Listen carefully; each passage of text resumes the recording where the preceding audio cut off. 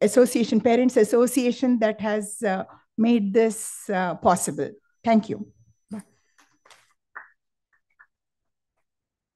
Thank you, ma'am.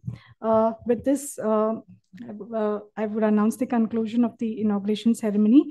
I would like to thank all the dignitaries on the stage, Dr. Prashant, Dr. Raghupati P., Dr. Kavita Bhatt, Dr. Chetan Ginigeri, Ms. Shika, and Mr. Rohit Nagral. And I would thank you all for attending this event in person and virtually. We're immensely grateful for IPWSO for the grant, Friends of IPSO, Aster Hospitals, and Pfizer India for their support.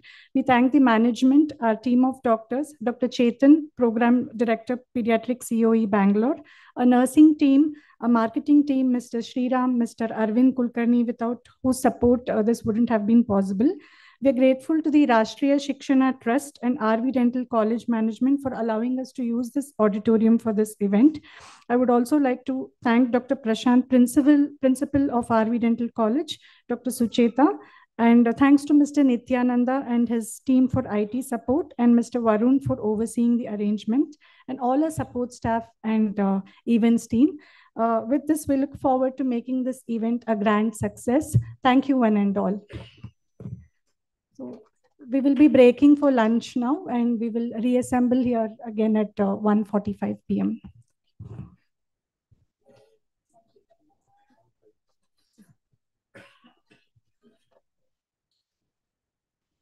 All the best. Thank you so much.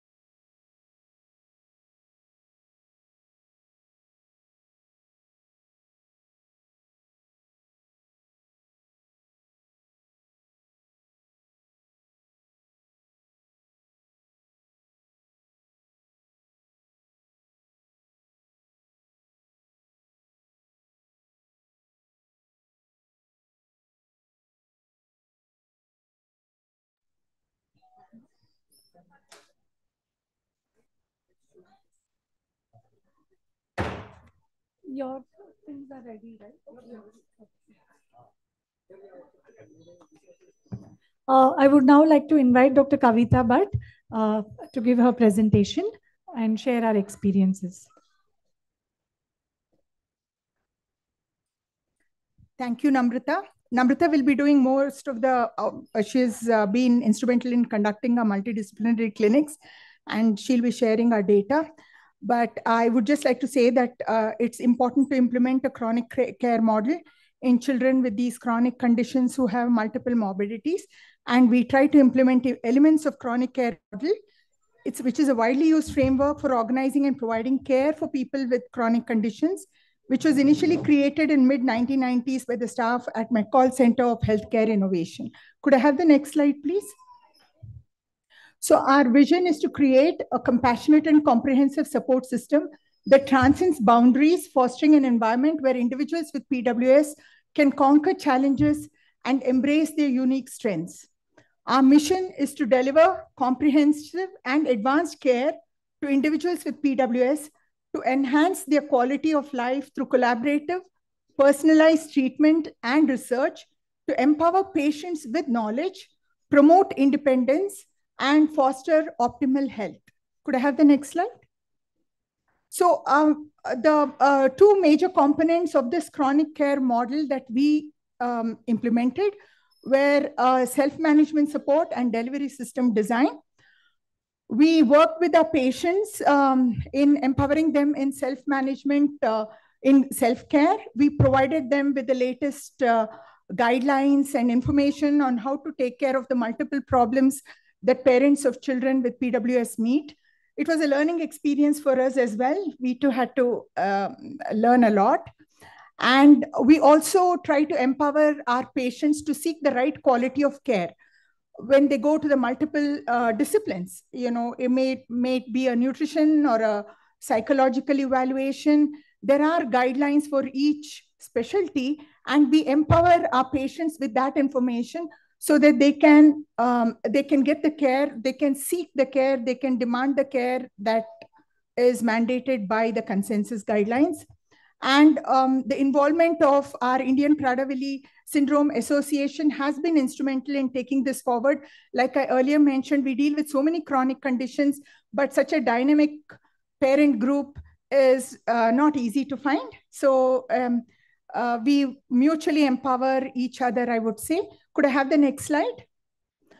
So one of the steps which our fellow undertook to empower families and individuals is to develop a patient information booklet.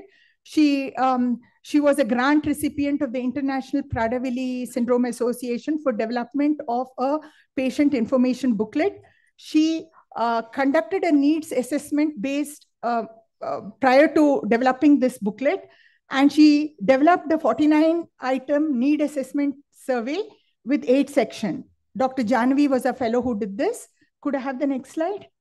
And these were the results and the key areas identified, which we will elaborate extensively in our patient information booklet, were management of feeding issues in infancy, techniques to improve muscle strength, and ways to control excessive eating and obesity, and behavior management issues. Could I have the next slide? So we are going to be using the Donabedian model as a guide to improve the quality of our care. It is a model of healthcare quality model to assess performance of a multidisciplinary clinics. We will be evaluating structures of care with key performance indicators, as well as processes and outcomes. Generally, we tend to focus on outcomes, but if the structures are not in place, then the outcomes are not going to happen. So we are going to be working at all 3 levels to enhance the care of children with Prader-Willi syndrome, families, individuals. Yeah, thank you. I now invite Namrata to share our data.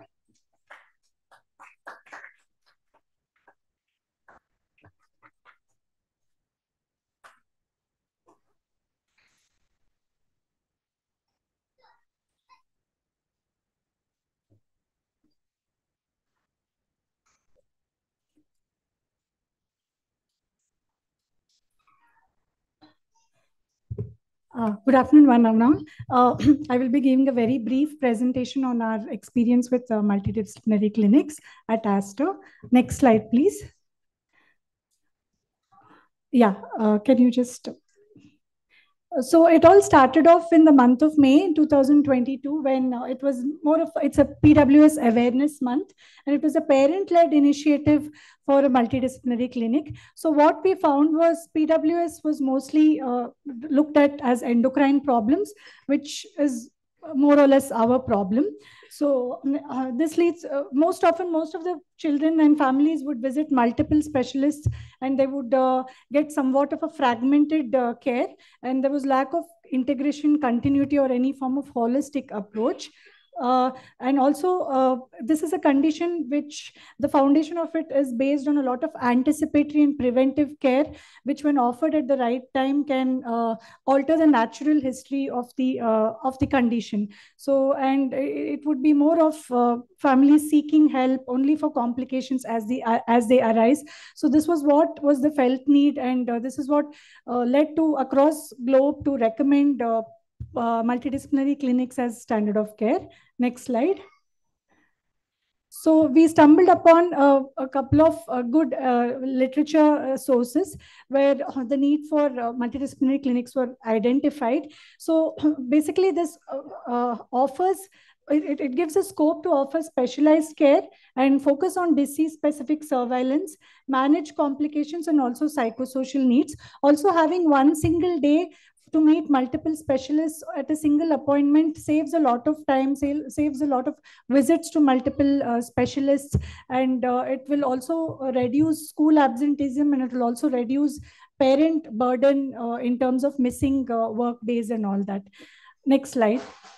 However, making or forming a multidisciplinary clinic requires a lot of groundwork, and we are not yet there, but we have made humble efforts. So in a gist, it requires institutional or administrator buy-in. It requires securing of hospital resources, forming a template for patient workflow, and also structuring of clinic appointments, and also standardizing and compiling all this data in a structured format, because without proper support or without adequate and robust data, so we wouldn't be able to do anything else in terms of care or quality of care. Next slide. So, so we began with the planning and setting the date and time of the clinic, team meetings, planning workflow, and we overcame a lot of obstacles, and we came up with solutions to overcome those. And a final review of arrangements was made before the event. And then we also collected the feedback and results, and we worked on improvisation for the further clinics. Next slide. So we sat together and put together a multidisciplinary team. So we being the center we being the coordinating team from endocrine, we enrolled our in-house pulmonologists, ophthalmologists, nutritionists, dentists, neurologists, our developmental and neuro-rehabilitative team, and also the orthopedic experts. Next slide. So once we put together the team, we also updated ourselves with the current practice guidelines, and we shared the relevant updated guidelines on the specialty specific issues with the particular providers and consultants. And we collaborated with them together to make a PWS specific intake forms for each specialty. We also contacted the parents and collected previous test reports and compiled them together before the clinic. We created a patient workflow and assigned sequence and time slots so that each of them could get adequate time with each of the provider. And all the children met the specialists, and all the assessments were compiled. We then kept the files back with us. We prepared a composite report over the next couple of weeks, and we shared it with the families. Next slide. So this was how we put together the team. So from endocrine side, we made a comprehensive assessment form, which included screening for complications, And also we offered anticipatory guidance using resources which are available from various PWS societies, such as the Foundation of Prader-Willi Research, the International Prader-Willi Syndrome Association, and also PWS USA and other resources. And the pulmonary questionnaire, we used a pediatric sleep questionnaire, and the team provided anticipatory guidance and offered sleep studies and other tests that were needed. Orthopedic screening was done with X-rays to mainly screen for scoliosis and hip dysplasias. So a dental symptom checklist specific for PWS was provided to the dental specialists, and they then offered the anticipatory guidance. And nutrition, baseline nutritional assessment was done. And as we all know, managing nutrition in PWS is not just about restricting diet or calories. I mean, there is a whole spectrum of behavioral interventions that need to be done, and we offered written handouts to all families regarding these behavioral interventions also. Our developmental team put together a wonderful questionnaire for screening for motor and occupational needs assessment, and also speech language delays and cognitive delays. So the Aster New Kids team at Aster CMI particularly worked very hard to develop these questionnaires for us. And we also came up with customized behavior and psychiatric screening questionnaires, and we used these things as screening tools in the multidisciplinary clinic. And subsequently, children who were flagged for having requiring referrals were subsequently advised to meet the specialist with a separate appointment. Next slide. Yeah, you can just click the whole thing. So our experience was not without hiccups. So even though we planned a lot of things, there were a lot of delays. Janvi, you can just click on the, yeah.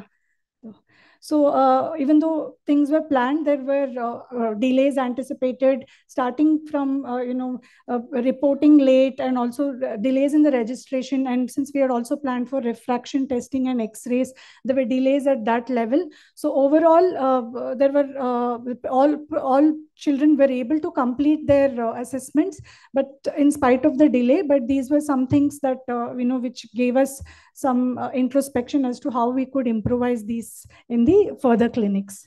Next slide. So what worked well was all children met the multiple specialists on the same day, and previously undiagnosed comorbidities were detected. We were able to provide reinforced patient education and include anticipatory guidance. It was a wonderful networking opportunity for families, and that was the most positive feedback that we received. And it was the need for more such clinics was subsequently acknowledged. Next slide. So this was our data from our first clinic. So we were able to identify a number of children with not only who are on growth hormone, but also primary and secondary hypothyroidism, cryptorchidism, overweight and obesity, and diabetes mellitus. So most of the patients who had pulmonary issues had both combination of central and obstructive sleep apnea, as well as individually. Orthopedic problems, especially one child with hip dysplasia and hip dysplasia was identified for the first time. Next slide. So a number of behavioral issues were screened for, the most common being hyperphagia, of course. And apart from this, rigidity, OCDs, impulsivity, and attention disorders were also identified. Next slide.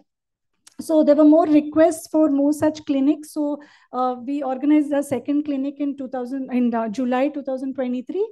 And this time we wanted to improvise a few things from our last experience. So we decided to not to have the X-rays and refraction testing at the center, because that would lead to undue delays. So we provided a checklist for parents who wanted to get the test done beforehand prior to the clinic, including blood investigation, investigations and sleep studies and other tests that were needed as per the protocol. And those who wish to consult virtually, we also gave them guidelines on measuring their weight, height at home, and getting the test done and sharing the information beforehand. So the new families were contacted beforehand, and the clinical details were collected onto a pre-populated Google form, and case summaries were prepared beforehand. We also conducted special sessions on PWS nutritional management principles and management of physiotherapical challenges and things to be taken care of for our in-house team who were to be a part of the clinic. And this time we also use the, along with the pediatric sleep scale, we use the Epworth sleepiness scale. We use the hyperphagia questionnaire. We use the child behavior checklist which screens domains of anxiety, depression, sleep, somatic, aggressive, and destructive behavior, and the Cyborg scale for OCD. So these were all screening tools, but there's still a lot of work to be done, and we are with our team, we are working together. I want to acknowledge Dr. Sushma, who's been our clinical psychologist from the Aston New Kids team. In between the first and the second clinic, she also trained herself through the IPSO ECHO courses on behavior psychiatric issues in PWS, and she's been able to contribute a lot more this time, and we thank you Sushma for that. And next slide.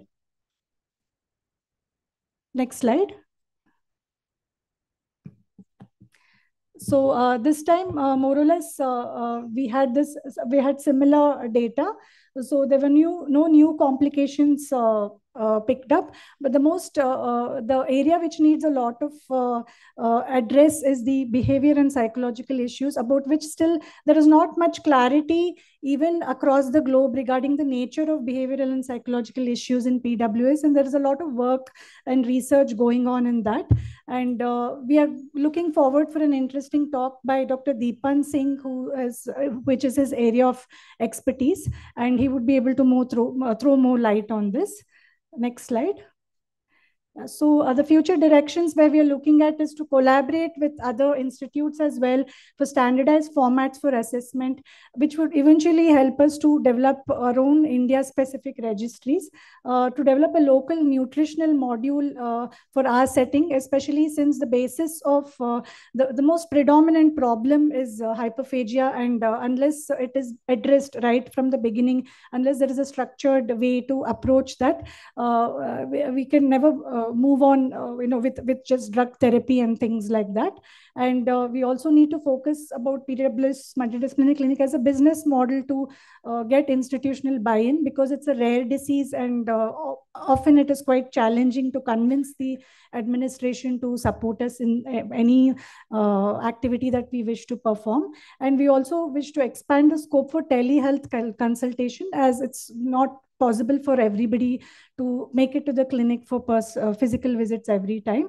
And also in the future, increase the frequency of the clinic and make it more stronger. Yeah.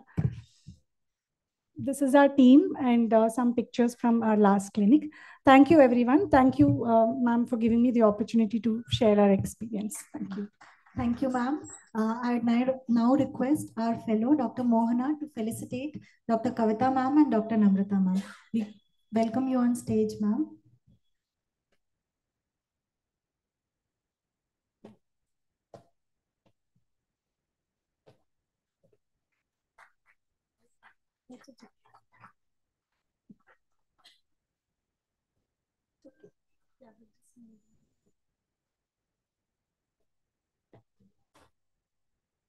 I now invite Ms. Shikha, Mr. Sriharsha and team to take over.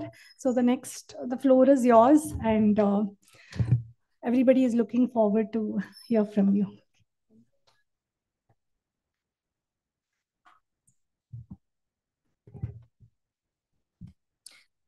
Thank you, Dr. Namrata. It was indeed a very insightful analysis about the multidisciplinary clinic. I love the way you all have compiled all the data, and it has been very informative for us to see. Before I begin, I would want to thank Dr. Kavita Bhatt again and the Aster team, because multidisciplinary clinic which I would say is the only city in Bangalore which is providing the patients in the south this provision. Nowhere else in India we have been able to have a single day multidisciplinary clinic yet. So it is, you all have raised the bar for the entire country to follow. And we are looking forward to encourage more doctors to please come forward and initiate this process at different states, because we still have a lot of parents who have a lot of hope. Having them under one roof makes it much more easier for them to get everything at one go, to meet all the doctors at one go, and also to connect with each other under the same roof and connect that bonding with each other. So I would not have a presentation today because I'm leaving that to the scientific conference, which is going to be followed. And before I begin, I'll just say a little bit about me to those who have who don't know me. I am Shikha Mehta-Ramani, a proud mother of a 20-year-old son, Ansh. And, his PWS was diagnosed after a lot of struggle in 2003. I had to go to the United States of America, where he was diagnosed yet again by an Indian doctor, Dr. T.K. Kulasekaran, who is a neurologist at Akron Hospitals. So in order to navigate my way into the complete new world of Prader-Willi syndrome, I decided to connect with the international PWS family support community and attend the educational seminars. With the collective motivation from their end, they encouraged me to come back to India and educate myself a lot about Prader-Willi syndrome back then, and think about starting a parent support group. That is where they connected me with the first Prader-Willi parent, Mr. Rohit Nagrat, who is also a founder trustee with me from Ludhiana, whose son Divyansh is similar age to my son. Together, we formed that journey. And at that time, it was IPWSO, which was headed by my mentor, late Pam Eisen, who was very visionary that in India, we could have, with the kind of population, a lot of Prader-Willi cases which were not registered in the world database. I would highlight database because I will come back to it. It plays a very crucial role in the future of Prader-Willi syndrome in our country. And why we do not have sufficient database is also what I would like to talk about it. So my first introduction to the medical fraternity here was with Dr. Raghupati sir, who was very positive and encouraging to make us participate in Pedicon in Bangalore. And with his support, we took part at multiple medical conferences just to raise awareness, because the first thing which we felt was to come back to the country to talk about medical awareness amongst the medical fraternity. So to raise awareness was our goal. And Dr. Apurva Ghosh, the pediatrician who was dealing with my son back then in Calcutta, he organized a CME, and we started, because the first point of interaction for any child after birth is either neonatology or it is the pediatrician. So it was very important that we target the pediatricians. That way, through the help of Dr. Raghupati sir and Dr. Apurva Ghosh, we were able to target a lot of pediatricians in the country. It was followed by, we got to spread our connections and our wings with Dr. Archana Dayal Arya, Dr. Kavita Bhatt Madam, Dr. Minakshi Bhatt, Dr. Shubhankar Chaudhary sir, and Dr. Nalini Shah. And we were able to take part at ISPE twice in the last few years. So the reason we began this PWS family support group, we had the mission, and our key objective was spreading awareness. And with the mode of spreading awareness, it was early diagnosis followed by early intervention. It has not been an easy journey, I must tell you all this, because at that time, genetic testing was very rare. And it wasn't even easily prescribed to the parents because it was not available. It was at a very expensive cost. And, we had to struggle to find ways to clinically diagnosed suspected PWS children who were coming to us from recommendations of pediatricians. We started sending blood samples to a laboratory in Italy, which was run by Dr. Basichwitz and his family. They were very kind enough, and we would collect blood samples in a filter paper from there are a few parents here who have been one of our oldest parents, and we've actually taken blood samples and sent them to Italy to get their test done. Eventually, slowly over the years, we saw certain clinics and handful centers started by Dr. I.C. Verma, Dr. Hema Purandare, Nimhans Bangalore, SSKM Polyclinic, and Kamineni Hospital. And now, as the new generation, you all must be seeing that there are so many other private testing options available. So that has been the journey of diagnosis so far for our group from then to now. Our first conference was a family conference was held, the official family conference, I would say, because before that we had all unofficial meetings. It was in 2010 where we did our registration as a NGO, and Indian Prader-Willi Syndrome Association was conceptualized then. We have come a long way from the difficulty to diagnosis the test available back then and now to rising number of diagnoses within the first year of birth, which we've specially seen from the state of Gujarat, which we have received after the participation at our last Pedicon Indore. And we have always seen that the participation in any such events has always got back to us. And even in a year, if we are getting connected to 2-3 patients and we are being able to help them, it has been a slow and steady journey for us. But we have been sustaining it for all these years, and it's 2023. We are very hopeful that it will move on further from here. So it is the reason it's been slow and steady because all of us in the group are also parents, and it's raising PWS children has been challenging, which you all will agree. And giving in so much time has been a challenge for us because we've never actually relied on any external help ever till now. So, getting patient database and coming back to that, the relevance of a patient support group was not very, the culture of a patient support group was not very acceptable in India back then when we started, and it's eventually getting better. More the reason because the Indian culture we have that thing of hiding illness and not reaching out for help.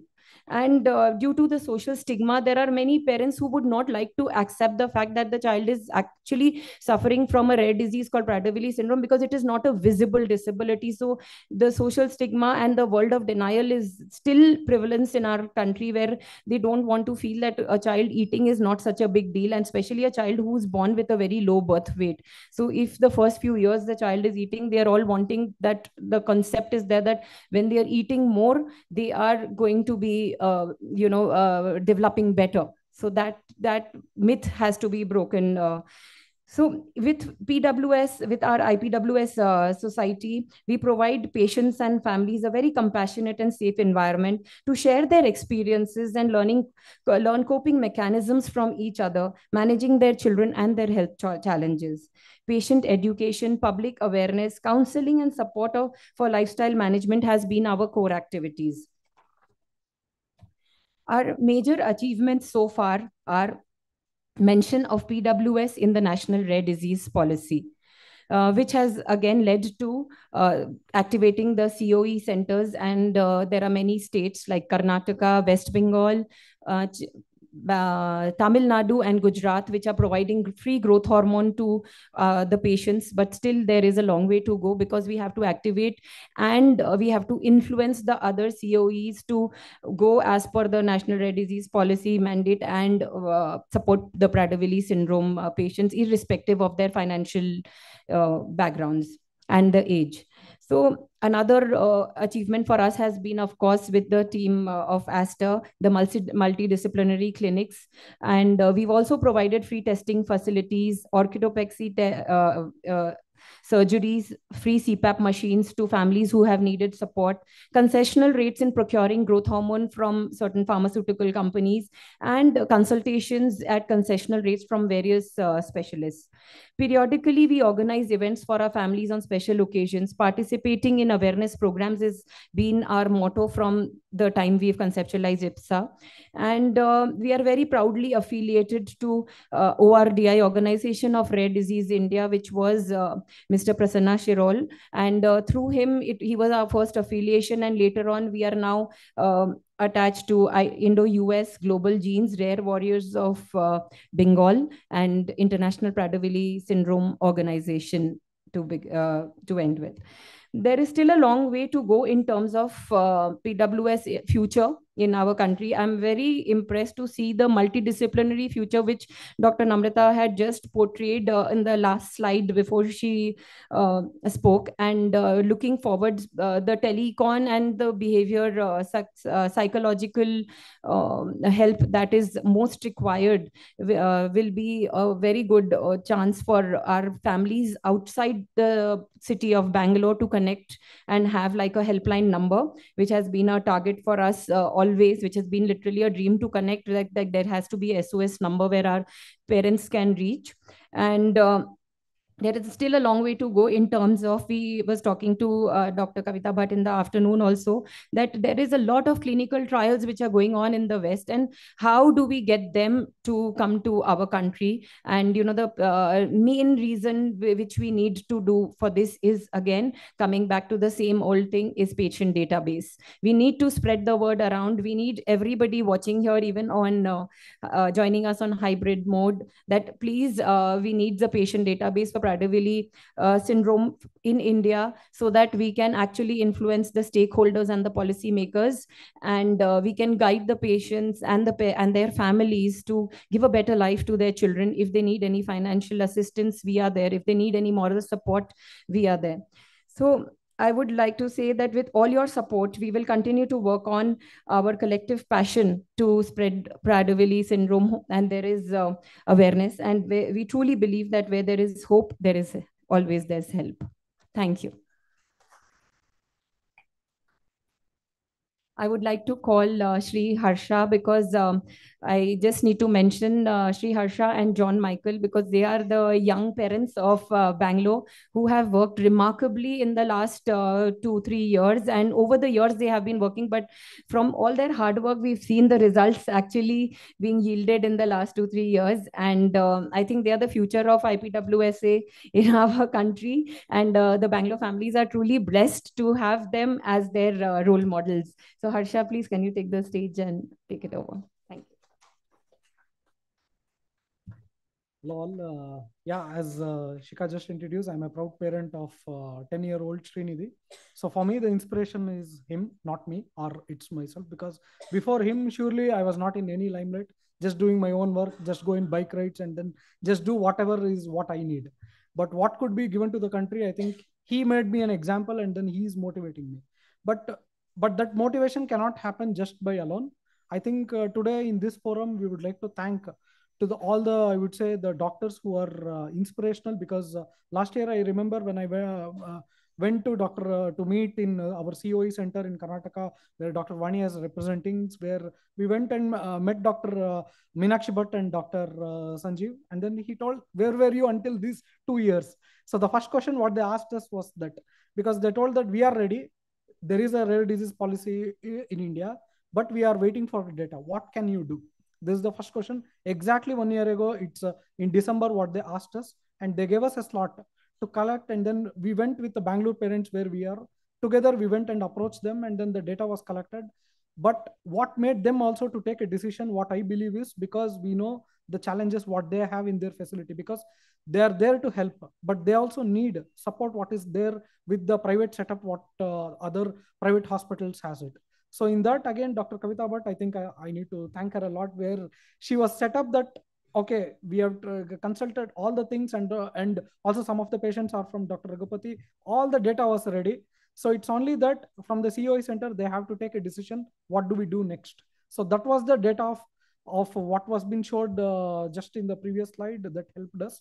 And then the COE center took to the next step. And then in 3-4 months, now we are getting a free treatment in Karnataka today. In the whole India, I would say proudly that COE Karnataka is able to achieve it. But the effort, what they have done, the doctors who are there, along with filling the forms, even after if it is the forms to be filled, I think that it was the patients what they had. Even Dr. Meenakshi Bhatt sitting and writing the forms to her experience, I think it has to be, I would say I have no words, because there was no hope. Because for me, I'm a corporate guy, and then we have an option to move to US or to West very easily. It's very easy for us. That too in aerospace background, what I am in, it's very easy. But why can't we do it in India was the right. But I think the system, what you are all there.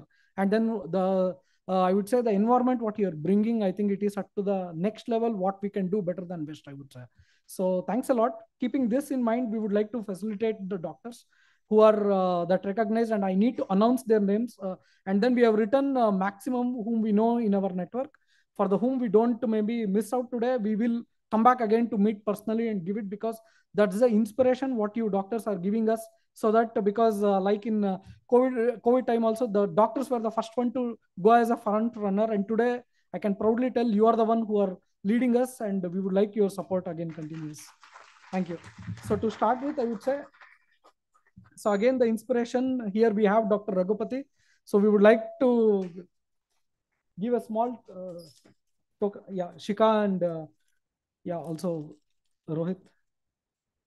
Please be in state so that you need to distribute a lot. Yeah. Yeah. Yeah, please go in the middle. So please go in center. Yeah.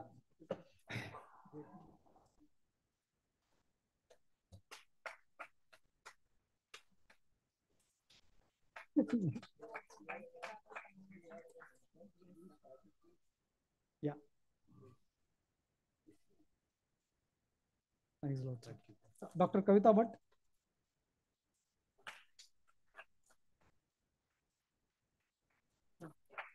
I want No, to. no, no. I'll announce. I think we have one.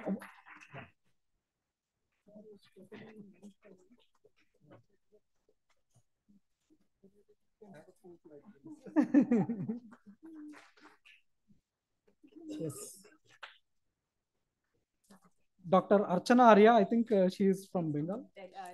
New Delhi. Yeah, yeah, you can take her. Yeah, you can keep it aside. Dr. Meenakshi Bhatt, I think any of her students, if they are there, we could give it, or else we will go personally again to meet her. Yeah. Dr. Shubhankar Chaudhary. He's from Calcutta. Okay. Yeah, Dr. Vani.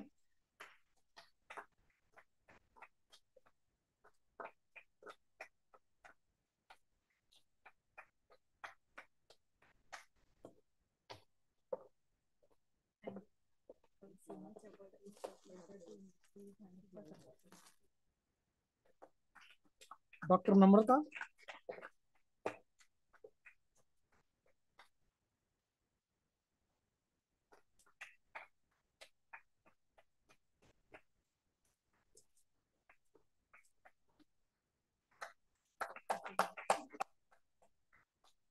Dr. Jahnavi.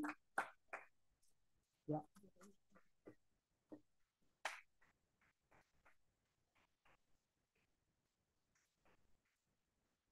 Dr. Srikanta.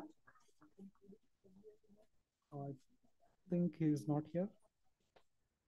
Dr. Srikanta, I think he's not here. He is also from a pulmonologist from Master Hospital who is treating our kids. Dr. Bharat Reddy, I think he is one more pulmonologist who is treating our kids. We can just name them. Yeah, we can name. Keep the names, yeah. Okay.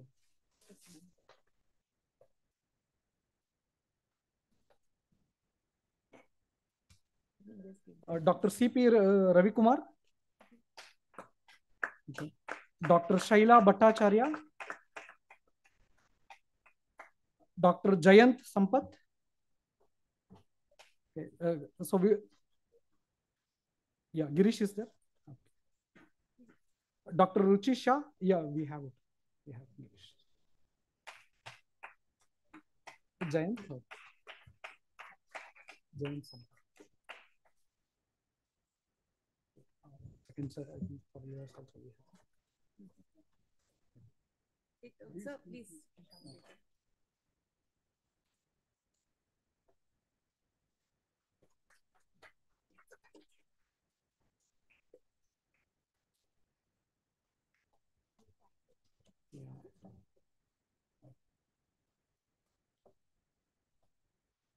It's there in another list. Yeah, we'll take. Yeah, Dr. Bharat Reddy and Dr. C.P. Ravi Kumar, as I announced. Dr. Shaila Bhattacharya, Dr. Ruchi Shah, Dr. Dayal Patel, Dr. We'll from Ahmedabad, we'll have. Yeah. Yes, and the gift, please. Yes. And the gift also, please. Yeah, gifts also. Dr. Jairam Nupur. Ruchisha is here. No. Thank you. Thank you. Thank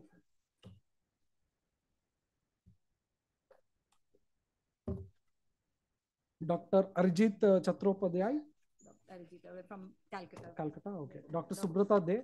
From Calcutta. Dr. Vasundhara Chug. From Jaipur. Okay. Dr. Trupti. Yeah, there is one parent who can collect and give it. So, so complete in our country, there are so many doctors who are treating. So we wanted to at least name them and then to know them. So that's the reason. A lot of them are joining us virtually. So, well. So we want to take out their names. Yeah, Dr. Rajesh Joshi. Dr. Rajesh Joshi is joining us virtually today. Dr. Darshana Patel. Okay. Dr. Dhaval Patel. And of course, the rare disease community is also connected with, I would say, with ORDA, I would say. So, a representation we have, Dr. Rajesh Joshi. Yeah. So we have Mr. Madan from Organization of Rare Disease India, who will be receiving the gift on behalf of Prasanna sir, Prasanna Shirol sir. And please come on stage, please.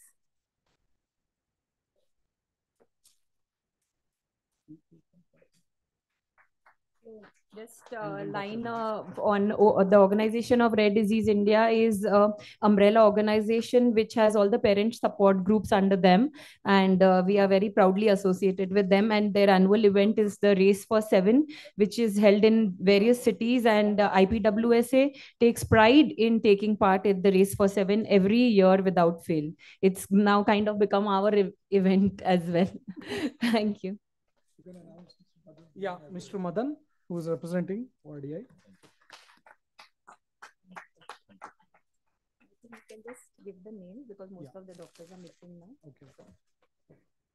So we'll be quick. Yes.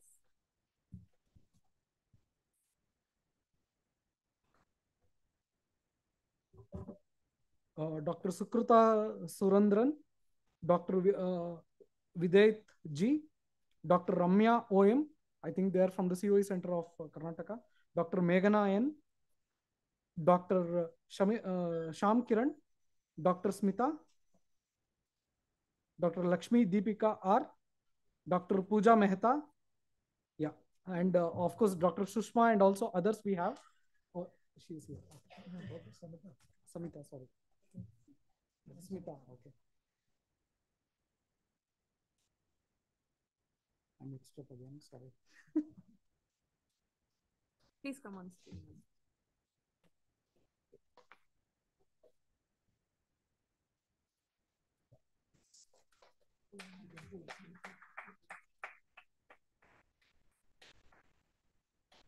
So surely there are more doctors, I would say, which we would like to invite. Maybe Dr. Namrata, do you want to name some who are there from here?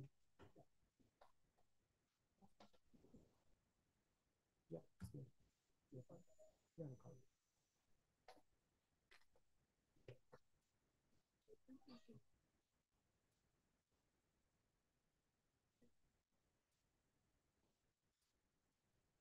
So Dr. Chetan and Dr. Girish, sir, please.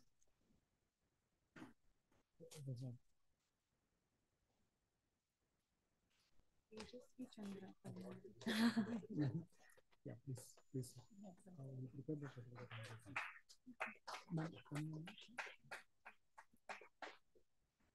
Yeah, and also Dr. Tejasvi Chandra, pulmonologist of Aster, but we will meet personally.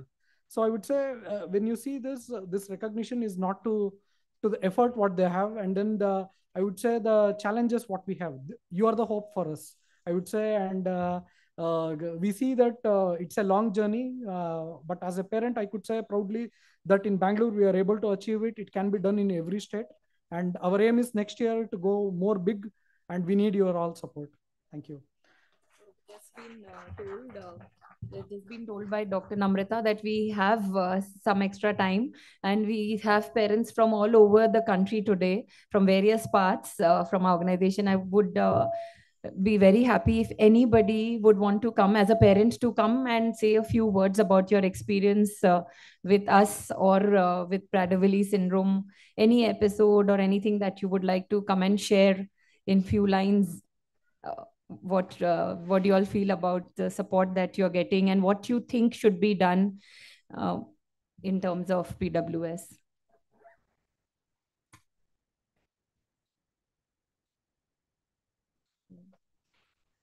So any parent would like to come and talk?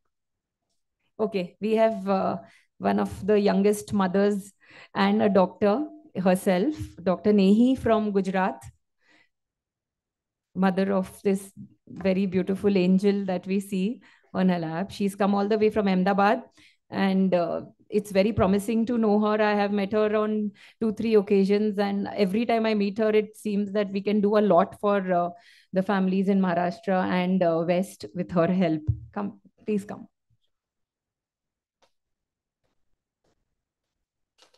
Hi, my name is Dr. Nehi Parikh. I am a gynecologist myself. First PWS child that I saw was my own. I had never delivered a child who had so low tone.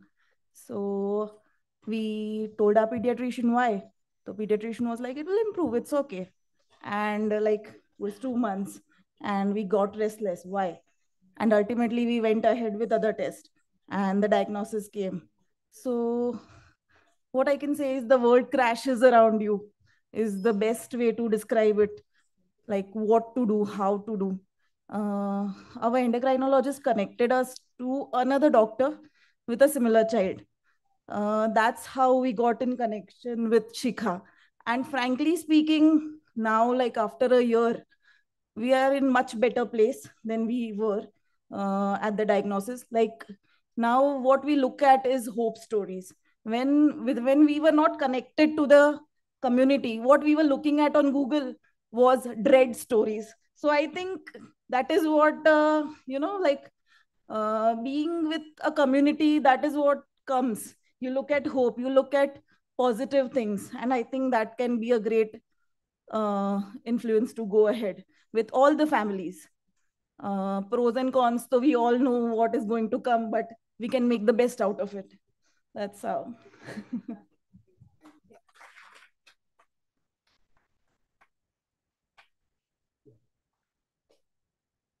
So I would say today, if you see in FPWR or IPSO, the sites, they have a lot of contents which parents can self-learn, and also the caregivers can self-learn the things.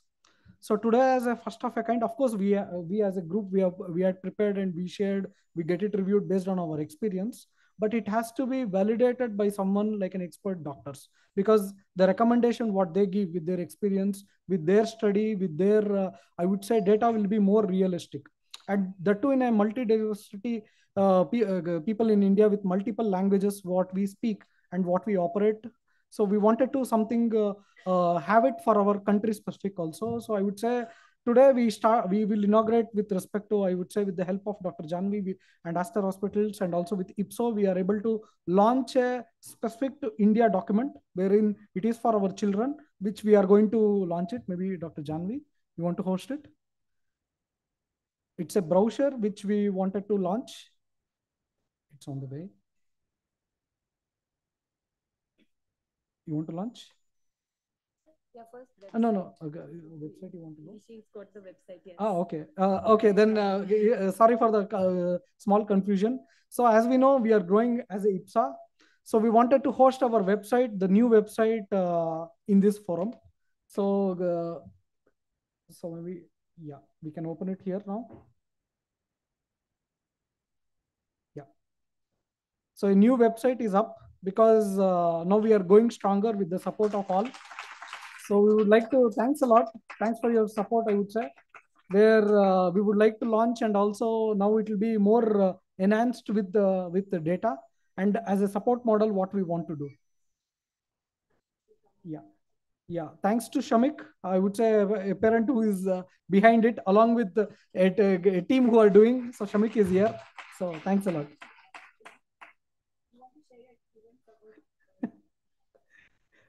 Okay. Yeah. Yes, Janvi. Thank you.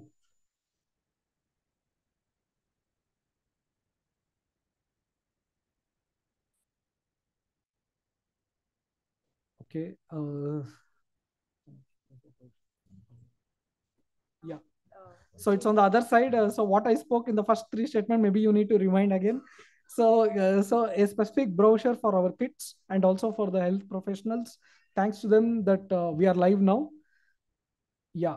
The next step is maybe next 1 month, it will be available in multiple languages also. That's the progress what we would like to give.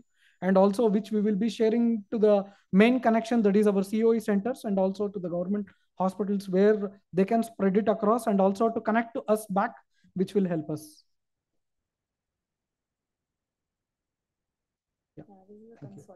Consolidated brochure keeping Indian Prader-Willi syndrome children and the scenario, and which is very made by Dr. Janvi, who took the initiative and collected data from all the parents. So it is something which it will be one booklet which all the parents can keep in hand for consolidated information on PWS. Thank you, Dr. Janvi. I would really like to talk something and your experience on making that brochure. Thank you. Good afternoon all. I won't take much time, but I can't stress the importance of the support of Aster, our Kavita ma'am, Namrata ma'am, and our idea to go about with this booklet. PWS is a rare disease in the sense that even patient education material is not available, more so even in Indian languages. So we are planning it in 4 languages, and we'll be shortly releasing it. Because the management is different compared to PWS and other conditions, it's very important that even primary care providers are aware of the principles. So I hope it will all be useful. I want to stress that this has been supported by multiple people, including IPSO, Friends of USA, IPSO and IPSA, and never the least from Aster, Dr. Chetan. All of them have supported a lot. My colleagues have also helped in proofreading. So as a team, I wanted to thank my consultants and my colleagues. Thank you, ma'am. So, yeah, we'll ask. So maybe before we go there, we would like to call Dr. Raghupati. I think he has seen us from, I would say, from the earlier, once he conducted our parent one organization where he explanatory told that he organized the things. And then again, we as a parent group went down because we didn't know what next. So now in this forum, maybe we need to take his advice and also to take some next steps, what he will guide us. Yeah. Please, sir. As I was saying earlier, we had made multiple steps. This multidisciplinary team approach was what was planned.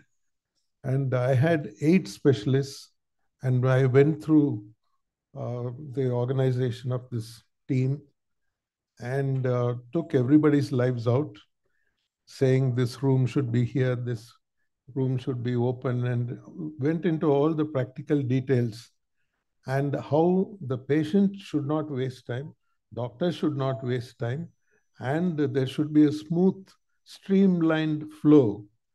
I had organized everything, and we had 8 specialists. I went on telling them, you should come sharp on time, and people are coming from outstations and so on. So everybody was sharp, and the organization was sharp. 8 specialists were there, and 5 patients came. Out of, at least I had expected 16. And as I was saying, we even offered them money to travel, because anyway, the child cannot come alone, or one parent is not enough. when one parent and the child comes, the other family members cannot be left alone. And all said and done, it's a lot of travel expenditure, and they had to stay overnight. And so we even offered them financial help, but this was not there. So all the steps that you mentioned, you said delay, and I think we encountered all difficulty all the time. And so all the difficulties are solved, and I'm glad that the multidisciplinary team is working now. And from here, we'll move forwards and we'll take it up higher and see that everybody gets proper assessment, advice, consultation, treatment, everything in an orderly fashion. And I'm really very pleased that it is happening. And as I was saying in the morning, I see so many parents here, and I think you should motivate the others also. We'll give you a list of other patients who are not here, and motivate them and say PWS is not the end of the world. So much can be achieved. And as we were hearing just now, when there is hope, there is also help. So why don't you make use of that? That is what you need to motivate the other parents to build up their own self-confidence, their own attitude to this condition, and move forward. And as you see, all these children are quite delightful, and they can be made much more delightful. And I was pleased to hear Shika mentioning that the diagnosis was made by my senior. We both trained in CMC at the same time. Dr. Kulasekaran was 2 years senior to me, and we were both postgraduates. He was my registrar, 2 years senior, and he moved out to Akron, Ohio, and he's still there as a neonatologist, neonatal neurologist. And he's a very highly specialized person. We keep in touch.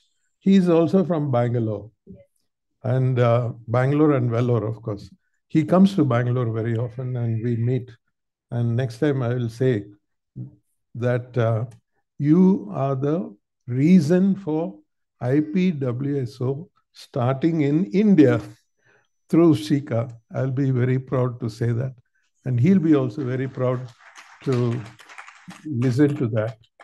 And all the more, I really pleased that this was arranged. Thanks to Kavita and Namrata and Janvi, and also for the excellent material that has been produced and made available to everybody. And I think we should move forward. And I wish I had told my patients also to join on this wonderful occasion. Maybe next time we'll have a combination of all the other PWS patients also, and we'll have a bigger crowd. The more, the merrier. Thank you. I would say also today, as I told, the support for parent is the hope for the treatment. So today, COE Karnataka is able to give the treatment. So I would like to request Dr. Vani to say some words, because it is a spread of the word which has to be sent to other COE centers also, where we are hoping for support. Yeah.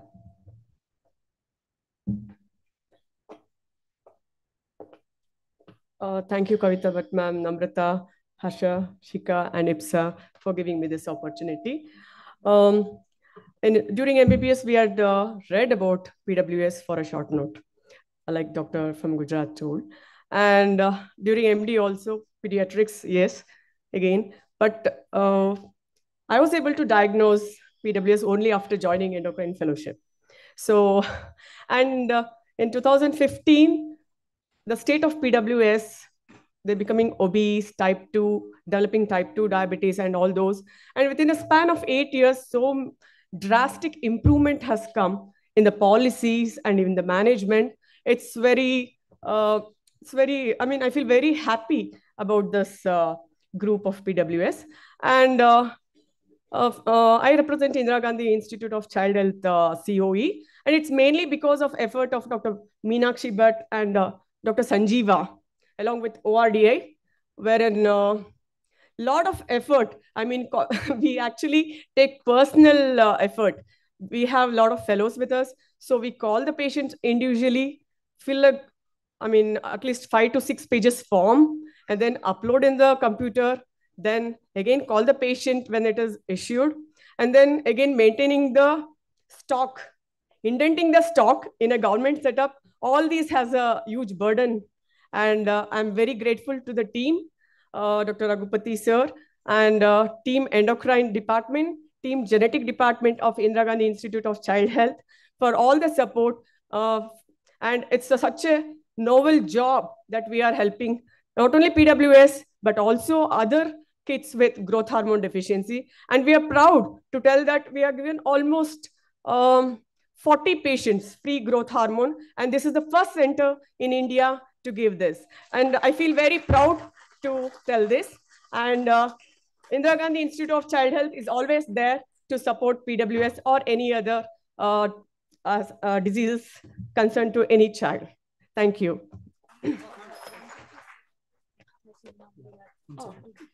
So just to show practically the reason behind it, a new patient had come to Dr. Vani. And of course, finance is not a reason behind it. The child needed support. That's it. So is it finance or non-finance or things? It's different. But immediately when she connected to us, we made sure the child had the treatment set up. And now a CPAP machine had to be given. So I would like Dr. Vani to give on behalf of to the child so that it is being recommended. Please. Yeah, please. You should come. It's all your effort. No. We please, just connect. No.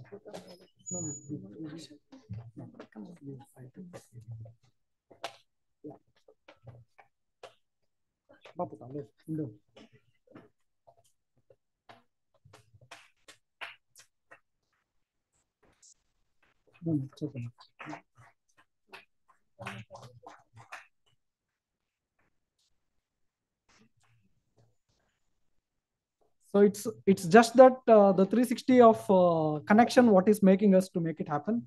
So last but not least, I would like to invite Dr. Madan from, Madan from ORDI so that he can have some words on ORDI and the support what they are bringing us here. Yeah.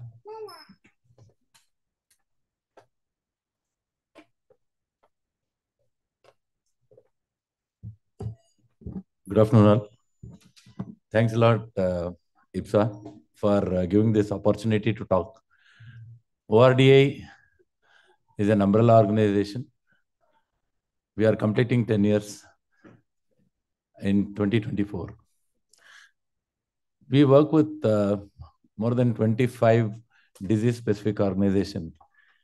And IPSA is very close to us for many reasons, because we work together for awareness, advocacy, patient support. We have been giving BiPAP machines to patients who are in need. And for me personally, PRADER-WILLI syndrome means there is a lot of delight, as sir said. The children are always, seeming to be very happy, humorous, and they are very friendly also. Just a quick and small story. Why PRADER-WILLI parents inspire people like us in ORDI is the resilience. I have to quote Vijay's story here because he made me closer to this particular disease. I met Vijay sometime in 2018, and that was the first time for PRADER-WILLI I started working. His son Aryan was actually struggling with obesity. And Vijay had to actually do a lot of work. We used to discuss day in and day out on how do we actually, work on this obese issues. So one thing what he did was he changed his lifestyle. He stopped going to any of these, marriages, parties, and both Esther and Vijay. They cut down the social thing immediately so that, the outside thing is not there. Every day morning, they used to run, the father and son duo. They used to run every day in Tirunandapuram. They were in Tirunandapuram then. It didn't end there. They supported other children also from Tirunandapuram to participate. And today, they are working on a gym exclusively for Prader-Willi syndrome, aerobics and gym kind of a center. This is a great inspiration for us because every parent thinks about the other kids also, like Sri Harsha thinks about other children. Michael thinks about other children. Now I have one gentleman from Visakhapatnam talking about me, talking about other children, suffering from Prader-Willi syndrome across Andhra and Telangana. So this is the binding which actually association like IPSA brings. And many such IPSAs actually makes ORDI. And I thank everybody for this opportunity. And I am also here to say that, asking for help does not make you weak. Actually, it makes you wise. Please ask for help as parents, because without asking help, you will never be able to actually, make it out alone. IPSA is there, ORDI is there with you. And I take this opportunity to invite you all on the 25th of February. We have this mega Race for 7 event happening at Bangalore, Chennai, Tirunelveli, and there are many other cities like Delhi, Kolkata, Mumbai, Hyderabad. So we will announce the cities list very shortly. But please make a note on 25th of February to commemorate World Rare Disease Day. Every year, Race for 7 is conducted. And this is a very big awareness run. And I would like everyone here to participate and spread a word. Thank you.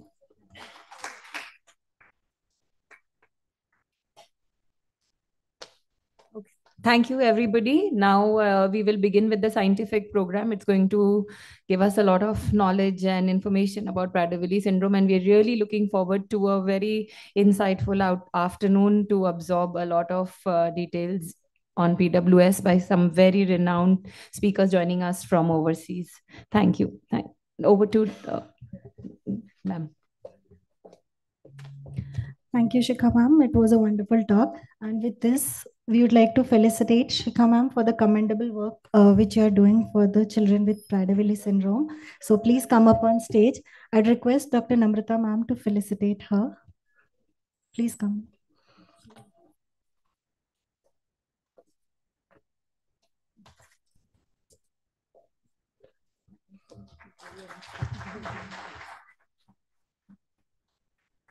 With this, I would also like to tell you that today we had conducted our third multidisciplinary clinic for the children with Prader-Willi syndrome. We would also like to felicitate 3 of our physicians, doctors, who participated in the multidisciplinary clinic and made it a success.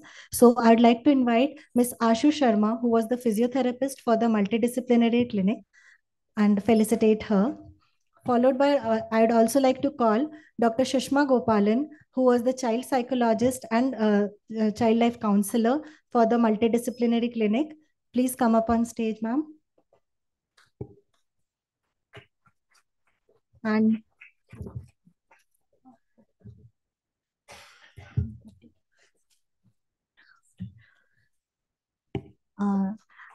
with this, I'd also like to call upon stage our dietitians.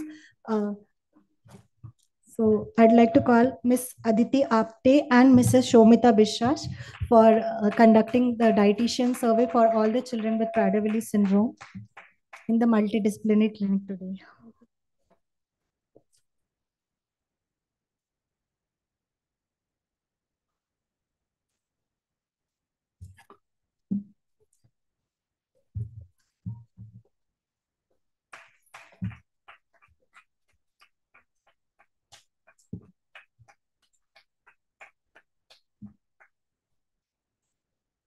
So with this, we begin our scientific session.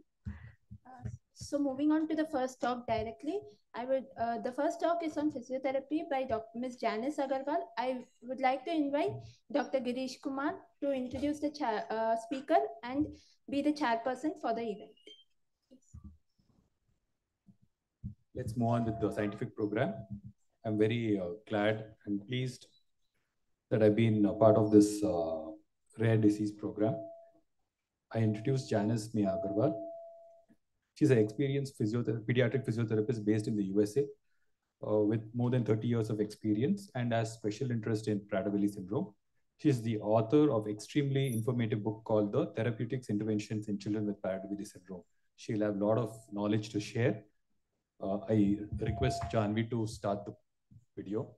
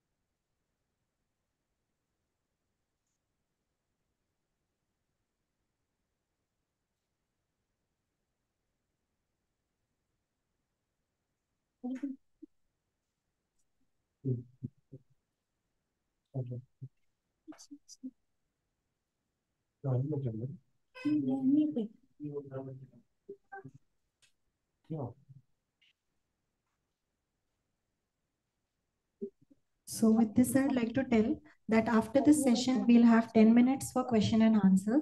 Meanwhile, that time the audience can ask question.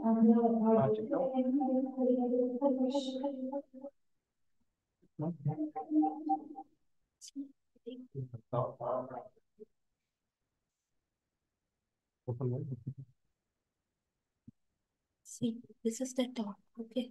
Okay.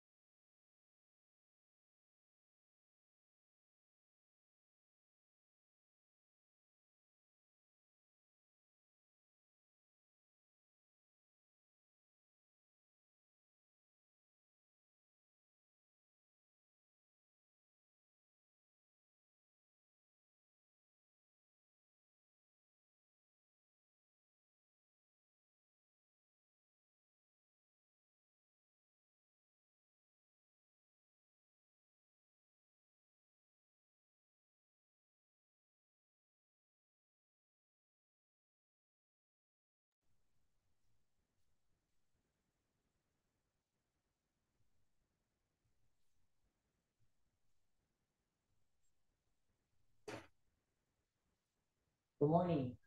My name is Janice Aguilar. I'm a pediatric physical therapist in the United States, in a small little state called Indiana, where I have two sons. Alex, who is part of Willi syndrome, he's 24 now, and Sam, who is 23. Sam is 6'6", Alex is about 5'9", and you can see my family here. I have this one slide to show you the face of Prader-Willi syndrome. So the face of Prader-Willi syndrome has changed so much. We have learned so much in the past 24 years. I'm actually kind of jealous and excited for you new parents because I think we're going to find that cure.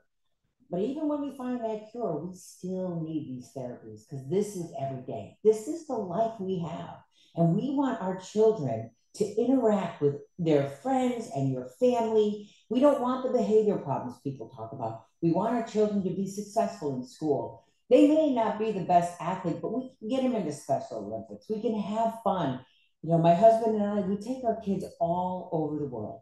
All over the world. What we did, though, we learned to accommodate for that. So Alex, he can climb a mountain, but he would climb it a little slow, you know. So, but we would still do all of the things, and we did that because of what we're going to learn today.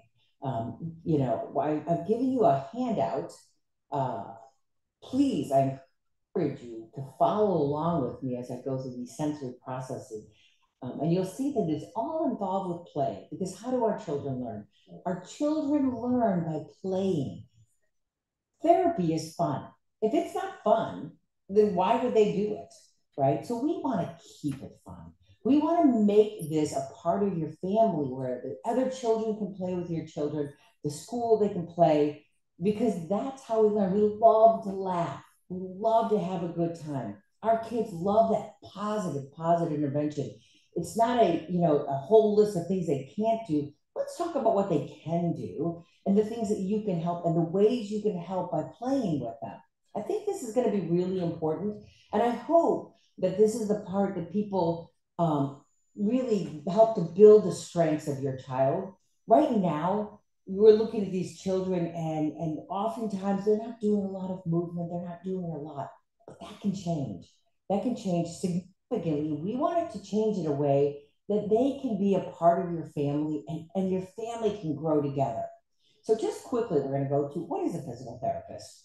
So as a physical therapist, we focus on the motor and sensory. And we're going to talk more about this sensory, which is on your sheet.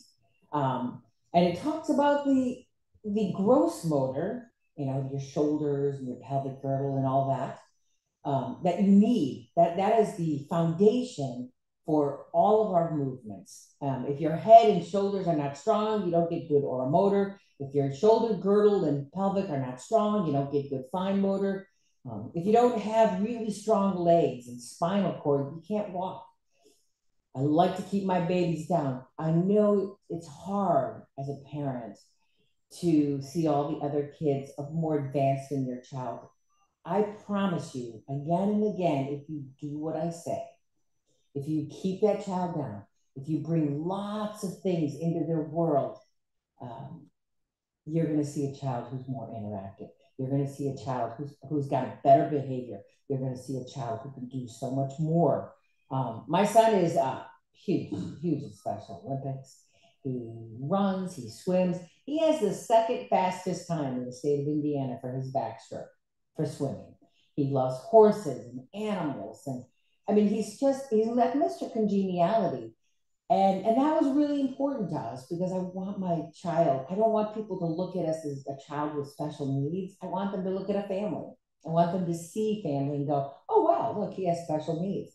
They have to almost be told that. And that's our goal. Our goal is so that it's a recipe of different things, and everyone's recipes are going to be just a tad different, but a recipe on how to do things so that our families can work and your child can be successful. So your physical therapist is going to work on balance and coordination, and strength and endurance and different learning experiences. What's a speech therapist? So a speech therapist at the earliest ages, as soon as you possibly can get one, is really important for that oral motor. The oral motor is just essential for our learning. We learn through putting things in our mouth. by feeling what their textures and if they're cold or hot. I think it's really, that's a really important thing. When we think of oral motor, most people think of, okay, so speech and language and feeding. Again, so much more. It's the learning center for a young baby. So they're going to work on the pre-speech and the pre-language, but that oral motor, that cognitive, the visual, it's crazy because this whole area, our mouth, our ears, this is all connected. And we're going to learn that as we go through occupational therapy. They're going to work on the fine motor. They're going to work on activities of daily living, how to dress, how to button, how to tie your shoe, how to write. If we don't have that strength in our shoulders, it's really hard to write. They're also going to be working on sensory. So one of the things I often hear is, well, my child doesn't have sensory issues. We're looking at a little baby. Well, our little babies, they're not even moving. So how do we know? Well, because they're not moving, we know that they have sensory issues. Because when you feel, when you know how to move, when your body can think about that, your mind can process that, your mind says, hand, go out there and grab this. They can't do that. That's a lot more difficult. Every child with Prader-Willi syndrome, any child with hypotonicity has sensory issues, no matter what anyone says. We know that for a fact. So, how does intervening early benefit? I cannot even begin to tell you how important this is. Those first years are the most critical years every one of our children have. That is the foundation for our learning. That is the most rapid development of our brain that a child has. They come out not knowing anything, and they think, here, world, I am, and we are going to learn as much as we possibly can. And every day should be an adventure. Every day, put things around them. Help them bring their hands to the mouth. Help them do that. Bring different textures to their mouth, different flavors. One of the things we love to do is teaching our children how to smell. This is the smell of vanilla. This is the smell of chocolate. This is the smell of what dirt is. That smell, they start to learn that. Textures, tasting different things. They learn all that. It's so, so important. These are also the years where we have the basic physical, cognitive, language, social, how to play with someone, how to, you give me something, I give you something. These are the years that we're learning all of that. And I think it's a really important time for our children. But because of the hypotonicity, because of that sensory, not knowing how to move, and not having the same ability to learn, we're going to have to give them more input. So we have to bring all of this stuff into their world, into their tiny little world. However, our children are going to look different. Their timetables are going to be different. And as a parent, we worry about that. But I promise you, let them get on their stomach. Let them learn to roll. Let them learn to creep. Let them learn to crawl so they get nice and strong in their trunk, their spine, their hips, their pelvis, and they will eventually learn to walk. Back off on the walking. I say this every time. It's a tough one, but they shouldn't walk. You always want to keep them down until they can learn every possible thing that they can learn on the ground. They learn distances. They learn textures. They put things in their mouth. They're getting stronger. That is really important. I cannot overestimate the fact that you just need to let them take their time. PTs are going to help infants achieve that motor and sensory proper sequences. I wrote a book. It's out there. Both organizations have it. I think it's in a couple different languages. So everything I speak about on this lecture is in that book. Also, IPSO, Ireland, helped put together that video. I know many of you have seen, but I encourage you to go with the young babies to see the video of the young babies. And I talk about a lot of the therapeutic interventions and things you can do with the young child. And because of that video being there, it allows me to go to the next section of this, which is, we call it the missing link, and that is the sensory integration. And you don't get a lot of lectures about this, but I think it's the most important part, because when we move, we need to feel that movement. We need to know where our arms are in space. We need to know how to bring things to our mouth. We need to learn to write. We need to learn to walk. And that's really important. So what is sensory integration? Sensory integration is the way our nervous system receives the messages from the senses. We go from our brain to our hand, our brain to our feet, our brain to our mouth. This whole face is a bunch of sensory, right? It teaches us how to smile and how to frown and how to have appropriate gestures so people can see us and we can have that interaction. It's processing of the information that we receive through our senses. And if we do not get that down, if we do not get that right, that's when we see the most behavior problems. It's because they don't know what to expect that they have a tantrum. It's because they can't figure out how to learn something. They don't have that ability. They're going to get frustrated. You're going to see behavior problems.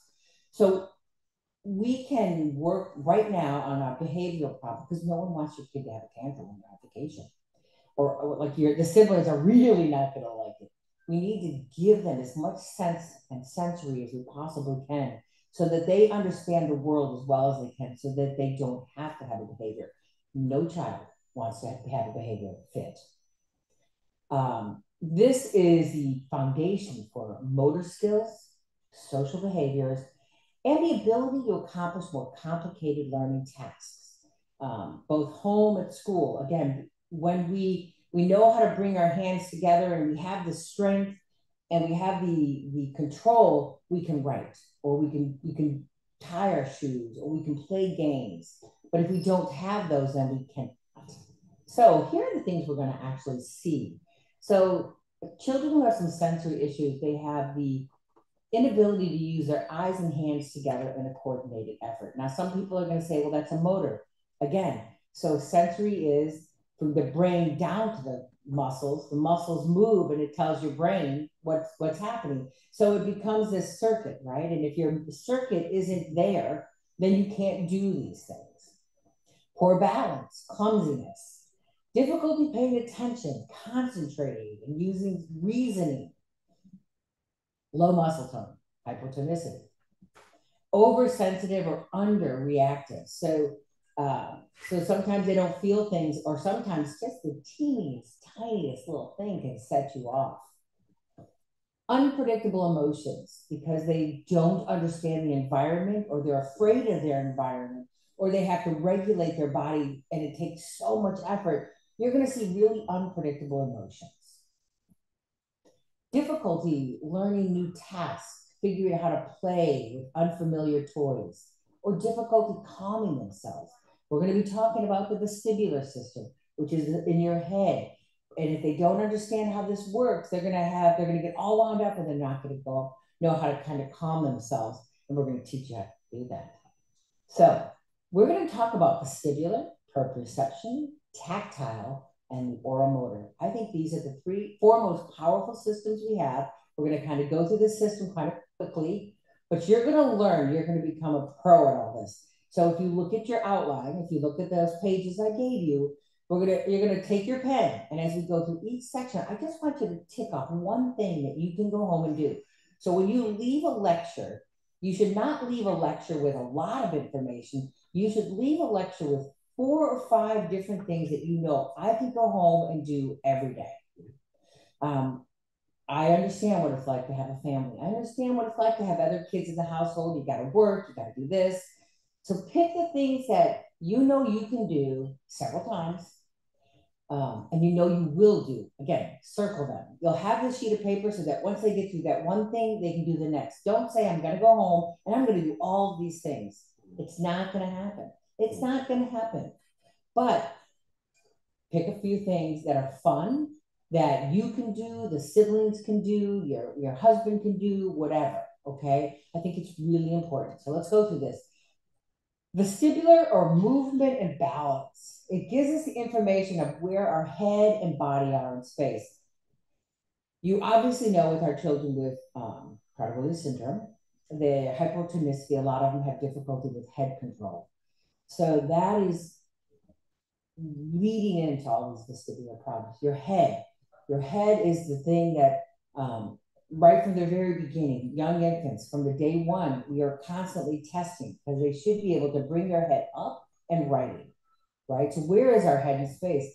So what is vestibular? It allows our head to be upright so that we can sit, we can stand, we can walk. It allows us to have that visual horizontal look right out there so that we're not kind of head tilted one way or the other. It's nice and straight and allows that proper alignment.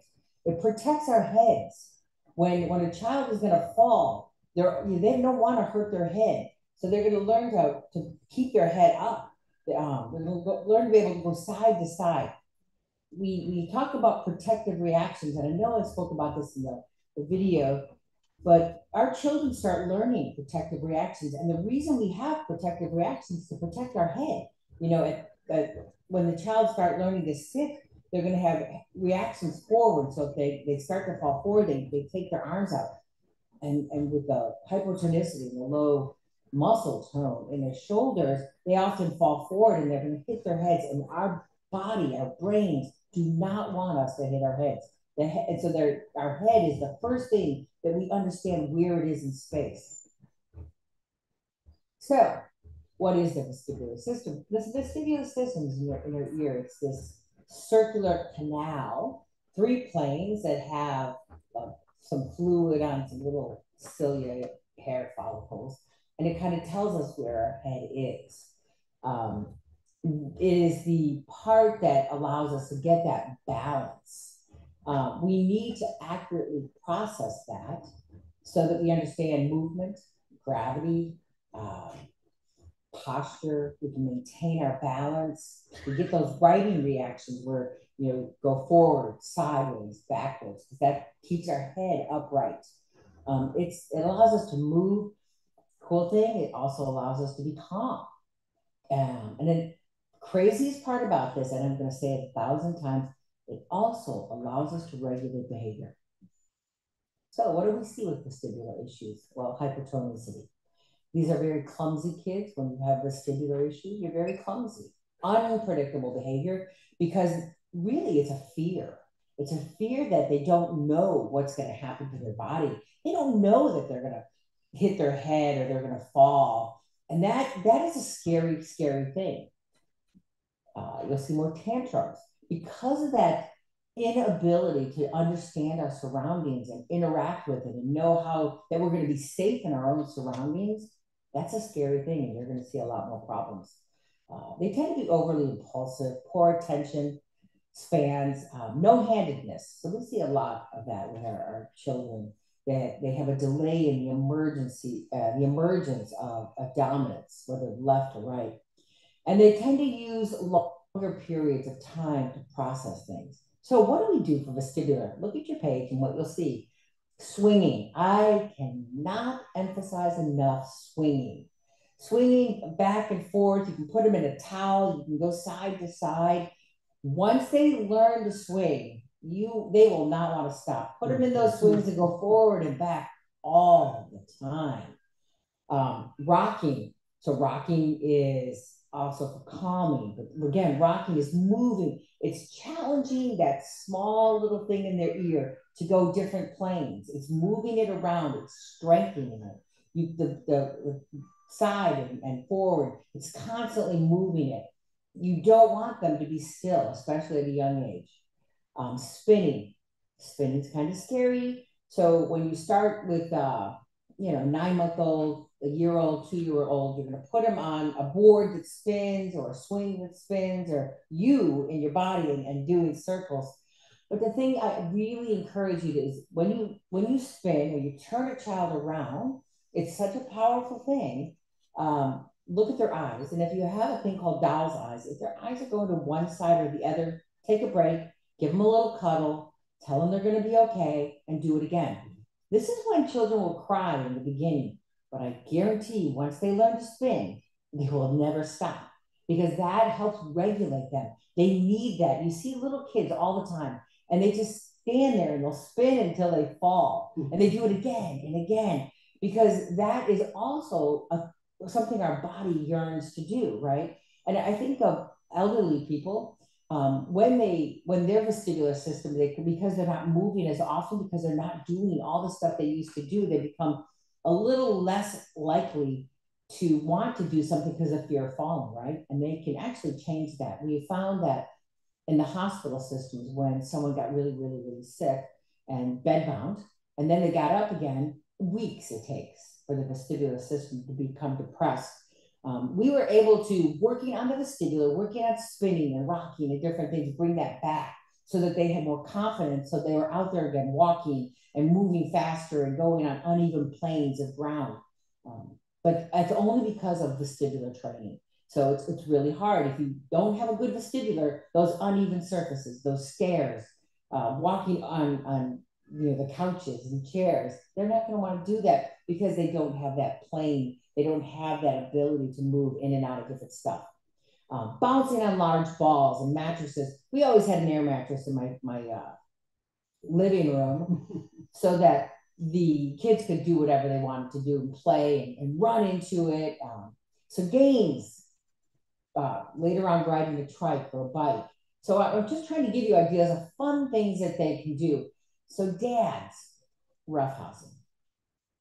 Kids love to roughhouse.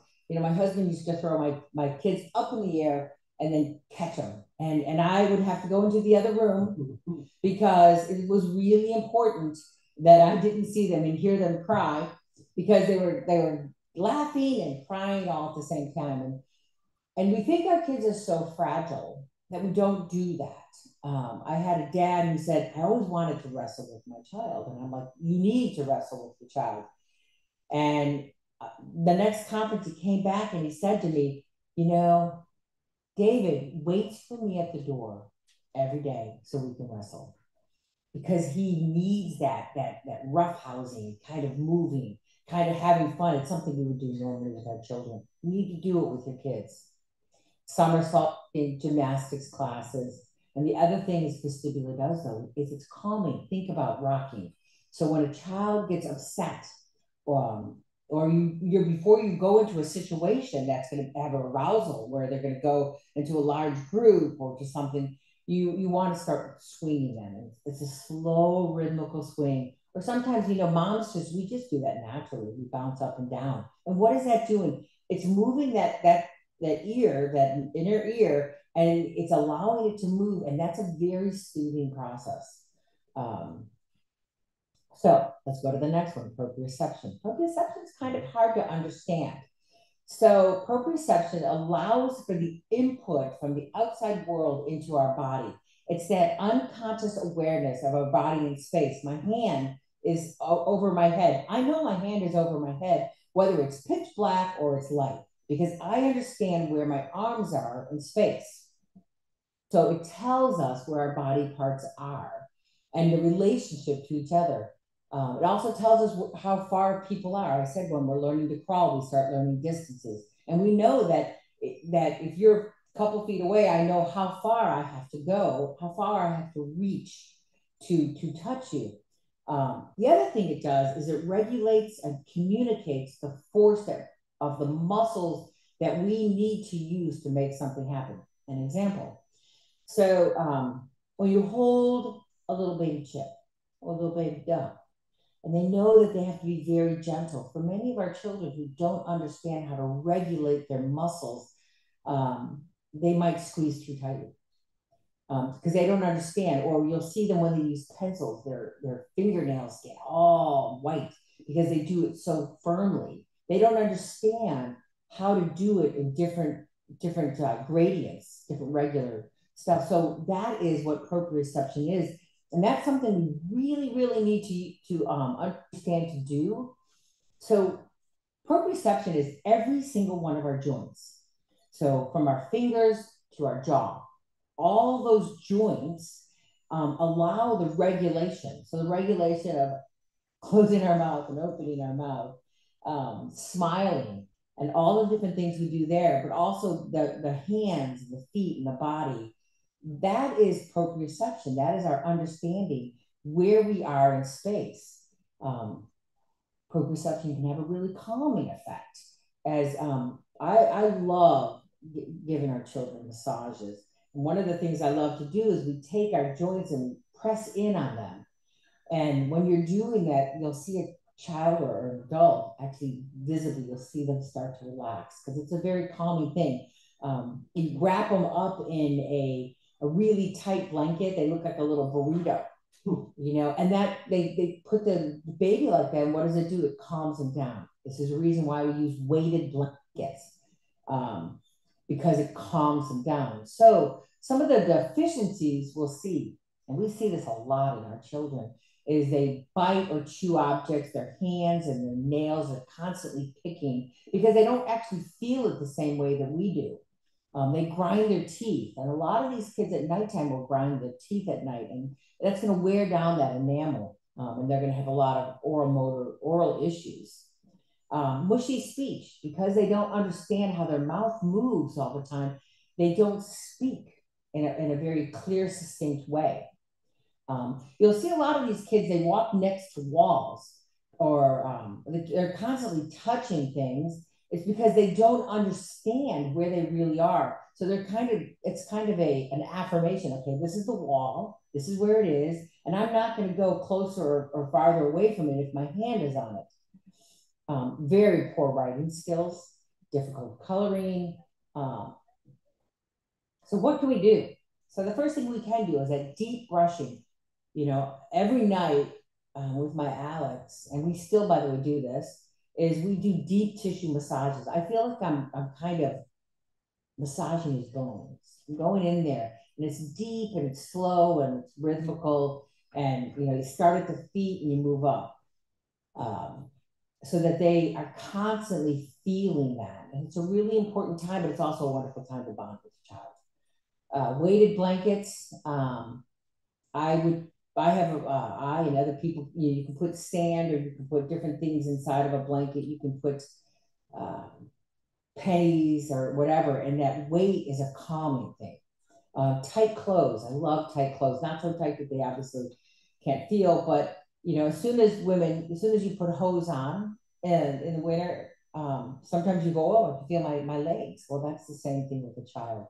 So I like to put clothes that just are a little bit tighter on them so they can feel their body. Gross motor activities, digging in a garden, carrying heavy objects. For school, my son every single morning would take a bunch of books to the office and bring them back. Those objects that's right on their pressure, right on their joints, and it would calm him down and keep him regulated. I always had backpacks on him, but you can do hammering of nails. There are so many different things that you can do so that they can keep nice and calm. One of the things my husband used to do, goofy as he is that when we saw them, both kids, what I did for one, I did for all my kids, when we would see that they were getting a little upset, we would go, we'd give them a big, big hug, and we would say, oh, we're going to squeeze the juice out of you. You know, and we'd start from the very bottom, work up, until all that horrible energy came out of them. We were constantly squeezing our kids. You know, women, we think about that really deep hug. You've had a really awful day, and you go home and someone gives you that really deep hug. You know how you're like, you have that deep breath. That is taking proprioception to its ultimate wonderful part. You cannot hug these kids enough. So the next thing we're going to work on is tactile. Our skin. Tactile is the world around us and how we interact with it. The largest organ we have on our body is our skin. So if you have tactile issues, you're not going to feel cuts the same way, or bruises, or pain, or temperature. It's going to sound familiar because we all talk about how our children have problems. If you have tactile issues and you don't want to have tactile issues, you're not going to like your hair being brushed. You're not going to like that hat on your head. You're not going to like gloves. You're not going to like the clothes. You're not going to wear those clothes well. They tend to look a little frumpier. These are the kids that are constantly flicking their hands. Well, that's not appropriate.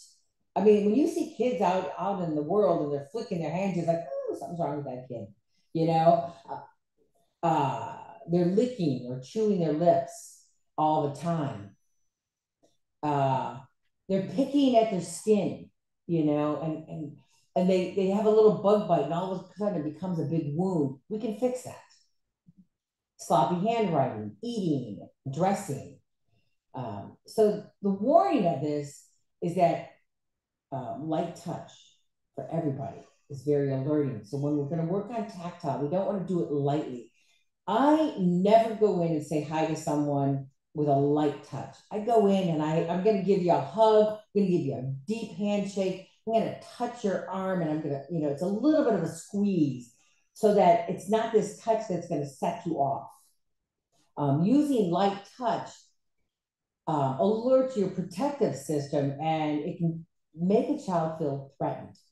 If the child does not have good tactile, that is the child who's always afraid of what is going to come in at them. So they're always going to be on this high alert, which is going to really, really affect their adrenaline. So something I lack to say is that their adrenaline is at a high, and with that tactile, but we can go in and with our proprioception, with our deep, deep, deep feelings, deep hugs or deep touching, it releases a thing called serotonin. And serotonin is that kind of feel-good thing. Here's what we know. When you're at this point where we're at our highest alert and we're really going to have a meltdown, or things we're upset, we don't know what's going to go on. If we go in with a deep hug, we can stop that meltdown. We can stop that high alert warning. Serotonin cuts adrenaline off. Deep hugs stop the kids from having the meltdowns. So if you can get in there and stop that, you will have a child who can acclimate. It's funny, whenever we would go into I knew we would have a difficult situation, or he was going to learn too much, we would go in and we would prepare them by massaging his hand or massaging his feet or giving him deep hugs. And that way his body was prepared so that when we went into a situation where he might not do so well, he could do it. Or, the crazy thing was when, like say we'd go to a play or church or something like that, and I knew he couldn't stay the whole time by being having good behavior. My husband or whatever, I would take his hand and he would just give it to us. Like, okay, I'm having a hard time right now listening and being good. So he'd give us a hand and we'd massage it. We'd massage his head. So some of the treatments: brushing, rolling, and deep massage. Oh, I love all this stuff. Again, we were talking about massages, or like they have those big vibrators for back massages. Yet even just them holding those big vibrators can help them because it shakes their little bodies. But you can't do enough massaging. Deep pressure, joint compression, you cannot do that enough. Not only every day, but when we're going to send them into a situation where they are not going to, where they could potentially have a problem, prepare their little bodies ahead of time.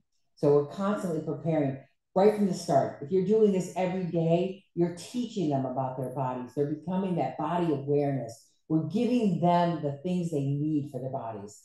I hate the fact that a parent says my child won't wear a hat. My child doesn't like wearing clothes. Constantly have dress up boxes so they can play dressing up and putting things on. If they won't put a hat on their head, go in and give them a head massage. If they're not going to wear gloves, go in and give them gloves, hand massages. Whatever a child is telling you what they have a problem with, if they have a problem with it, go in and fix it. And you do that with massaging, deep tissue, awareness. Let them interact. I love the painting, taking care of things. We used to take rubber gloves and fill them with rice or flour, and that's a really wonderful sensory toy that they can squeeze. Give them squeeze toys, give them sensory toys, anything you can think of, give them that they can feel it, so they can learn not only to play with it and regulate, but they learn how hard to squeeze something so they don't over squeeze something or under squeeze something. They can learn all about that. So bean bags, again, weighted things don't have to cost a lot of money. You can take washers and sew them in, but that's going to calm them down. I don't know if you've ever tried to put a weighted blanket on when you go to sleep. For me, it really, I get it kind of a little bit crazy. I don't like it, but man, do I sleep really hard that night, because you have a real body awareness. When you wake up in the morning, most times that's when we start our day, and our kids don't feel the world, we want to start their days right. So having a little bit of a way to get is a good thing. The last thing we're going to talk about, I think, is the most powerful tool we have in our tool chest, and it's the most powerful thing to help everybody, is our oral motor. And the oral motor is a large part of regulating arousal, but it can be fun. And I think the hardest part is that diagnosis. We're afraid of it, but let's use it to help ourselves. So oral motor actually is connected to our posture and our respiration. It's really, really important. And eating is the most sensory intensive activity. And as crazy as it is, it's something we do every day. We do it as a form of relations with people. So we can't be afraid of it. We need to use it the best way possible to regulate our kids. And it can regulate. So it can help calm, or it can help alert a child. So we know that when you suck something, you get that good flexion. And when you blow out, it's going to help you with extension. I love straws. Biting promotes that jaw, neck, shoulder stability there. Crunching, chewing, it actually promotes balance and stability and that mobility in our jaw, neck, and shoulder area. So what are some of the treatments? Blowing bubbles or whistles. Again, we're gonna work on this flector area, the front area, when we're doing that. Cold, they start learning, they need to learn textures, but they need to learn cold, hot. They need to have that in their mouths, and you can learn that from frozen stuff. So we know that chewing, like if you think about when you're going through, a lot of people like to chew gum when they're going to go into a bad situation or nervous, it calms them down. Bringing that to their mouth, and that deep chewing is a way of calming. It's just like massaging your jaw, right? So if I know that my kid is going to go into a situation, or I want him to have a better awareness of his jaw, give him things that are a little more difficult to chew, and not rocks. But, we used to take bread and just let it get a little old, so we have to chew it a little harder. Dried fruit, beef jerkies, gum. I always have gum in my pocketbook so that if we're going to any situation, both of my kids had gum, and that would help them calm themselves down. Crunchy is alerting, so I think of me as a Tigger. But, so our children with hypotonicity need that crunch. Don't give them mush. Why give them mush when you can have crunch? And that's going to alert them and get them up and going. Cannot emphasize enough the power of sour. It is crazy. I can give my son a lemon to eat and his face doesn't change. He loves lemons. He loves that tart warheads. One of the things I would do with my kids is we had this spray, sour spray, and I would use it for positive. Oh, you did really well. And he'd like, can I have a spray? One spray. You did really well today on this. Is that worth 2 sprays? Both of my kids, but the craziness again is Alex, I didn't even see a facial change. Sour, it was so powerful. So give them sours, give them spices, let them enjoy food, because you're not going to give them as much. So giving them the best stuff you can give them. Sucking. Again, sucking is one of those things that we use to really calm ourselves down. Use these things that are the most powerful. Tugging, biting, pulling, we shouldn't be doing sugar. I get it. There are a lot of like the fruit leathers and beef jerkies that they can use. They can calm them down. It can strengthen their jaws and use that to our advantage. But if at nighttime you want them to calm down, you want to get them over all this kind of stuff, we're going to do that warm oatmeal stuff. We have a whole chest of pretty powerful things. And I want you to use them. Our kids are a blast. I love our kids with Prader-Willi syndrome. I see the good, the bad, the indifferent. But we have the ability and the power to change and to be our children to be who we want them to be. I cannot encourage you enough to use these treatments, to go look at these charts, pull these things off the charts. I've seen parents who use this stuff, and I've seen parents who don't. Those parents that do, the parents that listen to this is all me gathering information from lots of therapists all over the world. People, I listen to people and I hear what works and what doesn't work. And I include that into these lectures, and I do that for you. I do that because these are the things that work. These are the ways that we can take that child who, when we got that diagnosis, when the trauma of that birth really affected us, and again, I know how it affects us.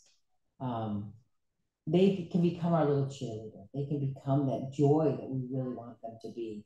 And when they turn 5 and 6 and 10 and 20 or 24, that we still have that passion and we still love them and laugh at them, and they have interacted with everyone around them, and they become that congenial person, that cheerleader of the rest of our family. They become kind of our little mascot, which we want, because our kids are love bugs. They have so much potential, but it's going to take work. You know, this adventure we're all on takes work, and I cannot encourage you enough to work. It's never going to happen on its own. The only way your child is going to do better is by your interaction with them, by your taking and picking things off this list. If you have any questions, obviously you're more than welcome to contact me. And I wish I could be there. I wish I could show you. I wish that that wasn't the case. But what we've done is we've tried to give you as many opportunities to take ideas from as many people as I know and put it in a little package so that you can take that home and start doing that immediately on your child. I wish you the best. And just remember that this is all an adventure and we can have fun. Thank you. Thank you, Mrs. Janice. I've been told that Dr. Janice is online, and any parent has any questions, she's ready to take. Can we ask the question?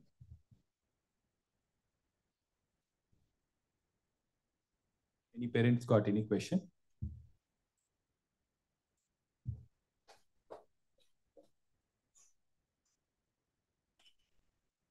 So what I've learned from treating children with special needs is it doesn't affect a single child. It affects the families.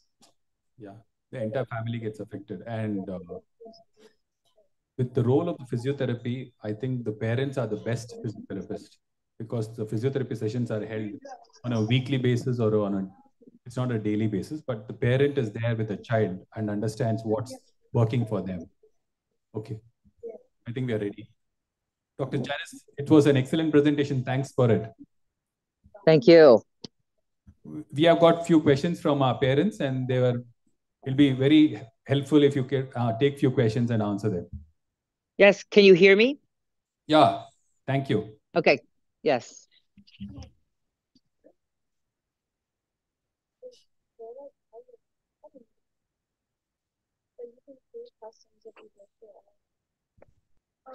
Good afternoon, ma'am. I want to ask the role of hippotherapy. Can our children tolerate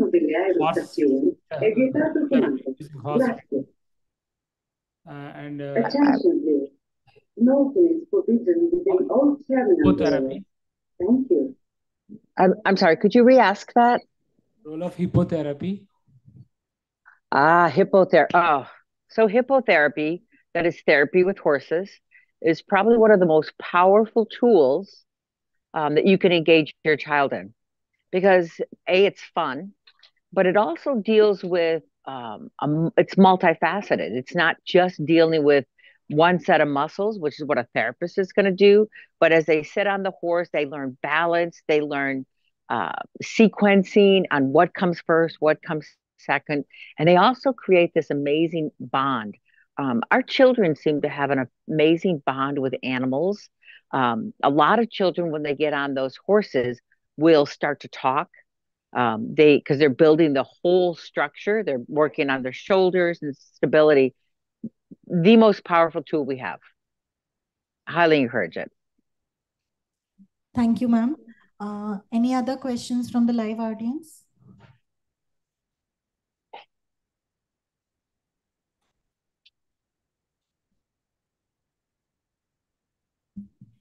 Madam, thanks for a very informative presentation. Only I want to know that I am a father of a 23-year-old girl having PWS.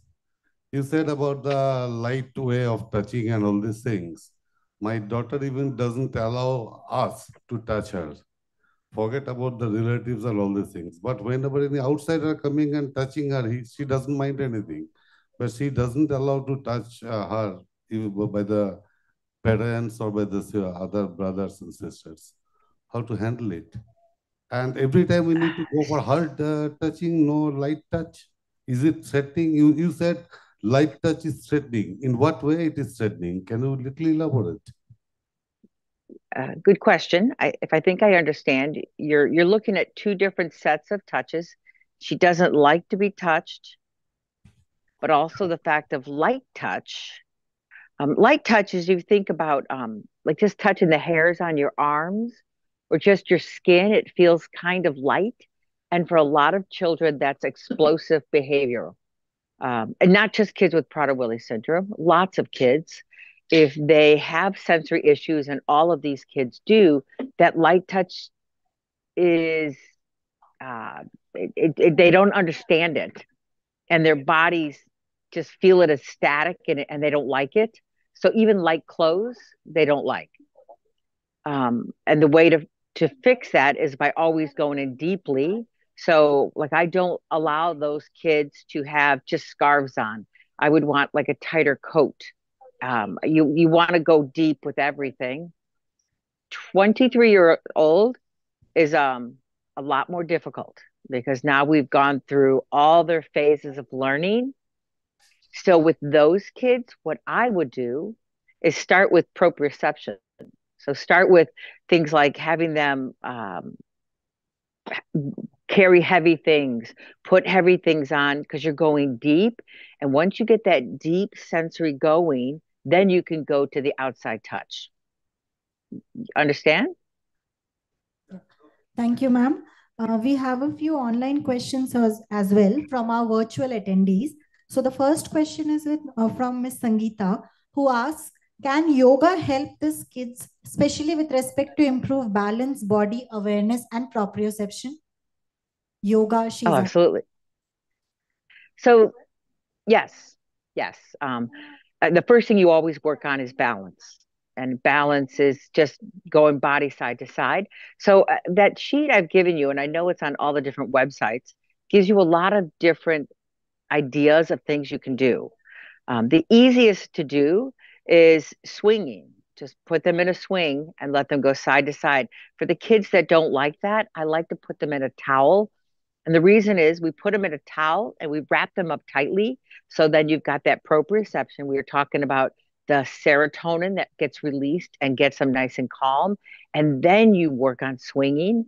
So you've gotten them relaxed, and then you're going to work on their vestibular. So that's the easiest way to start it with kids who don't like it. Yes. And so you cannot do enough of this stuff. I mean, it is something that has to be a daily regimen. Okay, ma'am, I got it. Second question is from Ms. Heta. She tells, my daughter walks with lordotic posture with hips out and having a wide base. What should be done? Okay, so that we could address in two different ways. The wide base is because there's a fear of falling. So as she gets stronger and she has better balance, you'll see that base come in. That could be one reason. But the other reason, we'd have to look at her feet. So for many of our children, they overpronate their feet. So you might find that putting on a set of orthotics in their feet would actually help them balance that foot and make it a little more level. So that is a two-pointed question. And so I don't know which way we'd come at that. I'd need to see the child. More than welcome to send a picture. Yeah, okay, I'll tell them. Third is question, they're asking, is there any way out of control to reduce the central line of obesity of PWS child? Is there any way out of control to stop the obesity? Yeah, obesity they're asking. Any physiotherapy technique to reduce the central line of obesity for PWS child? Um, so exercise, exercise, exercise, regulate their food.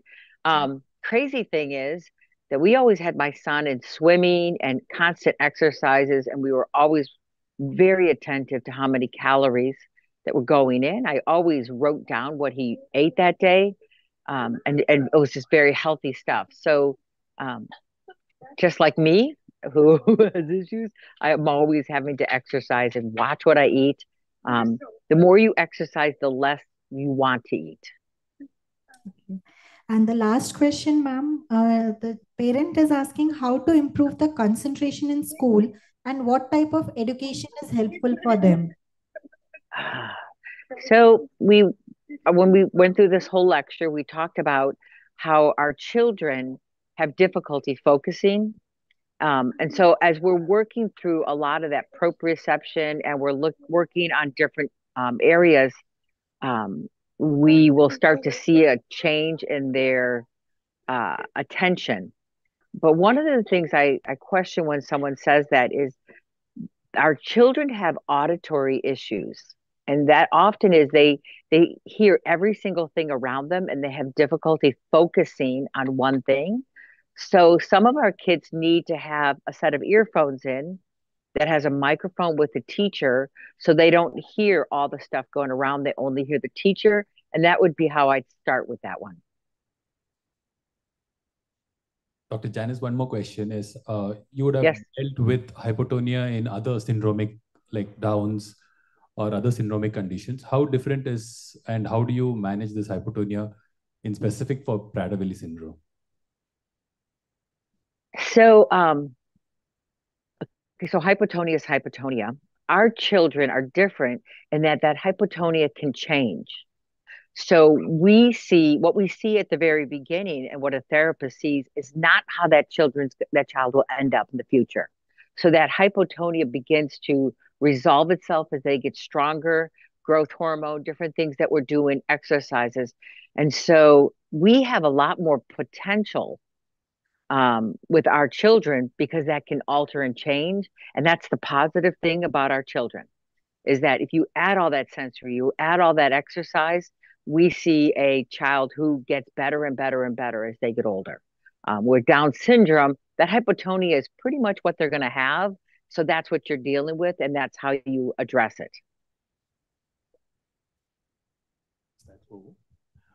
I understand also it's quite early in the morning in the winter, and we are very grateful for you to take out your time and give us your insights. Thank you so much. Thank you for inviting me. Thank you so much. And I'm so excited. I wish we could be there. I'm sitting next to my husband, David Agarwal, as we're about to get on a plane to head home. But thank you so much for inviting me. Thank you. I can't acknowledge how thankful we are. Actually, she's traveling with her family to Italy and is in transit, and we had to trouble her a lot with the mail and all that. Thank you so much.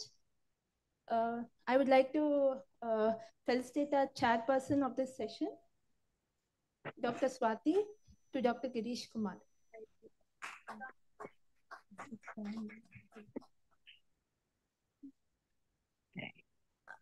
This is especially from India.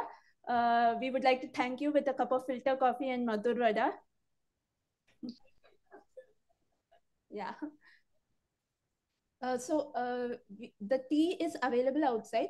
You can go and take it. But in view of we are running short of time, we will continue with our session.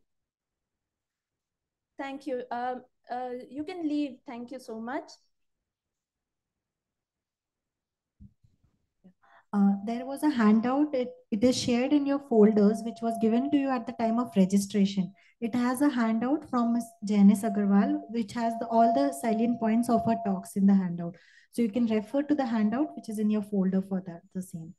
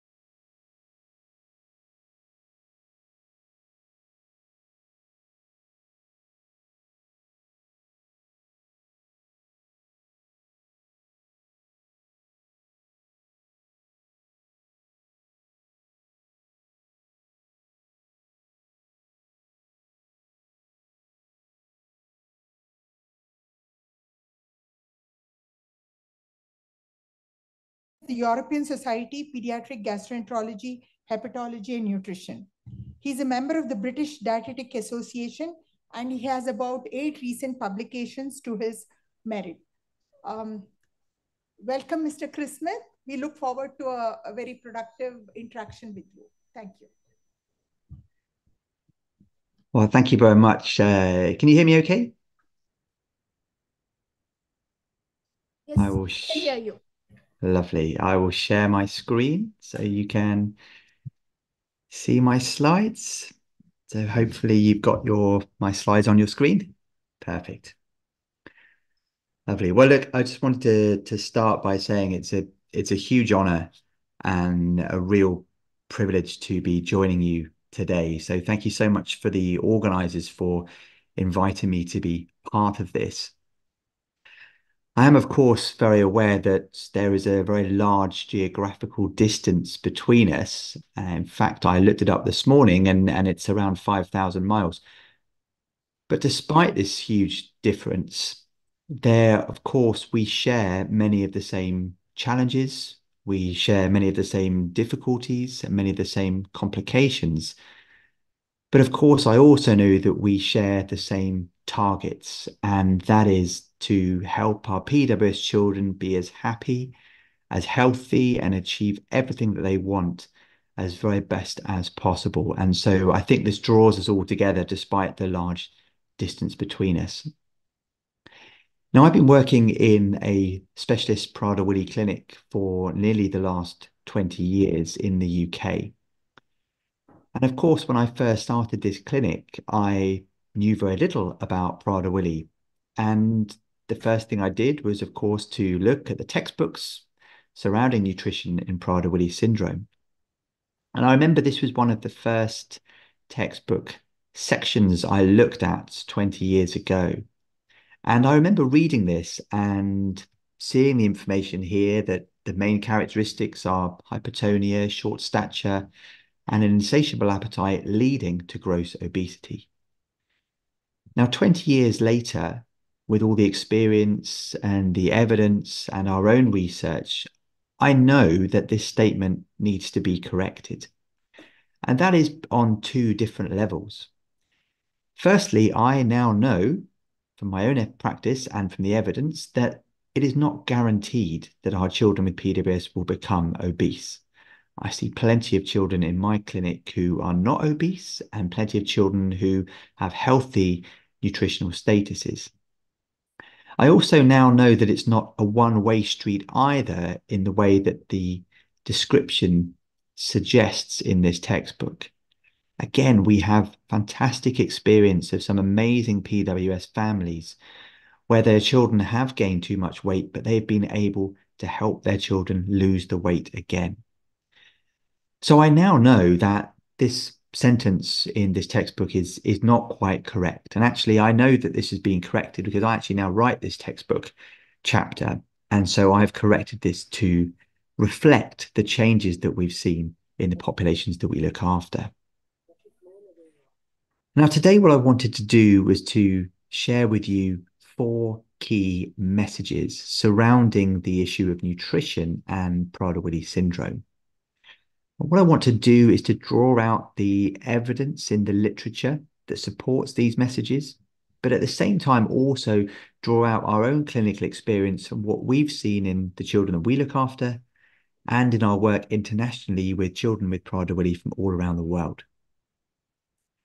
So the 4 key messages that I have for you are, number 1, that it's important to track and monitor the growth of our Prader-Willi children. And I want to share with you how we can do that best and what the literature describes. The second key message is I want to highlight the importance of not just looking at the quantity of the nutrition in the diet, but also the quality. The third key message I have for you is around thinking beyond calories. So looking at not only what calories are going in, but considering the food security around those calories and also the expenditure of those calories from physical activity. And the final key message I'm going to share with you is about being flexible. So recognizing that there are different challenges along the journey of our Prader-Willi children that may require different forms of attention and different priorities. So what I will do at this point is begin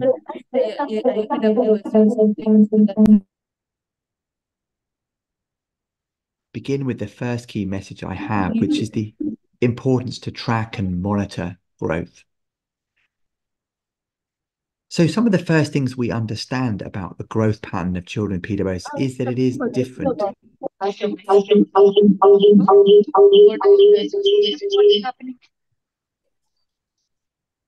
Is the sound coming through okay? Yeah, you can continue. It's okay now. It's something, just a minor technical glitch was there. Okay, no problem. So we know that there are different growth characteristics in children with PWS. We know that we are going to likely see slow infant growth. We know that we may have a higher risk of early childhood obesity. We may have an absence of the pubertal growth spurt or a difference of the time of initiation of this, and that it likely will lead to adolescent short stature. So it's good for us to be aware of these different characteristics and how we may need to approach them. What's important is the regular monitoring to track this progress. And there are many different suggestions in the literature and between different clinics on how this is best done in terms of frequency. So this data would suggest that the most important time for regular monitoring is during infancy. And this, of course, relates to the slow infant growth that we see most commonly in infants with PWS. So frequent monitoring is recommended. And as the child gets older, that monitoring is suggested to be spaced out. Now, what I would point out at this point is that this monitoring of a child with PWS growth pattern is the monitoring that may be done by the medical teams. And this is not to say that the responsibility for checking the child's growth pattern is not with the family, because actually we want the families to be much more regularly assessing the child's growth pattern and looking for changes in that growth pattern. What we're ideally trying to identify by the regular assessment of a child's weight and height is if we begin to see an increase in velocity of the growth pattern, suggesting that we may be seeing an excess of calories in the diet that's leading to weight gain that is too fast. So ideally identifying changes in growth velocity early, where we see differences or velocity change in centile position, is a real essential part of the monitoring of growth. It's also important that we understand that there is a difference in body composition in our young children with PWS and as they get older. Again, the evidence would suggest that actually changes or alterations in body composition are evident from within the first few years of life in a Prader-Willi child compared to a child who does not have Prader-Willi. And that these changes, a predominance of fat mass over a less of muscle mass, is something that we need to acknowledge. Body mass index is a good way of looking very quickly and easily at describing a child's nutritional status, whether they be underweight or overweight. However, BMI is limited by the fact it does not take into account body composition. So it may over and equally underreport true nutritional status. What you see here is a BMI chart taken from some of the American publications. And you can clearly see the difference in BMI expected in a child with PWS. So the non-PWS child, you see that growth pattern described in the shaded areas. And for the Prader-Willi child, you see the dotted lines which run significantly above this. So it's important we recognize that body mass index is not the best marker for nutritional status. Body composition is very important to assess where we can, and to acknowledge that body composition is different in our children with PWS. So what can we actually do about the monitoring and the tracking? Well, the first thing we can do is to use the correct charts, and certainly the use of the WHO charts that were developed and published in the early 2000s are a very important and effective way of assessing growth pattern, particularly in the first 2 years of life. So the WHO produced these growth charts for every child. That was taken from around 9,000 children from these 6 different sites around the world. And what was produced by the WHO as a result of these studies was a blueprint of how children should grow in the first year of life. Now, of course, we know that PWS children do grow differently. However, using the WHO chart as a target and as an appropriate monitoring tool is recommended for all of our young infants.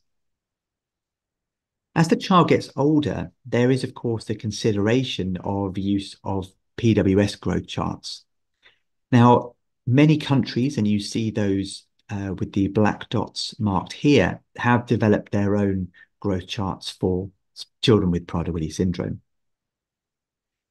These are probably the most commonly used, which is the American guidelines and the recommendations for the growth charts.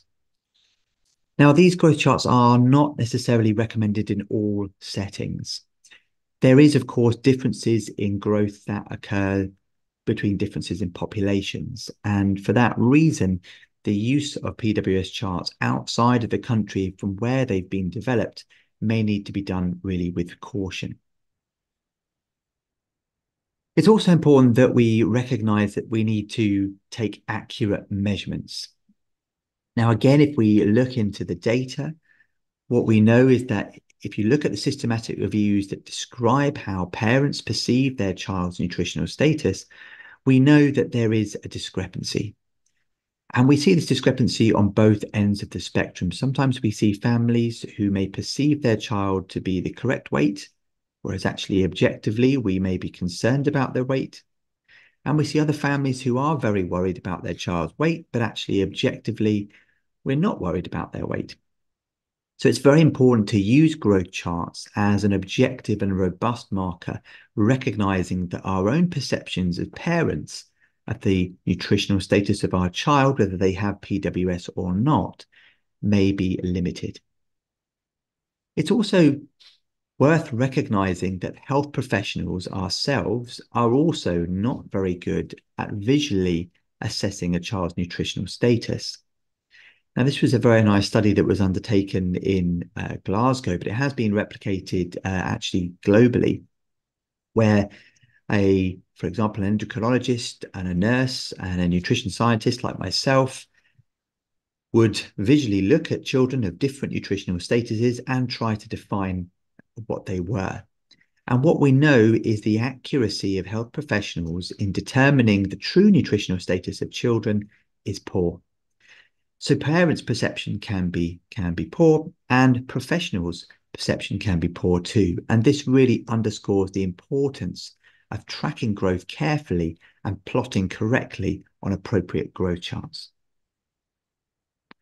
So, message number 1 is it is important to track and monitor the growth of our children PWS, recognizing that there is a difference in the growth pattern and recognizing the importance of regular monitoring to look out for early changes that might suggest intervention is required. The second key message I have for you today revolves around the quality of the diet, not just the focus on the quantity. Now, what we understand in respect to this message is that, of course, caloric requirements are very different for children with PWS. The estimation of around 60% of a standard of a calorie requirement for a child with PWS is now well recognized. Internationally, different centers and different countries use different recommendations, and these may be based on the calorie requirement, or it may be based on calories per centimeter. And this suggestion here being widely used across many countries in terms of a target for calories for weight maintenance versus a target for calories for weight loss based on requirement per centimeter. Either way, we recognize that the requirement is significantly lower. We also need to recognize, of course, that there is a difference in micronutrients as well. And when I say a difference, what I mean is that the requirement is not lower, it is arguably more important. So the challenge here is to provide a dietary intake for our children which meets their lower calorie requirements, but also achieves the micronutrients that are required to optimize growth. Now, we know that there are type 1 and type 2 nutrients, type 1 nutrients being those where you may have a deficiency of them, but it does not interfere with growth potential or cognitive development. And there are type 2 nutrients such as iron and zinc, where a deficiency of these will limit or blunt growth and can also impact on cognitive function too. So it is very important that we recognize that it's not just calories we need to take care of, it's actually micronutrients is essential as well. And within this field, we know that there are high-risk micronutrients that commonly run low in children with PWS. Now, what you see here is 3 different studies that have been undertaken in the last 10 to 15 years, looking at the dietary intake of children with PWS. And there's a newer one as well from Poland recently published. And what these studies tell us is that despite differences in countries and eating habits and dietary diversity, there are some key nutrients that commonly run low in a low-calorie diet that we recommend for PWS children. So vitamin D, calcium, iron, and zinc, all of these are very important nutrients to optimizing health, not just in the short term, but in the long term too. So we need to take care of actually achieving these micronutrients. So what can we do about this issue of quality as well as quantity? Well, the first thing we can do is be clear about the caloric target for our children. Now, this is a table just for reference. This is based on UK data, and this is 60% calorie requirement for boys and for girls. So, for example, this is suggesting that as a rough guide, a 10-year-old boy with PWS may be requiring around 1,200 calories a day. Now, of course, the exact calorie requirement of a child can be determined only really with indirect calorimetry and true understanding of their genetic and their metabolism situation. However, giving families a clear target for calories is very important, and we found makes a significant difference in how that child is managed. So we can give caloric targets to families to begin to help them to understand. The second thing we can do is to then provide context for that calorie target.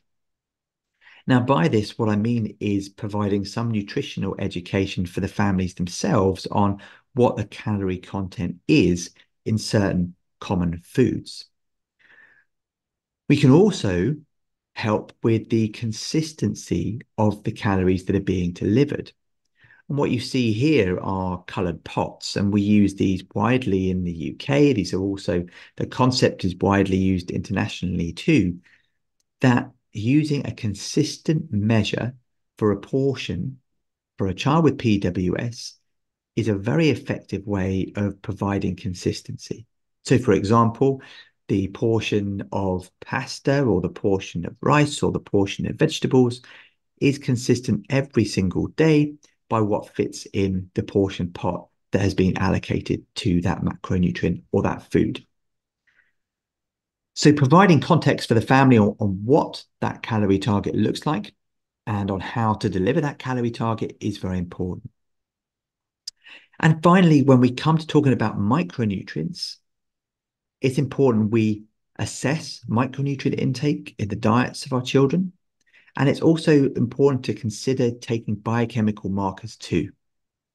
Now, this recent publication from the European Society of Gastroenterology, Hepatology and Nutrition defines and explores the area of micronutrient status in biochemical markers.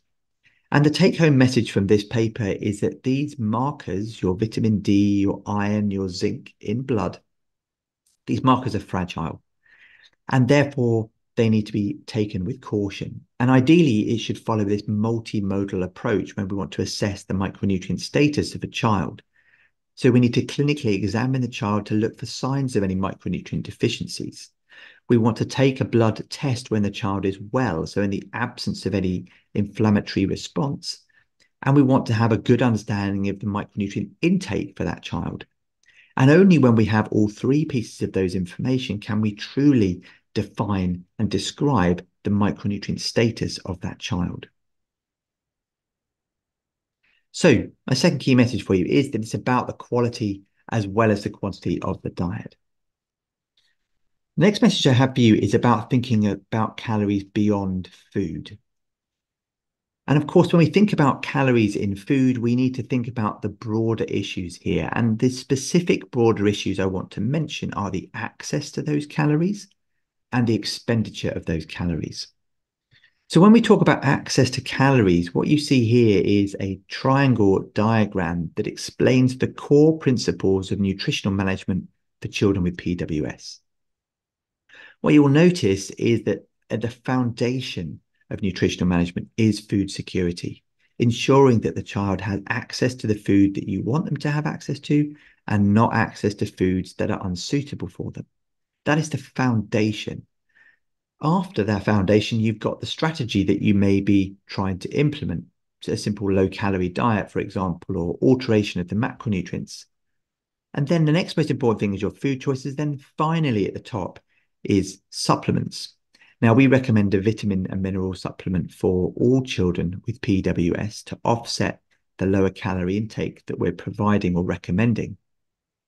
But other supplements that are commonly described in the literature or from parents, such as coenzyme Q10, the evidence for them is fairly limited, and therefore they should be considered at the very top of that pyramid in terms of what we manage and what we do. And at the bottom, the most important is the food security. So access to food is really key. And the use of locks in houses is commonplace in many families with PWS around the UK and around Europe. And indeed, this concept devised originally from America, Jennifer Miller and colleagues, of no doubt, no hope, no disappointment.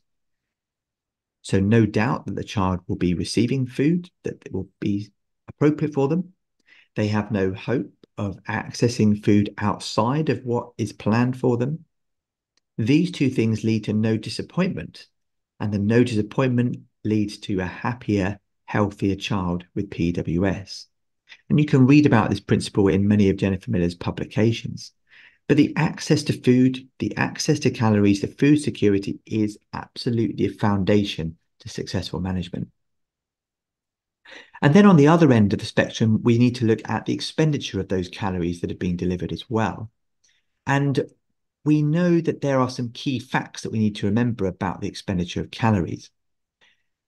This was a very nice systematic review published not that long ago that looked at physical exercise in children with PWS. And we know that there are three key factors to remember here. Firstly, that there is an impaired cardiorespiratory consumption.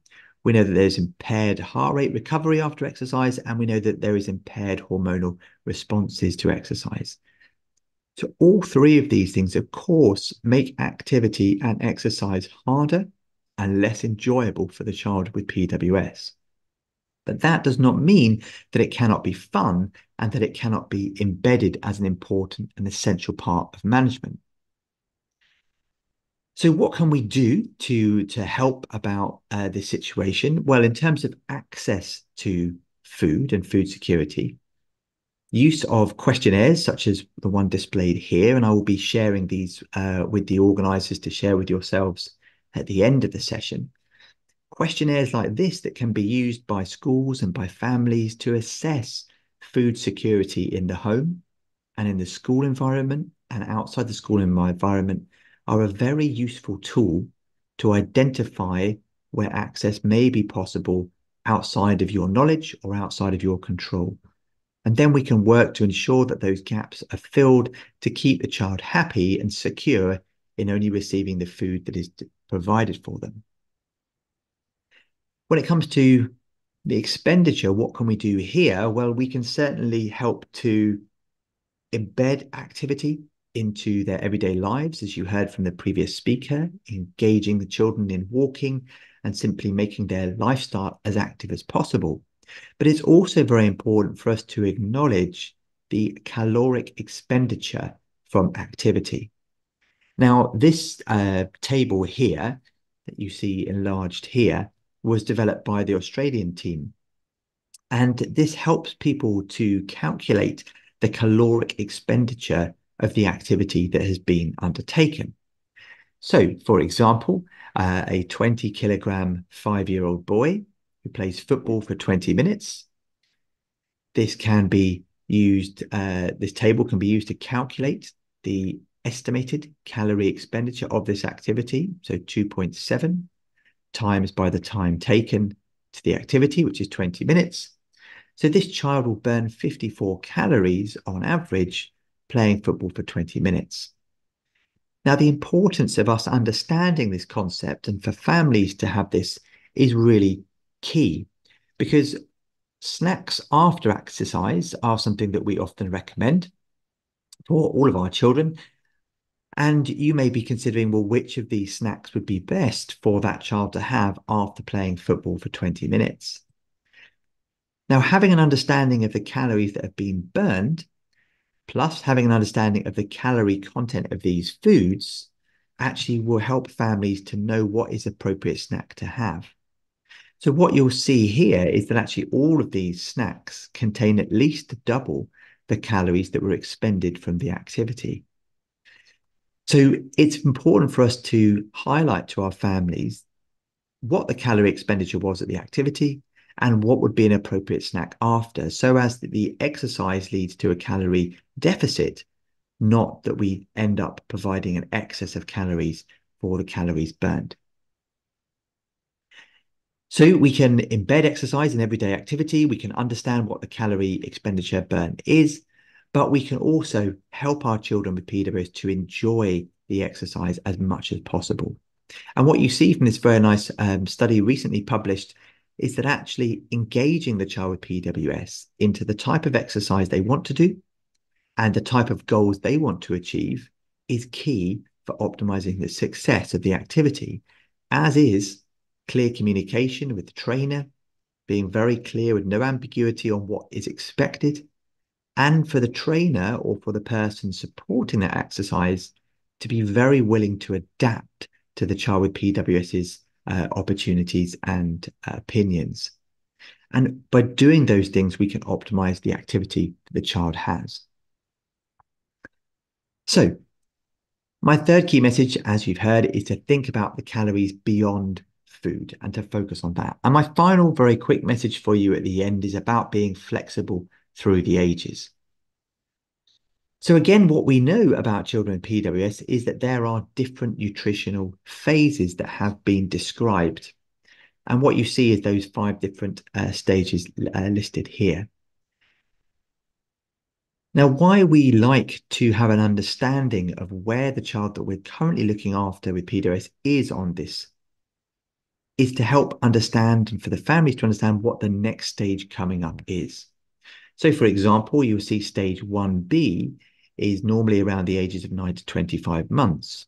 And at this point, often we've seen a catch-up in growth to perhaps a normal growth pattern. And we're seeing improved feeding and improved development of feeding skills from the child. Now, the reason that it is important to highlight this phase to families is so that we can recognize that the next phase, which is phase 2A, may be where we begin to see an increased velocity of weight gain, but from no obvious increase in appetite.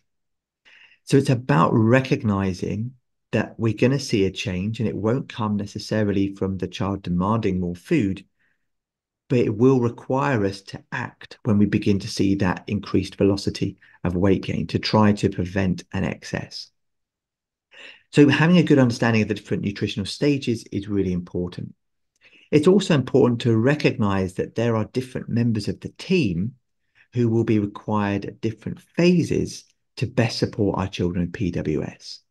So, for example, early on in life, when we see issues with swallowing and issues with development of the feeding skills, a speech and language therapist is maybe really important. But by the time the child is in their teenage years, they probably will require no more help from the speech therapist. A gastroenterologist may be involved with, for example, complications with constipation, which may present at any time, but once management is set in place, this may be successfully managed by the local team. And there may, of course, be key people throughout the lifespan of a child with PWS until they transfer to adults that are required all the time. And of course, this most importantly is the family, the family support and the family's intervention and interactions. But of course, other people like behavioral psychologists, the endocrinologist, of course, is central to all of this, and somebody to look after the diet. And I also want to just recognize that there is one age category and stage where we have often see most challenges, and that is during adolescence. Because we know that adolescence is a time frame when hyperphagia may be at its worst, where there may also concurrently be an increase in autonomy, and there may be a natural decline in physical activity that we see commonly that is associated with teenage years. So recognizing that our PWS children as teenagers are highest risk for rapid weight gain, and therefore taking a closer look and being available potentially for closer follow-up and closer monitoring of growth pattern is really important. So, as I said, it's been a huge pleasure and a huge privilege to be able to join you today. And I hope what I've been able to do is to share with you some of the key principles and the key practicalities to management and optimizing the nutritional status and the health and happiness of our children with PWS. I wanted to leave you with those 4 key messages again. That first key message is about the importance to track and monitor growth. It's always better to prevent excessive weight gain than it is to try to lose it. So careful tracking can help minimize this issue. That second key message is considering it not just about the quantity of calories in the diet, although this is the primary focus for many of us, it's about the quality of that diet as well. That third key message, thinking about the calories beyond food. So it's not just about what is provided, it's about the access to that food and the importance of providing food security, whilst at the same time considering the expenditure of the calories that the child may have and trying to embed physical activity as best possible into the child's lifestyle. And finally, it's about being flexible through the ages, recognizing that different professionals may be required to different degrees at different timeframes. And finally, to say that what I've learned, perhaps most importantly from this, is that whether you're caring for a child in the UK or France or America or India or Australia, as families, we commonly show love through food. And our PWS children, of course, they need love. What's important is for us as families and professionals to help recalibrate the display of love away from food towards other factors. So, for example, displaying love through time spent with the child rather than a food reward, or physical rewards such as stickers and key rings and collectibles instead of food. So I think a lot of this comes down to providing our children with the best possible situation where they're cared for, where they're loved, and where food is carefully managed and supported. So thank you very much for inviting me again. I'm very happy to take any questions that you may have. Yeah, thank you, sir, for a wonderful talk. We have any audience questions for nutrition, regarding nutrition? Anyone has any question? Okay. Sir, we have an online question. Mrs. Sangeeta, Dr. Sangeeta, she is asking, what is the association between leptin and obesity in children with PWS? Is there a state of leptin resistance which promotes weight gain? That's a very good question. So yes, there are altered relationships with leptin. One of the difficulties I think we have is there is a lack of clear understanding of the true relationships, specifically PWS and hormonal imbalances. Of course, what's important around this topic is how this can be then used, this understanding can be used in terms of optimizing health and use of treatments. And of course, leptin has been considered as a potential intervention tool for the hyperphagia. As you will be well aware at the moment, there is no clear pharmaceutical treatment for the hyperphagia that we see, wherever that relationship may come from. And whilst this is ongoing work, and there is some very exciting pharmacological studies that are being currently run, the information related to that in terms of practice and the availability of those medications for children still remains very limited. Thank you, sir. Miss Edwina, she has a question. She's asking, do you routinely monitor fat mass, muscle mass in PWS? That's an excellent question. So yes, we do. We use bioelectrical impedance when we're assessing the body composition of our children with PWS. We undertake these measurements normally annually, where we take the measurements to understand and track the child's body composition. One of the things that we've learned over the years in terms of the benefits of measuring body composition is that it allows success to be shown and illustrated. And what I mean by this is a lot of our children begin physical activity, and the outcome to the physical activity that we're able to support is hopefully an increase in muscle mass, just as you might see with the initiation of growth hormone. Many of our families come to clinic and see weight gain as a negative factor. They may be disappointed by the fact the child has gained weight when they come to clinic. By taking body composition measurements, you may be able to illustrate to that family that that child has actually gained good quality weight, and an increase in muscle mass, of course, helps with calorie expenditure and helps with health. So yes, body composition we found to be very helpful in terms of carefully monitoring children, but also practically reassuring families that sometimes the interventions that they're doing are having real benefit. Thank you, sir. Another question, do you recommend meal replacement in adolescents? So meal replacements in terms of, I presume you mean in terms of milkshakes, is that correct? Meal, MEAL, like breakfast, lunch replacement. Yeah. Yeah. So this concept of using, for example, liquid meal replacements has been proposed and it has been used in many centers. I think it goes down to how this will fit with the child and whether the child is accepting of this as an intervention. Many of our children, of course, they enjoy their food and they enjoy the flavors and the tastes that the food may provide and the texture. One of the disadvantages of meal replacements is the flavor can be singular and of course there's no texture. So it may reduce the enjoyment of that meal. So in some cases, we have seen success with use of meal replacements, but I think broader than that, we need to consider the implications of them on the child and their own relationship to food. Thank you, sir. Another question, do obese PWS pubertal girls have PCOD because of obesity? Have you noticed anything like that? Oh, sorry, could you repeat the question? Do obese PWS girls have PCOD because of obesity?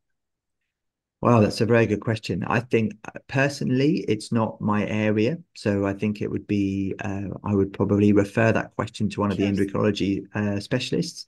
But I believe that there is a relationship that is being reported that may represent an explanation for this. But again, I would refer to one of the endocrinologists for an expert opinion on that. Yeah, thank you. One audience question we have, one last audience question. Hello. Hello. Everybody says that we have to keep a child on the calorie deficit. Okay.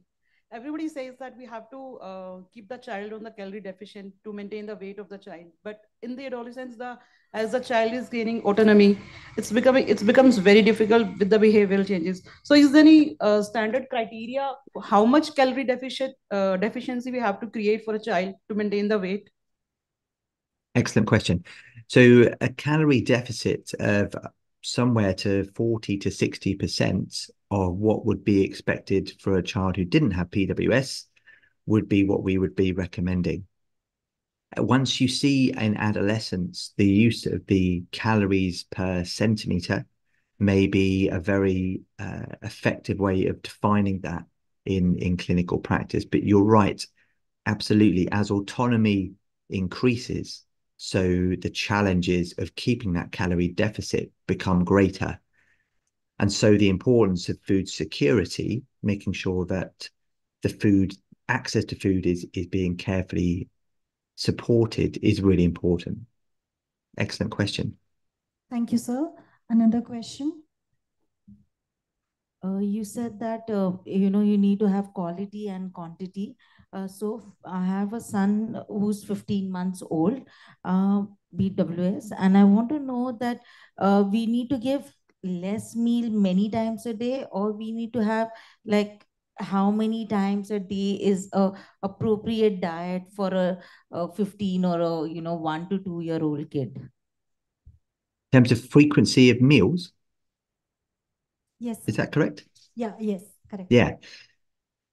Well, I think what we have to remember is that at 15 months old, the child is growing very rapidly. So whether you have PWS or you don't have PWS, at this age group, we're seeing very rapid growth. So it's very important that we get enough calories in to support that growth pattern that is happening. And of course, children do not grow just at one particular time point during the day. They are growing all the time. So spacing calories out is important. So we would expect by 15 months, the child will be having 3 main meals a day, and we would be expecting 1 or 2 snacks in between those meals, and that spread of food would support their growth. And we would want careful monitoring to check that we weren't seeing excess weight gain. But the normal pattern we would see would be 3 main meals plus 1 or 2 snacks for that child of that age.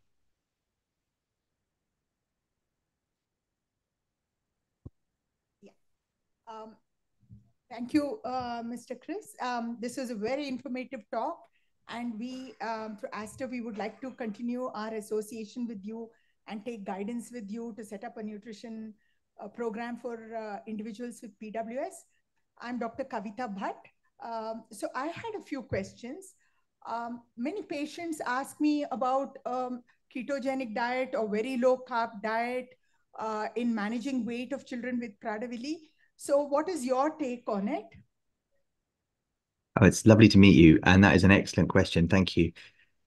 So the ketogenic diet in children with PWS has been discussed and has been proposed for many years. And the original research and the original work actually began with families of PWS children themselves choosing to do this without necessarily any support or recommendation from the health professionals. And early data suggested that, or early reports rather, suggested that it may be helpful in terms of the hyperphagia. Now, since those kind of early family-based interventions, we have seen 1 or 2 clinical trials that have been produced. And at this time, the evidence behind the effectiveness of them still remains very limited. So we do not recommend ketogenic diets for children with PWS currently. The option of what is the optimal diet in terms of, as you mentioned, the macronutrient distribution, certainly, as you see from the screen here, I mean, the only study that's really looked at the best diet, if you like, or proposed a diet strategy was the American group who proposed this concept of 45% or less carbohydrate, 30% fat, and 25% protein. And so when families ask us for a nutrition strategy, we say to them that, of course, we don't know what the perfect diet is for PWS children, but we know that ketogenic diet, the evidence is very limited, and the risks of micronutrient deficiencies and the practical difficulties are very high. And this principle of 45% carbohydrate, 30% fat, 25% protein may represent the best clinical evidence that we have so far of optimal nutrition. Thank you. I also have a question about how do you encourage individuals with PWS to consume more liquids since they are so they do not like to drink water. And what is your opinion about the use of non-nutritive sweeteners? Yeah, excellent question again. So yes, we have exactly the same problem as internationally reported and recognized on the difficulties of PWS children drinking adequate fluid. And in some cases, of course, this can lead to difficulties with constipation, which can add to the parental burden of the management of PWS children. So in practice, some of the things that we do are encourage our children to use straws that they can play with, so that blow bubbles and also drinking at the same time. We encourage children to have ice lollies and to consume fluid from fluid-rich foods, so fruits and vegetables as well. We certainly would support the use of squashes, very diluted fruit squashes, in those children where constipation is becoming an issue. Of course, we don't want necessarily our children to consume large amounts of squashes because of the sweetener content, for example. But on balance, the importance of preventing constipation and keeping the bowel healthy often overruns the concerns with the sweeteners. So I think, yeah, it's a very difficult situation to promote fluid intake in our Prader-Willi children. But I think if it's also embedded in the behaviors with families, so that all the families drink their glass of water before they have their meal, for example, or with their meal, and the child with PWS sees that that's just something that the whole family does rather than them being isolated, that can also help as well. Thanks. We also encourage, we have what is called as chas in India, which is very dilute buttermilk, maybe a teaspoon of dahi or curds. Add flavor seasonings to it, and many of our children like to take that as well. Along with leaves like we have the coriander leaf, cilantro. We sprinkle it over the buttermilk, flavored buttermilk. Very dilute buttermilk. So that's another thing we encourage our students. Yeah. Perfect. That's actually very helpful to hear as well, because I'm always looking for looking for advice and recommendations from other people, because we have the same problem. So thank you. That's very helpful. There is another question by one of the parents. One of the questions or comments by one of the parents. If you could just take that. Of course, yes. Okay. Yeah, my question was same, which ma'am just asked.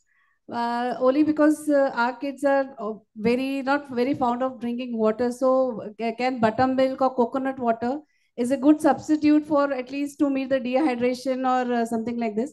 And one more concern is this: while we are traveling, they don't have very good control over their this bowel movements and on their uterus, this contractions and all. So it's a very big problem while traveling, how much water to give them. So most of the time we keep them dehydrated because we are maybe seeking our opportunity when we will get a next loo nearby or washroom nearby.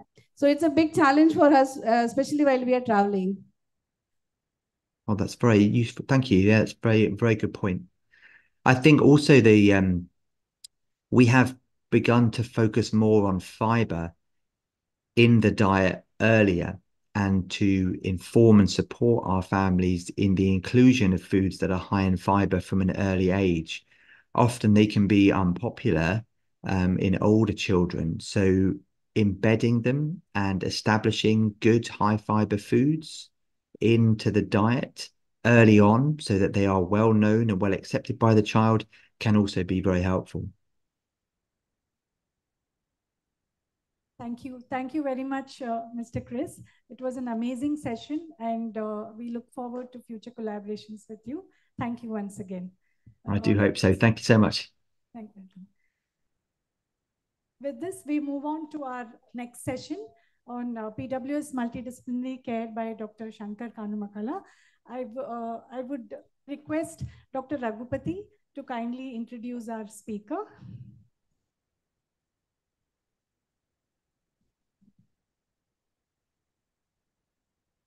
Hello, can you hear me? Dr. Shankar Kanumakala is a good friend of ours. He's a consultant pediatrician in Royal Alexandra Children's Hospital, Brighton, UK, which reminds me of my own place of training, Royal Alexandra Hospital, but in Sydney, not in UK. Dr. Shankar has done his fellowship in pediatric endocrinology and diabetes from Melbourne University in Australia, and he's the chief investigator for UK for the multinational PATRO study with 14 centers in UK. He's also a member of the PATRO Global Steering Committee and is a member of many associations in pediatric endocrinology. Over to you, Dr. Shankar. Can you hear me? Yeah. Yes. Can you hear me? Yes. It's good to see you, at least online, after a long time. Thank you very much, Dr. Raghupati, for your very kind words and warm welcome. I really appreciate that.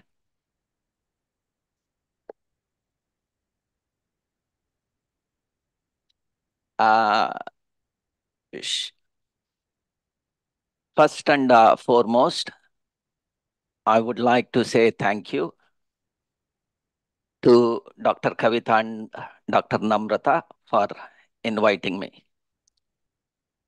ನನ್ನ ಹೃತ್ಪೂರ್ವಕ ನಮಸ್ಕಾರಗಳು, ವಂದನೆಗಳು ಕವಿತಾ ಮತ್ತು ನಮ್ರತಾ ಅವರಿಗೆ. ಅಲ್ಲಿರುವ ಎಲ್ಲ ಸಭಾಸದರಿಗೂ ನಮಸ್ಕಾರ. ನಾನು ಮೂಲತಃ ಬೆಂಗಳೂರಿನವನೇ, ಆದರೆ ಈಗ ನಾನು UK-ನಲ್ಲಿ ಕೆಲಸ ಮಾಡ್ತಾ ಇದ್ದೀನಿ. ಪೂರ್ತಿ ಟಾಕ್ ಅಥವಾ ಈ ಸೆಷನ್ ಅನ್ನ ಕನ್ನಡದಲ್ಲಿ ಮಾಡೋದಕ್ಕೆ ನನ್ನ ಕೈನಲ್ಲಿ ಆಗಲ್ಲ. ಯಾಕೆ ಅಂತ ಹೇಳಿದ್ರೆ ಆಗೊಮ್ಮೆ ಈಗೊಮ್ಮೆ ಅಷ್ಟೇ ನಾನು ಕನ್ನಡ ಮಾತಾಡೋದು. ಆದ್ರಿಂದ ನಾನು ಇಂಗ್ಲಿಷ್ನಲ್ಲಿ ಮಾತಾಡ್ತೀನಿ. ಆದರೆ ಏನಾದರೂ ಕ್ವೆಶ್ಚನ್ ಇದ್ರೆ ಕನ್ನಡದಲ್ಲಿ ಹೇಳಕ್ಕೆ ಆನ್ಸರ್ ಮಾಡೋದಕ್ಕೆ, ಉತ್ತರಿಸೋದಕ್ಕೆ ಪ್ರಯತ್ನ ಮಾಡ್ತೇನೆ.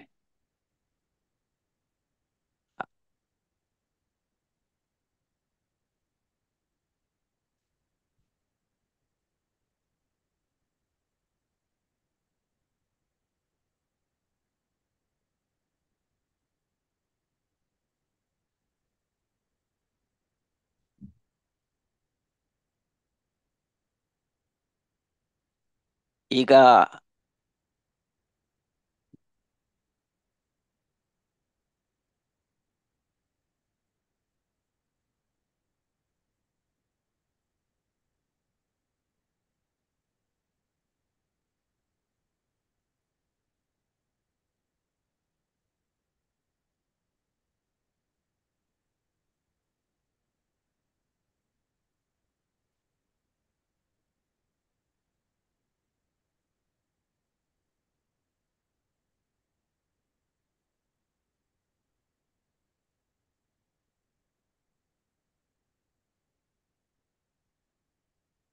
ನಂದು ಸ್ಕ್ರೀನ್ ಬಂದಿದೆಯಾ?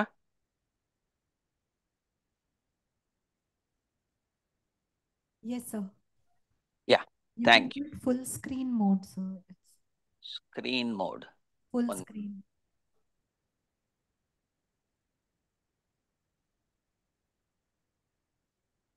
This is the presenter view, I feel. Presenter view.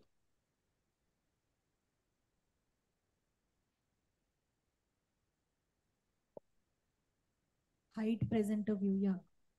You need to hide this and yeah, correct, sir. Now it's fine. Okay, ma. Okay, ma. Thank you, ma. So once again, good afternoon or good evening for every one of you. It's actually late mid-morning or 11:30 in UK. So morning for you and afternoon for you. Morning for me and afternoon for you. So today we are going to talk about multidisciplinary care for PWS patients. And you can see,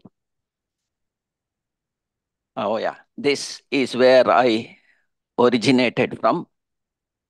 I had my medical education from Bengaluru Medical College, which again has changed considerably over the years. And this is the Children's Hospital in Brighton, UK, where I am currently working.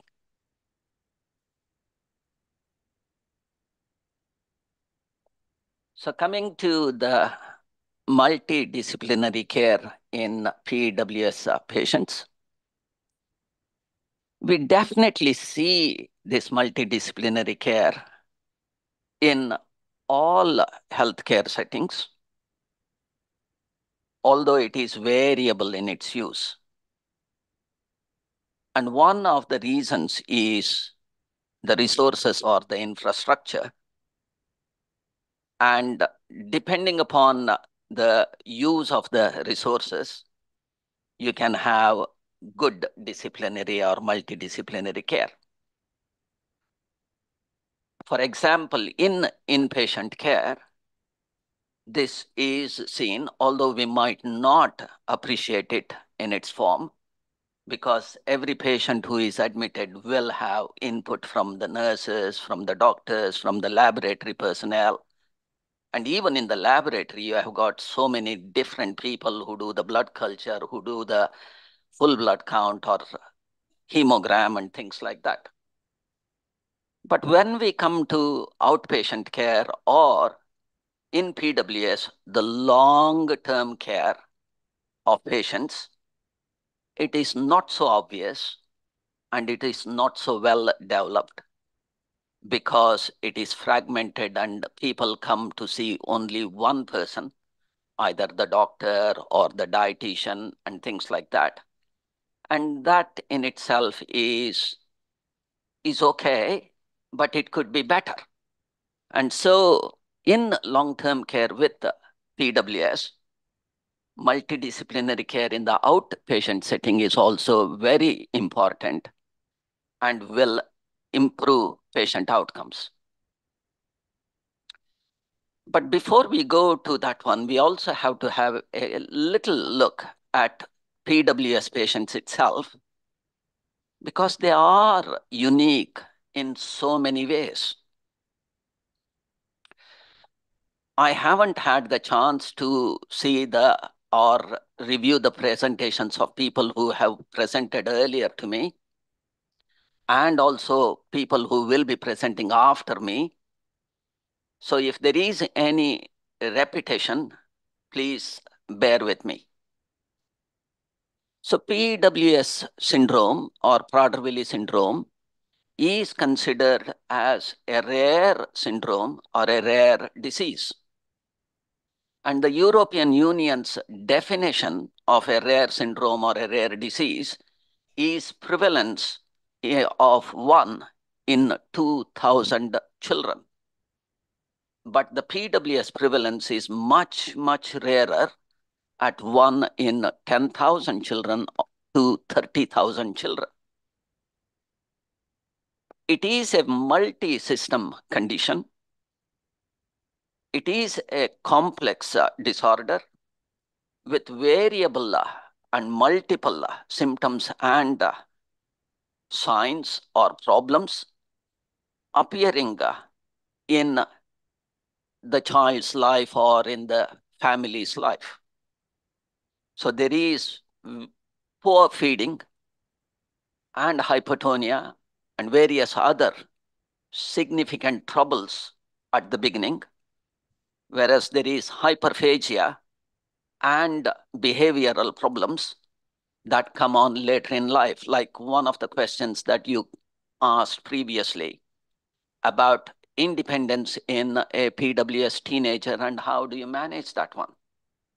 So the symptoms or the troubles and the necessities of the child and the family will change over time.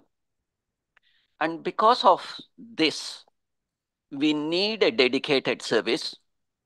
And from the agenda, I can already see that Dr. Kavita Bhatt and the team at Aster have already presented their multidisciplinary team care in Aster Hospital. And that is extremely important because, number one, PWS patients or whatever it is rare. And to gain experience and support good patient management, you need that multidisciplinary care and dedicated service. Even when it is rare, the PWS-related medical knowledge and clinical experience is too vast and too diverse, and it is not possible for one person or one service to support all the PWS-related care. You know, in one of the Harry Potter movies, Hermione has a bag with a never-ending bottom. But if you think even with a person or a service with a never-ending bottom, it is not possible to put all the experience, the knowledge associated with PWS into one service or one person. And that's the importance of having a multidisciplinary team. I'm going to, use some examples, real life patient scenarios for you to, show how multidisciplinary care has made a significant difference to patient outcomes. And here I'm using an example of a preterm baby, Roman, born at 33 weeks and hypotonia and poor swallow.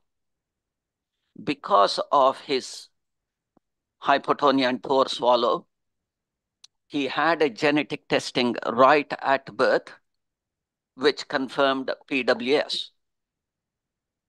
Now, in scenarios, getting a genetic diagnosis of PWS itself can be a daunting challenge. And I am aware of case scenarios where the diagnosis has not been done for various reasons until the child is 2 years old, 4 years old, or 6 years old, or even in teenage years. So that in itself can present a significant challenge. And when PWS diagnosis has not been made, then putting the right steps for their care will also be difficult. But in Roman's case, we were able to provide anticipatory guidance to the parents.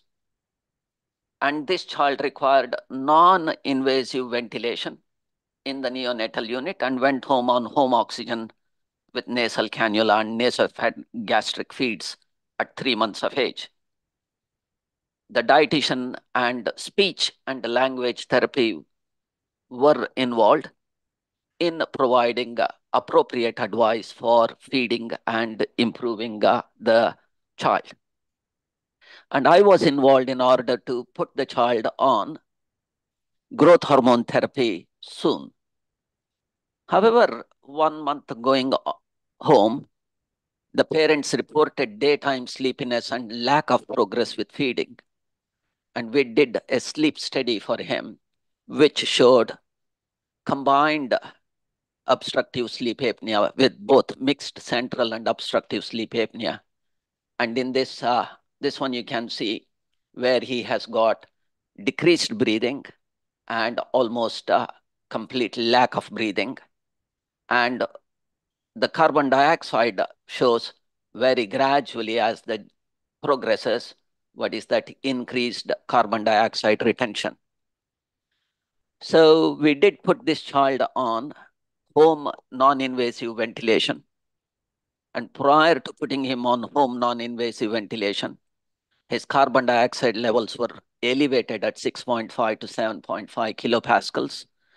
And after putting him on home NIV, it became normalized at 4.5 to 6.6 kilopascals. His daytime alertness improved. He had improved muscle tone. He had improved feeding. And we were able to initiate growth hormone therapy at half dose for him at about 6 months of age. In this multidisciplinary team working, the respiratory team support was very crucial in diagnosis of the problem, in management of his disordered breathing, in initiation of his growth hormone therapy, and in a way, helping the patient achieve very good outcomes. And you need to remember that there is consequences of untreated sleep disordered hypopnea and apnea with increased sleepiness or daytime somnolence, increased future risk of troubles, impaired learning or cognitive impairment. And all these things will decrease the quality of life for that patient and indirectly for that family.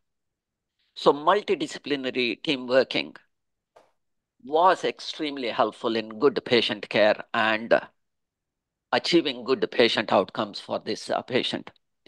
And I'm sure there is another talk later on in the agenda with a pulmonologist who will probably give more importance and share their knowledge about having achieved or respiratory team involvement in the multidisciplinary care of a patient with PWS. In a different sort of scenario, we have here Elliot, who was also diagnosed with PWS soon after birth with a de novo deletion of the PWS region. But Elliot has got various other problems as well. He had cleft lip and cleft palate, which needed surgical repair at 9 months of age. He has got kidney problems, severe left-sided reflux grade 5, with only 20% functioning kidney on the left side, recurrent UTI. But what I'm trying to come here is about the bilateral undescended testes, which is one of the manifestations of PWS. Even after 18 months, there was little or no progress, and there was no descent of his testes. So we had a pediatric surgical review and had an MRI of the abdomen, which showed that the testes were not in the inguinal canal, but in the abdomen, proximal to the internal ring. And there was a long discussion about two-stage orchidopexy in order to bring the testis down into the scrotum. We also considered whether we can give the child human chorionic gonadotrophin injections prior to surgery to achieve a little bit of descent of the testis and then use surgery in order to fix it. So we worked jointly with parents and the pediatric surgical surgeons with careful planning and coordination, and instituted 6 weeks of HCG injections at 500 units twice weekly. And after 6 weeks of injections, the child went for pediatric surgery semi-electively, and we were able to achieve a successful orchidopexy, bilateral orchidopexy in 1 stage for this patient. Again, you can see that multidisciplinary team care has been helpful in achieving good outcomes for patients. And in this case, a successful 1-stage operation and avoiding a 2-stage procedure. The pediatric surgeon also informed us that because of revascularization, there was good growth of the vessels and a little bit of descent of the testes, which also decrease the risk of the testis having a poor blood supply after getting it into its new position. So in a different sort of way, this is about utilizing the help and support of a nutritional or a dietitian. So this is another child, Samuel, who had emergency C-section for fetal movements, but had good UPGAR scores. PWS genetics was done right at the beginning because of hypotonia and feeding difficulties, and a diagnosis was established. Nasogastric feeds were given until 7 months of age and then changed over to gastrostomy feeds. And this child was referred to our unit at around 1.2 years of age. The point I was trying to make here is the increased weight gain in this child from birth to 1.2 years, as you can see, was on the 9th centile at birth, 2nd centile at 3 months, 9th centile at 7 months, and by 1.2 years, this child was on the 50th centile. Whereas the height centiles have been on the lower centiles, on the 2nd or the 5th and the 9th. And so indirectly, we can say that there has been excessive weight gain with associated gastrostomy feeds between the 7th month and the 14 months when this child came here. So again, here we had in Brighton, we are very lucky and fortunate to have Chris Smith as our dietetic colleague. And with Chris's help, we put in good input and education to the family. We started actively reducing his calories appropriately to maintain normal growth, but avoid excess weight gain. We also obtained SALT or speech and language therapist input and education in order to improve the oral feeds so that we can get the child off the gastrostomy feeds in due course of time. So we were successful in getting the child completely on oral feeds by 2.2 years, and the gastrostomy was reversed and stopped at 2.7 years. And if you go back and see the weight, at 1.8 years, the weight has come down to 25th centile, but maintaining the height at around the 5th centile. And by 2.5 years, even when we have stopped the gastrostomy feeds completely, the child has maintained a good height gain, and we have avoided weight gain or unnecessary weight gain in this patient. So the MDT work, again, to emphasize, has helped in order to normalize growth for this patient, avoid overfeeding and excess weight gain associated with gastrostomy feeding. And it is always important to aim for the weight centile to match the height centile in young children, and not to make the weight centile go towards the 50th centile, because that is what normally we do in whenever we are looking after children with any condition. You have already had a good and detailed talk with Chris. And because children with PWS are unable to spend their calories because of low muscle mass and low muscle tone, generally you have to achieve active calorie restriction, approximately 60% for age and sex. The portion sizes do matter, but more importantly, quality than quantity.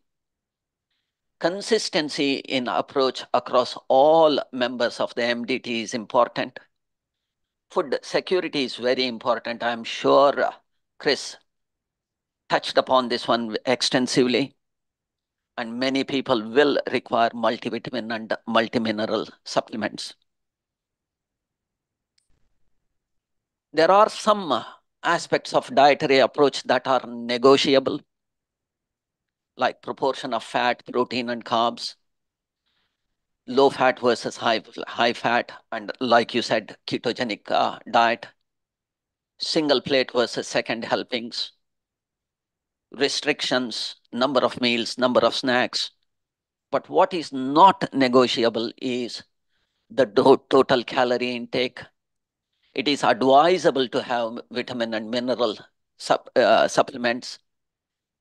Macro balance is extremely important and probably helpful to avoid extremely low fat diet.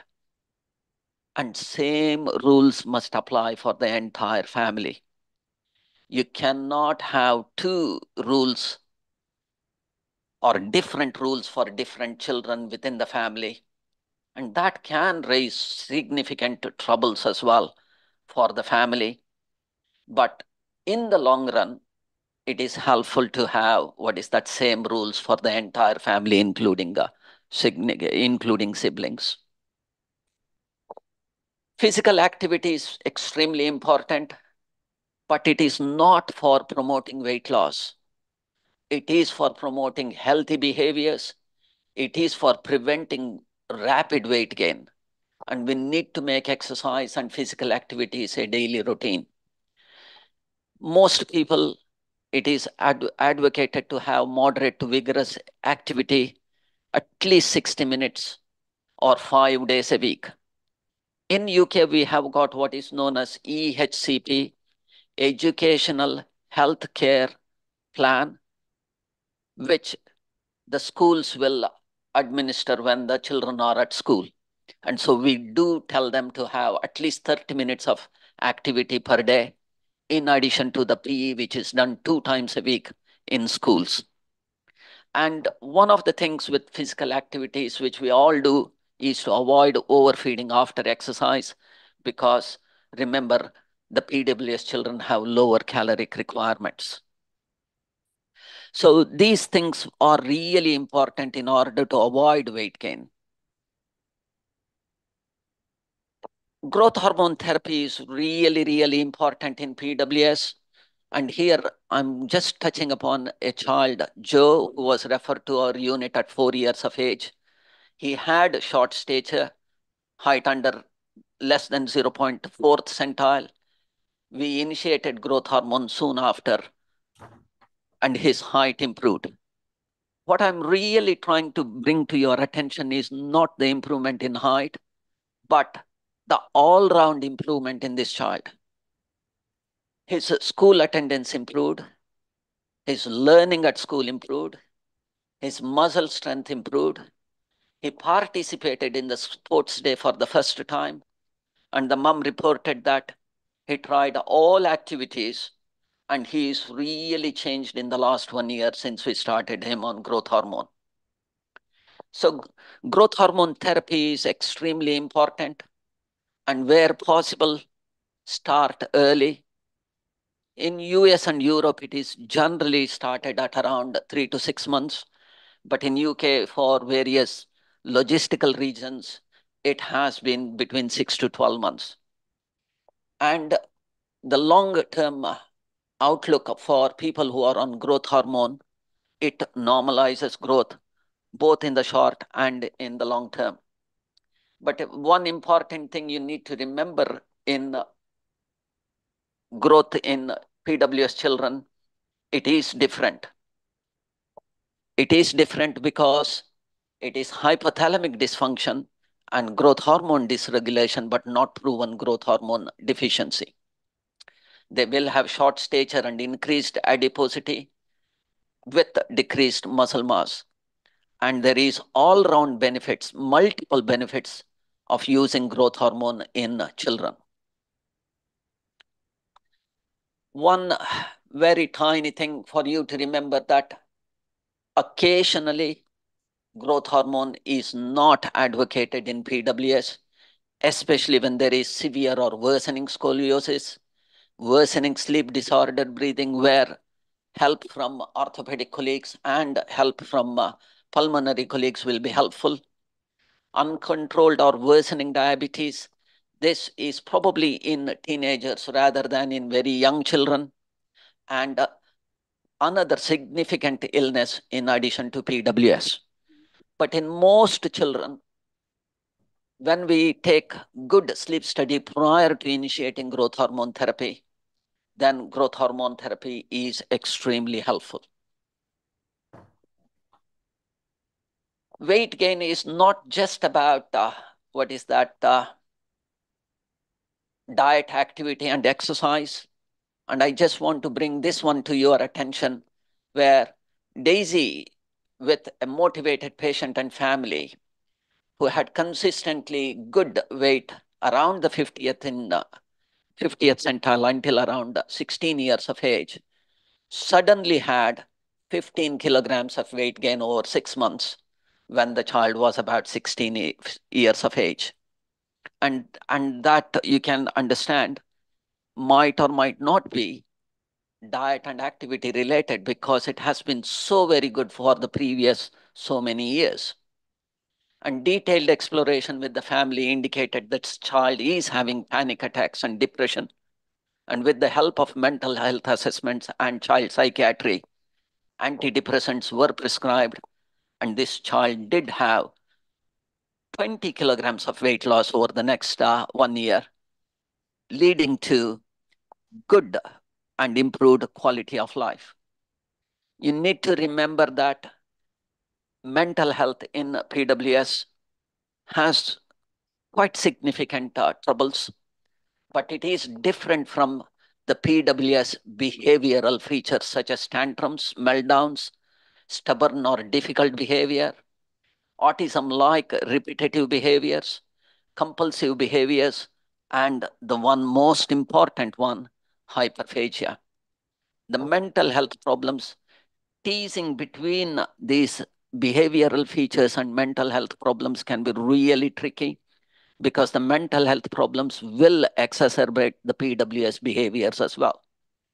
Occasionally, you can also have psychotic illnesses, and hence you need to be aware of the atypical presentations, particularly in patients who have uniparental disomy.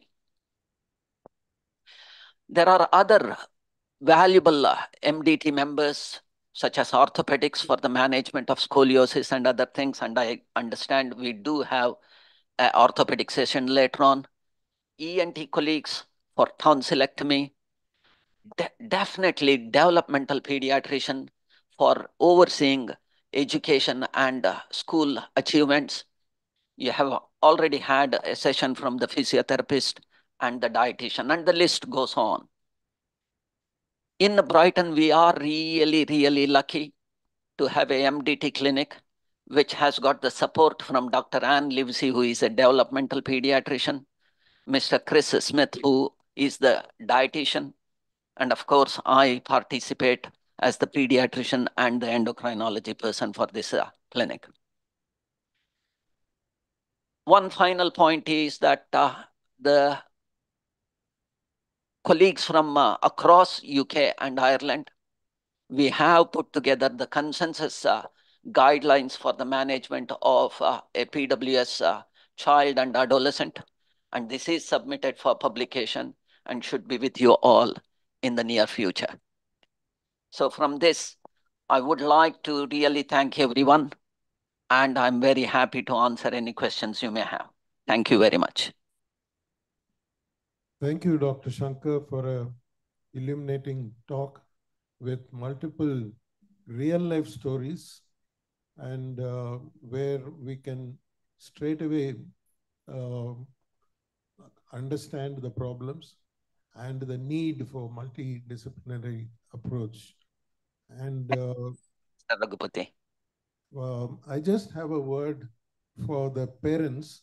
I think they should not be discouraged by the fact that so many problems are there in their child. A child with a without a normal child without PWS can also have temper tantrums.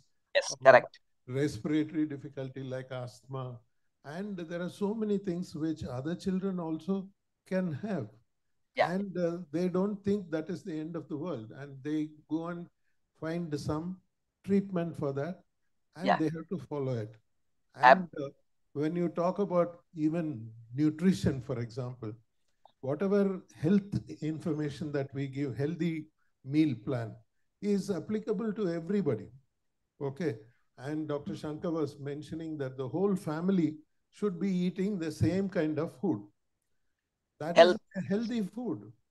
Even normal people should be eating that. That's the problem is a normal person thinks I'm normal. Why should I eat healthy food? Why not I eat this? Why not I have more freedom? That is the problem. Okay. And if you look at it that way, whatever is being said is applicable to everybody in life. And so it is the normal people who are troubled or the troublemakers, you know, and they pull you in different directions. And that is the result of all the problems. Okay. Anyway, enjoyed listening to you, and multiple problems that you suggested will be an eye-opener to everybody. Thank you, sir. So we have some audience and virtual attendees question. We'll proceed for that. Okay, ma. Doctor, I have a girl child, 23 years old. Now, so she is 2000 born. 2010 PWS was detected. She was never recommended growth hormone by the local endocrinologist because she had diabetic. Yeah. Now diabetic is under control with medicine. Yeah. Now I have two questions to you. Yeah. Since she is 23 and diabetic is under control with medicine, yeah. Can we go for growth hormone today? Number one. And number two, she is in hormonal medicine maybe for last 10 years, but she neither have any menstruation or a very irregular menstruation. This really causing a problem because she has got a twin sister. She doesn't have any problem. So now my question is whether this is very common in PWS girls, whether it is curable, or if it is not curable, what are the likely threats in future? Can I ask one question? Is the child having, what is the weight of the child? Her weight is 56 kg now. She is 23 years. So coming down to growth hormone therapy, you remember when I told you that growth hormone in PWS is growth hormone dysregulation, not deficiency. But growth hormone supplementation has been helpful. So growth hormone supplementation in childhood has been helpful. But growth hormone supplementation in adulthood is not a recognized indication in UK. Even people who have growth hormone deficiency in adulthood, not all of them require growth hormone supplementation. So in your child's case, the only indication for growth hormone therapy would be a formal diagnosis of growth hormone deficiency, which is unlikely, and then to consider growth hormone therapy. If there is no growth hormone deficiency as per the regular whatever criteria in adulthood, then there is no role for growth hormone supplementation at 23 years of age. Now, is that okay? Yeah, it's okay. So she's a short stature. Height is around 4 feet 8 inches. So what doctor has said that if we go for growth hormone now, maybe she may be a little more flexible, maybe body composition may improve, but height will not increase. But she is dancing, swimming, doing yoga. So I don't have any doubt on his flexibility. I am a little worried about her height. You can have a wrist X-ray for what is known as bone age assessment. And if there is no growth plate visible, generally in girls, the growth plate is gone after 15.5 years. So if there is no growth plate visible, even whatever amount of growth hormone you are going to give is not going to improve the height. So growth hormone would be only indicated if the person has got growth hormone deficiency. Thank you, sir. There is another question. Doctor, I asked you a second question about the menstruation. She doesn't have any menstruation even after taking a long-term hormonal medicine. Yeah. Or sometimes very irregular or very less. Yeah. Okay. So there is in children with PWS, as part of the hypothalamic dysregulation, the children will have central and peripheral hypogonadism. So the first thing that we need to find out is whether the child is having adequate estrogen replacement or not. Number two is whether there is adequate growth of the uterus or not, so which can be confirmed by a pelvic ultrasound scan. The reason why I ask for weight is to find out whether there is a association with the PCOS, which is, again, if a person has got overweight, then they will have trouble. If the child has got good, what is that, growth of uterus, then the child will require, what is that, estrogen supplementation in a cyclical fashion. And the best way to achieve estrogen supplementation in a cyclical fashion would be a combined oral contraceptive pill. And if you use a combined oral contraceptive pill, you will have, what is that, estrogen supplementation, and what is that, withdrawal bleeding will happen if the uterus is of good, what is that, size and maturation. And it is very possible with the child that there is, what is that, hypogonadism of central origin, which is probably contributing for the irregular menses. Thank you, sir. There's another question. There are a few questions from our virtual attendees as well. Okay. First, before that, I'll just ask one live. We have a live audience question as well. Hello. Hello, sir. Just a related question. Do all babies with PWS require puberty induction, or some of them can have it on their own? Like in our case, in our baby, we did not require, the testes were descended on their own. We never required any fixation or anything. So, and the size and the volume is also good. So all of them require, or is it like a spectrum kind of a thing? Okay, thank you. That's a really, really good question. As compared to the general population, a higher proportion of patients with PWS will require help during puberty. A little bit more number of male children than female children, but female children also will require. So if you think about in the community or in general population, approximately, what is that, just under 1 to 2% of children will require some help with their puberty.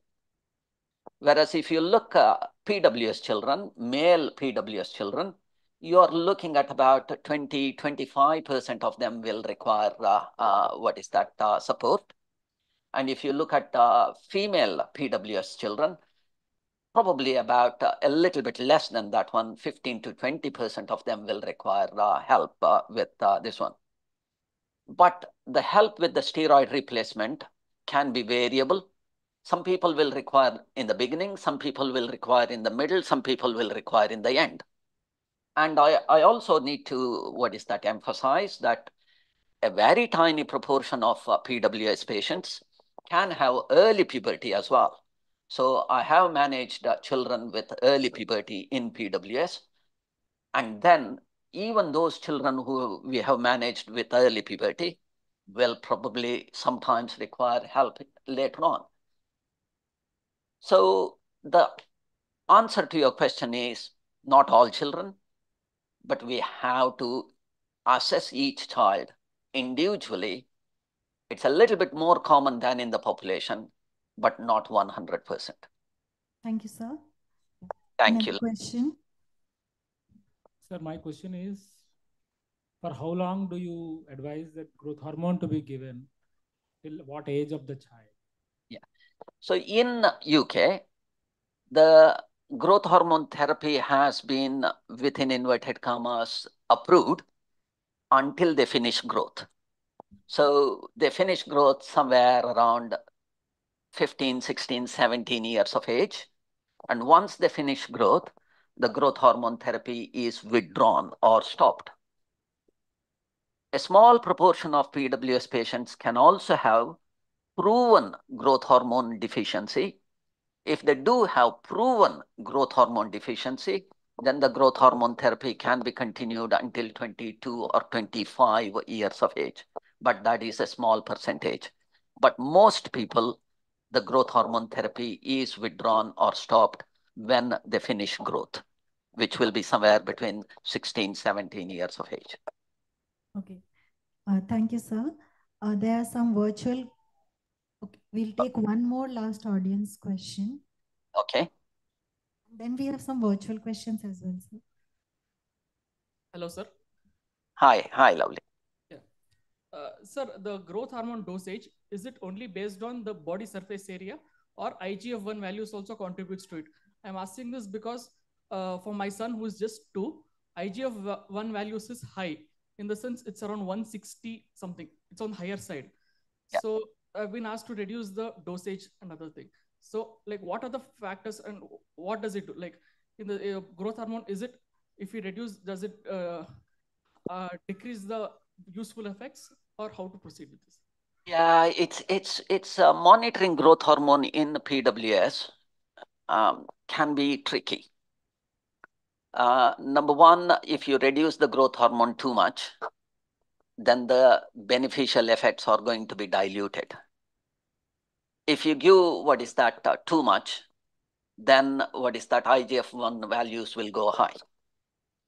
So the practical guidance is the growth hormone dose is, what is that, based on body surface area and weight of the child. And for the weight of the child, in UK, it is based on not more than 50 micrograms per kilogram is the maximum dose that is allowed. Okay. So the second way of monitoring growth hormone is IGF-1 values, which should not go double the upper limit of normal. So generally in children with PWS, the IGF-1 values can be high. So, but we accept high values as long as it is not double the upper limit of normal. So if the value reference range is 100, you accept the value until 190 to 200, and you increase the dose until you hit 0.05 milligrams or 50 micrograms per kilogram. So wherever you hit that marker, then you would stop. So you would accept a IGF value at 160 if the upper limit of normal is 100, but you will not accept a value of 250 for the upper limit value of 100. I think that will provide a little bit of guidance on growth hormone therapy and its monitoring. Okay? Yeah. That was really a very good question. And we have expanded on this aspect in the guidelines that is going to be published very soon, which is the UK and Ireland guidelines. So we have we'll take 2 virtual questions as well. Is it okay for you? So the first question that you have asked is, what is the role of Ozempic or semaglutide in obesity in PWS kids? So nobody knows is the answer. That's an excellent, excellent question, but nobody knows the answer. But going backwards or whatever it is worth a try if you want to try. And the PWS clinics in UK are planning to, do a randomized, open study trial on semaglutide in PWS children across UK. And I did attend the first meeting of this group, a month ago. And so a trial of semaglutide in PWS in UK is likely to start in 2024. And you might have some experience on this one in the near future. Thank you, sir. And another question is liposuction procedure recommended for reducing fat, especially at stomach and thighs, which can help in more agility and movement? It is a very good question, particularly not my area because it is, partly cosmetic and partly, as you said, improves appearance and other things. In general, when you remove whatever, liposuction or whatever it is, it will reaccumulate if the underlying cause is not fixed. The best way I can think about or I can tell you is, if you have got a blocked toilet, you can put a deodorant or a smelly whatever things in order to make it smell nice, but it is not going to solve the problem until you get the toilet unblocked. So temporary relief, you can get it by liposuction, but it is not going to help in the long term.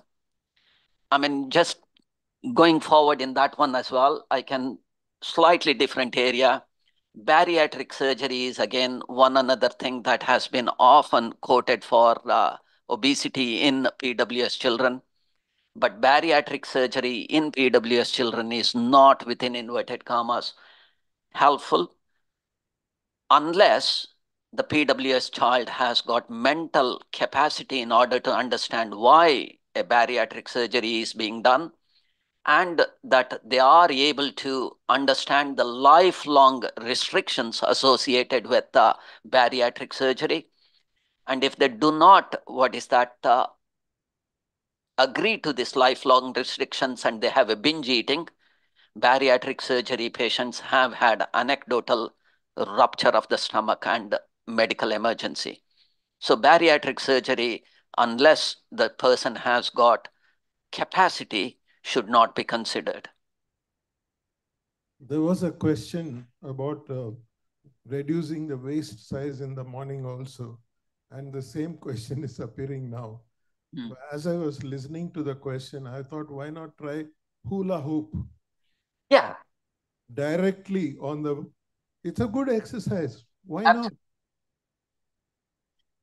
I mean, it improves physical activity, and it improves the, abdominal muscles activity, and it keeps them moving. So everything helps in calorie expenditure, although in PWS children that will be less than in a normal person, but it will be helpful in order to increase activity. And increased activity will always help in preventing excess weight gain, but not for weight loss. Thank you, sir. That was a very wonderful talk and very insightful talk and a very interactive session. Thank you very much for taking time out. Sir was on duty on call this weekend. He took time off from rounds to participate in our session. We're immensely grateful to you, and we hope to see you around when you're here physically next time in Bangalore, sir. Thank you. Ellarigu namaskara. Can I ask a question? Can you hear me? Oh, yes, yes. Shaila ma'am. Yeah. Good evening, Dr. Shankar. Namaskara. Things from India. Very practical, quick question. Nowadays, after reading about growth hormone, lot of patients are coming immediately after diagnosis. Some kids are diagnosed at 1 month, 2 months. So you did say the recommendation of US and UK is 3 and 6 months. But is there any criteria to say when we should start? As early as possible. No, when the growth in the growth chart, see at that age, are we giving for metabolic effect or for the growth effect? So do we start at that age when the height is normal, the length is normal? I mean, even when the length is normal, growth hormone therapy has been helpful in order to maintain body proportions and body composition. So height is one of the main criteria. It improves height. It is one of the main criteria. But there are additional benefits with growth hormone therapy in terms of improving muscle mass, in terms of metabolic health, and various other things as well. So you can still give growth hormone therapy for a child with good height outcomes as well. It will improve that one. Because in Turner's, we have charts where if they come below those lines, then we start. So are there any PWS charts comparing with our normal charts and telling if it is indicated when there is a fall in centile in any of those?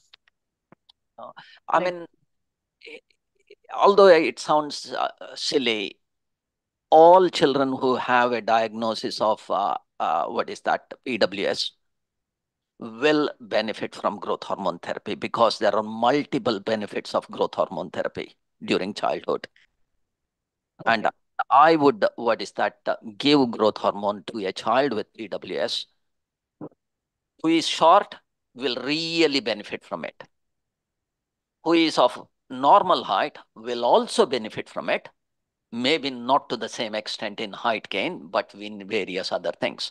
So in my view, any child with growth, with a genetically confirmed diagnosis of PWS would be eligible to have growth hormone and would benefit from growth hormone, although the benefits can be variable. Thank you. Thank you. Thank you very much. So we have another question. One more. Okay, ma. Good evening, sir. I'm Shikha, mother of 20-year-old son. My question to you is, what is your take on adult growth hormone, like a maintenance dose if administered to a PWS child who's already reached the age of 18 to 20? So not just in terms of growth, but in terms of the muscle mass and to help them maintain their weight. I would just be very curious to know what you feel about it.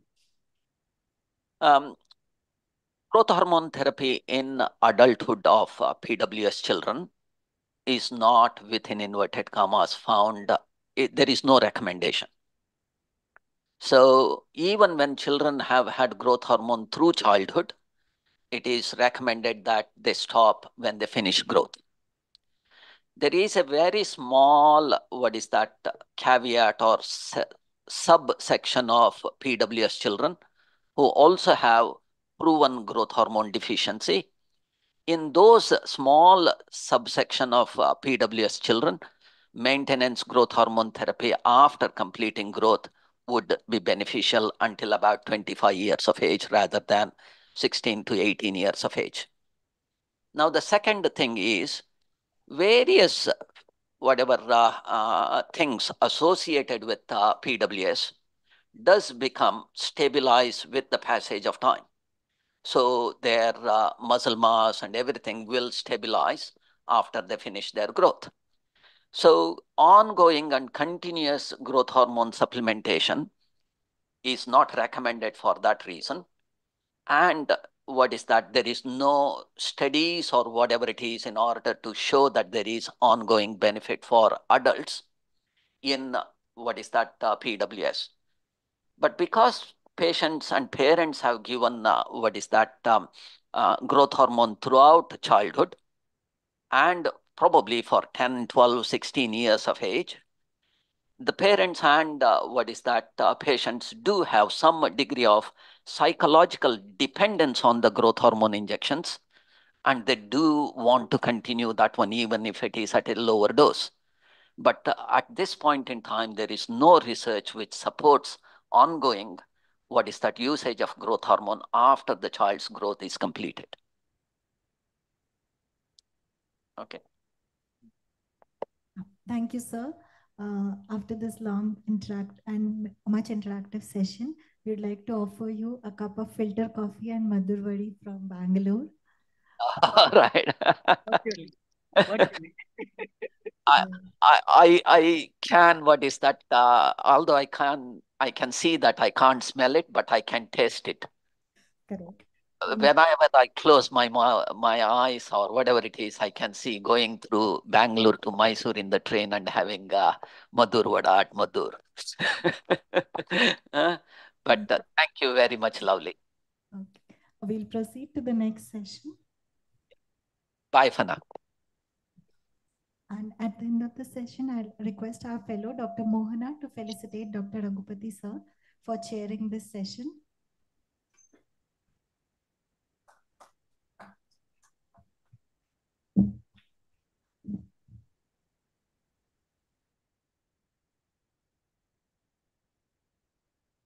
We now move on to the next session, which is behavioral manifestations in children with PWS. For this, we have our speaker, Dr. Deepan Singh. I would now invite our chairperson, Dr. Shaila Bhattacharya, who is a lead pediatric and adolescent endocrinologist from Shiv Jyoti Clinic and Manipal Hospital, Bangalore. I would request ma'am to introduce the speaker. Thank you, Dr. Janvi. Good evening, everybody. We all know that there are a lot of problems in PWS, especially most of the parents come and tell us kids have got voracious appetite, lot of temper tantrums, how to control it and what to do. I think for this topic, I think Dr. Deepan Singh suits the best. Could I have the slide, please? He's a child and adolescent adult psychiatrist, adolescent dean of students and diversity at New York University. He has received about 9 honors for his excellent work in psychiatry, has done more than 50 scientific posters and publications. Over to you, Dr. Deepan. Thank you, Dr. Bhattacharya. Thank you for your introduction. And thank you for everyone. I wish I was there in person. I am Indian, although I've been in the United States for close to 20 years. I still call, India is my home, and the US is my second home. It's an honor, although I am glad that I didn't have to come through the Bangalore traffic this afternoon to come see you all. So I'm going to share my screen. Just one clarification. I was at NYU. Right now I'm at Maimonides Medical Center, which is and I'm the vice chair there. So I'll share my screen. And please let me know once the slideshow is on, if everyone can see it okay. Yeah. Yeah, and everyone can hear me okay. All right. Very good. So I don't know if Janvi, you're also there, right? So could someone just let me know if I'm running out of time, because I know I started a little late, 7:35 a.m. here. So okay, so just keep me honest with time. There is a lot of material to cover. Do I still have about 45 minutes or so? Yes, sir. You have full 45 minutes. We'll start the timer from now only, sir. Okay, very good. Okay, and I'll put a stopwatch for myself. Okay, so like Dr. Bhattacharya was saying, although what people come to doctors for would be things like hyperphagia, which is excessive food seeking, or obesity, or short stature, stuff that you guys have already spoken about. The number one cause of distress in the patient and the family is actually behavioral, okay? Mental health issues, anxiety, and we'll talk about all of that as much as possible.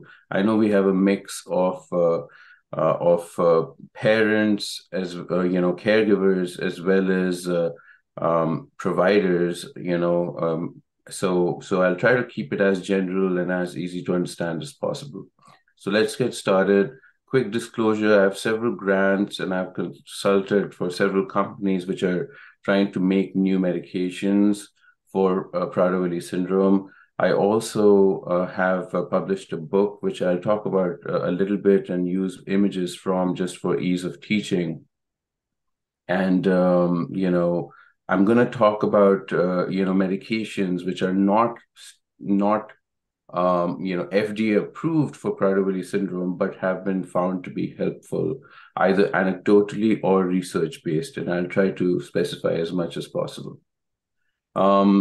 Here are the objectives. We'll go through all of these. You can take a quick read. I don't want to waste time because we'll jump right into it. So here's a quick vignette, a clinical vignette.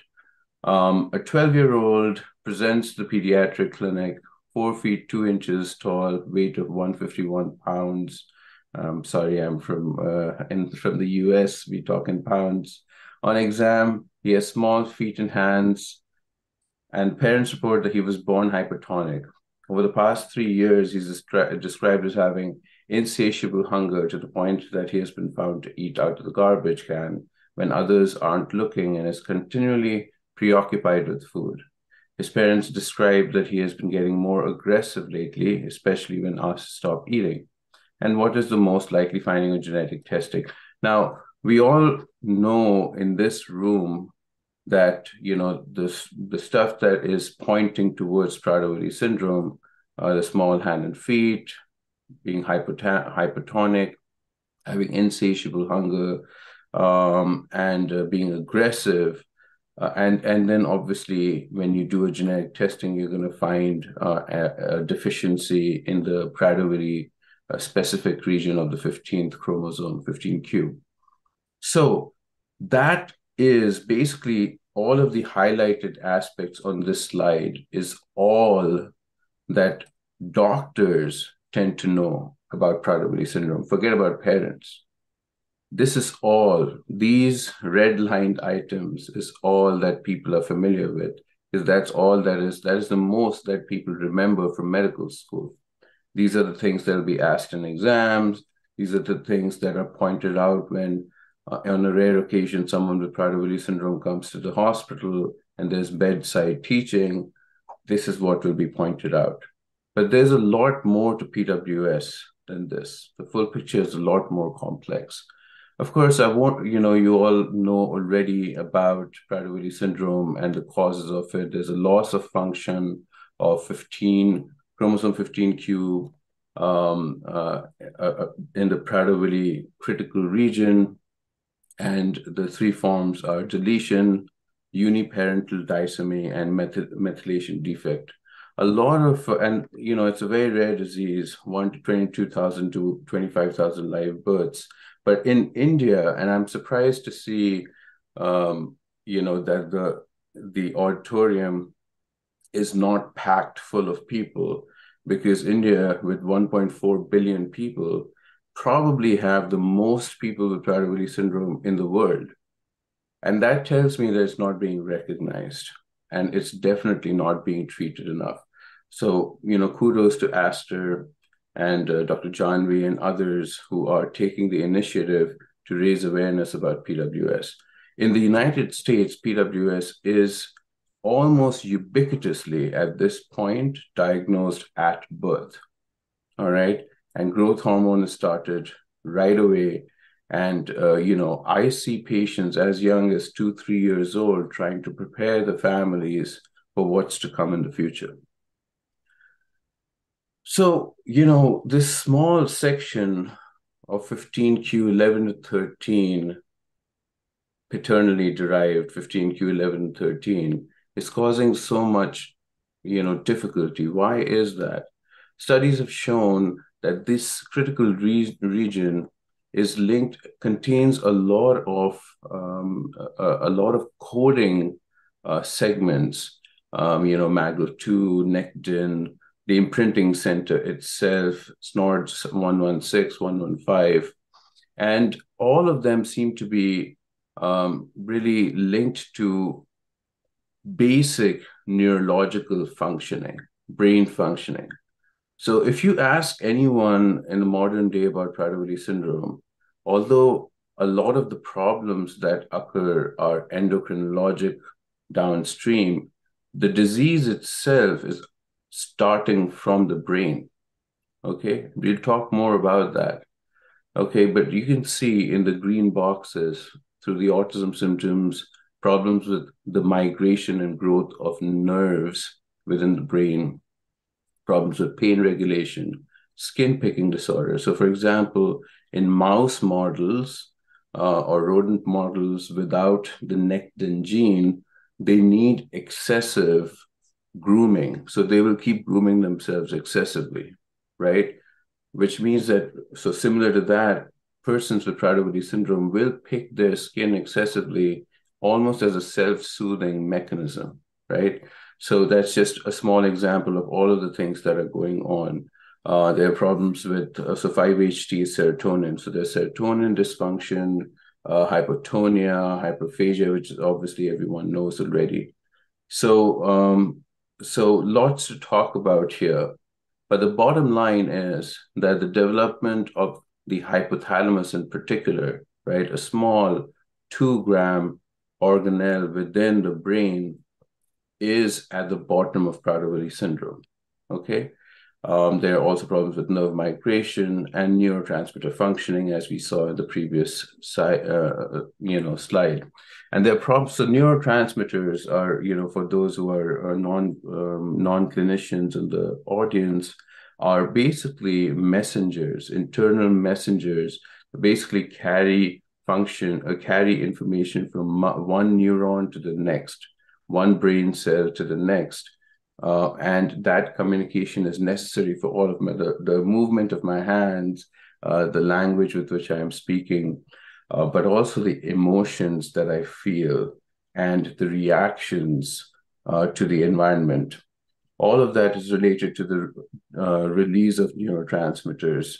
And that release seems to be affected in Prader-Willi syndrome. And the receptors themselves, so even if neurotransmitters are released, how will they be received on the next neuron? That is also affected. So this slide shows you the central role of the hypothalamus, right? Now, there are many important aspects. So all the gray areas are parts of the brain, okay? And this is a quick overview of the neurobiology of Prader-Willi syndrome, okay? So the hypothalamus almost functions as a relay system, right? Taking information from the rest of the body and taking it to important parts of the brain, right? And if there is dysfunction in it, it will cause problems with impulsivity, which we'll talk more about. Obviously, excessive food seeking, skin excoriation. And then the ones that in the audience, the families will be I can't see the audience, but I am 100% sure that they will be looking at these 3 things. The patients being inflexible, repetitively asking the same questions or talking about the same things, wanting the same things, being impatient, right? Sometimes making stories up, right? So all of these things are coming due to the central role of the hypothalamus. RAS is the reticular activating system. So I'm sure, I know Amy Ravna later on is going to talk about excessive daytime sleepiness and other sleep issues. So, you'll hear more about the reticular activating system at that point. Okay, so ACC is the anterior cingulate cortex and OFC is the orbitofrontal cortex. Both of these regions are extremely important for higher level brain functioning. So you notice I didn't talk much about response perseveration here. Let me go into this here. Now, response perseveration is the inappropriate repetition of a particular response despite the absence or cessation of reward. So this is when, now let's think about, all of the parents in the room. You can imagine that, okay, I have told my child 100 times that, everything will be okay. Or, usually it happens around caregivers. So in India, I can imagine that suppose one of the caregivers for the child is a grandparent, right? When is my grandma going to come? When is she going to come? When is she going to come? Why didn't she come so far? And you're trying to reassure her that things are, it's fine. She'll be here. Or when am I going to see Dr. Singh? I thought I'll be seeing Dr. Singh today. Why haven't I seen them yet, right? Now, usually in children or adults without Prader-Willi syndrome, if you reassure them once, they have an internal mechanism of soothing themselves, right? And they won't keep asking the same question. So basically repeating the same thing, even though, so usually another child would see anger or, a look of being upset in the parent, and then they will say, okay, this is not worth it. I'm going to, I can see that mom or dad are getting upset. I'm not going to bring this up again. But a person with Prader-Willi syndrome has a lot of difficulty stopping themselves from repeating the same behaviors. That is response perseveration. So in Prader-Willi syndrome, it looks like compulsivity, right? But people confuse it with anxiety, right? My child is just anxious, or, but then it's not exactly an anxiety disorder, right? So it won't exactly fall in within the category of generalized anxiety disorder. And most of them will not meet full criteria for obsessive compulsive disorder, OCD. Yet they are often, given those labels. In fact, what they're going through is closer to what is called impulsivity, right?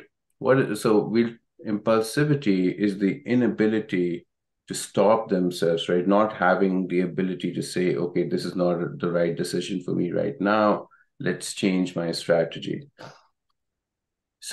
And that requires response monitoring, which is our brain's capacity to flexibly adapt to dynamic environments. Let me give you an example. Many of you had to drive to Astor today in order to get there, right?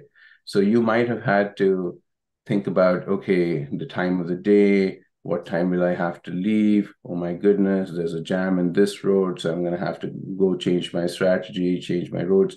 There's so much going on in your brain, right? In a moment of uncertainty, which in your case today, for some of you, might have been traffic conditions in Bengaluru, right? You have some intrinsic stimuli, which is coming from within your body, gut feelings. You start feeling nervous, your heart starts beating fast, you start breathing fast, your stomach might start feeling butterflies. And that's your body saying that, oh my goodness, something is wrong. I have to adapt to this new situation. And there's extrinsic stimuli. You're seeing that traffic build up. You're using Google Maps. Google Maps is saying, let's move to this other road, right? So response monitoring combines data which is coming from within the body, usually to the subcortex, to the lower parts of the brain, the extrinsic stimuli, which is processed by the higher parts of the brain. And so you combine the information on your emotions, your arousal, your drive, your wish to, I'm driven, I have the ambition of learning more about Prader-Willi syndrome from all the doctors who are coming from across the world. So I'm going to make it, even if I'm 5 minutes late, I'm not going to get too upset about it. So you plan, you judge, you do effort appraisal. You think about, okay, how much effort will it take? Is it worth it for me to speed and crash? Or is it okay if I'm 5 minutes late? Everything is happening unconsciously, right? It's happening. You don't really have to think about all of the stuff that you're doing, but you are doing it, and you're doing it constantly. And that's called response monitoring, okay? And that leads to a behavioral response, which is your decision, right? Which could be adaptive, which is like a healthy decision has been made, or it could be maladaptive. So based on everything that I've said so far with dysfunctions in the brain functioning of people with Prader-Willi syndrome, the basic dysfunction is in response monitoring, right? And that would lead to maladaptive decisions and responses. And that's where response perseveration come in, anxiousness, impulsive aggression, getting stuck, confabulation, which means, making up stories. If they're put under pressure or they're asked to see, if they're caught doing something wrong, sometimes they'll make up a story. Skin picking may also be related. Speaking just for a second about impulsive aggression, Okay, we'll come to impulsivity in a second. So I hope so far I'm clear. I know, because of the limited time we have, we'll hold questions to the end, I'm assuming, but please note down your questions because I know some of this is coming as new information to you all. But I try to imagine how difficult it must be for your loved one with Prader-Willi syndrome to do all of these complex tasks. And then why are we surprised when they have these maladaptive behaviors? So impulsivity is the tendency to engage in rash, ill-considered action in response to intense negative emotion. So, suppose Janvi was my fellow, right? And she had to do like a great job in order to graduate on and become a consultant at Aster. And her, suppose she gets very upset with me about giving her a bad grade, right? Now, she feels like throwing a chair at me, right? But she won't do it. She won't do it because she will know that, oh, it's probably not a good decision. Dr. Singh has to grade my thesis or has to grade my exams. So, I'm not gonna do that negative thing. Maybe I'll go, get some coffee with my friends or maybe some drinks. I don't know. It's up to me, depending on how close I am to MG Road. So then, but she won't engage in that action because her brain is able to calm her down. On the other hand, if she was not able to do that, that is impulsivity. And that is most of our people with PWS. When people come to me, they might call it anxiety, they might call it sadness, they might call it 100,000 different things. But at the center of most of their problems is a difficulty with impulse control. Okay. So, and it is, we discussed the brain issues. Now, that brings me to reactive aggression. Aggression is a big problem in Prader-Willi syndrome. I'm sure many people in the audience have experienced it. The anger, the aggression is not just physical aggression, breaking things or punching someone or hitting someone. That's physical aggression, but also verbal aggression, shouting, screaming, right? Sort of yelling on top of their voices, cursing out loud, right? All of these in persons with PWS, they are non-malicious in the sense that it's not planned, it's not preconceived, sort of sociopathic type of aggression. It's a reactive aggression. They're impulsive, they get angry, and they let it out instantly and cause harm to the other. I'll talk for a second about psychosis. I see Dr. Van Bosi has joined. Hi, Harold. Just want to let you know we started late, so we'll be ending a little bit late. So just be patient with me. Okay, so speaking about psychosis and PWS, psychosis is very common in PWS, okay? What is psychosis? Psychosis is a lack of touch, losing touch with reality in some way or form. Most commonly, it would present with symptoms of features of delusions where people start believing things which are not real. Someone is out to get me, they start becoming very suspicious. What's in my food? You're trying to poison me, you're trying to kill me. They might start hearing voices, right? So you might hear them mumbling to themselves all of a sudden and responding to something that you can't hear. So they might start hearing voices. But see, it is psychosis when it happens in PWS is always sudden, and it's an alarming change in behavior. It comes along with sleep disturbance, problems with sleep, and sometimes catatonic symptoms where they become extremely negative. They stop moving sometimes, or they'll become extremely slow in their movements. And sometimes they'll stop talking.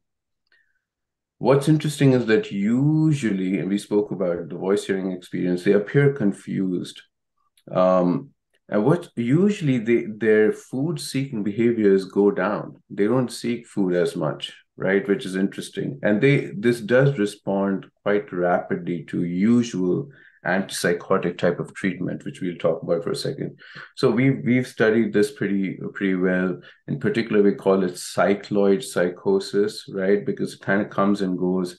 And there's a lot of comorbidity for my psychiatrist and mental health colleagues in the room with bipolar illness with psychotic features, which is why the rapid response to antipsychotics.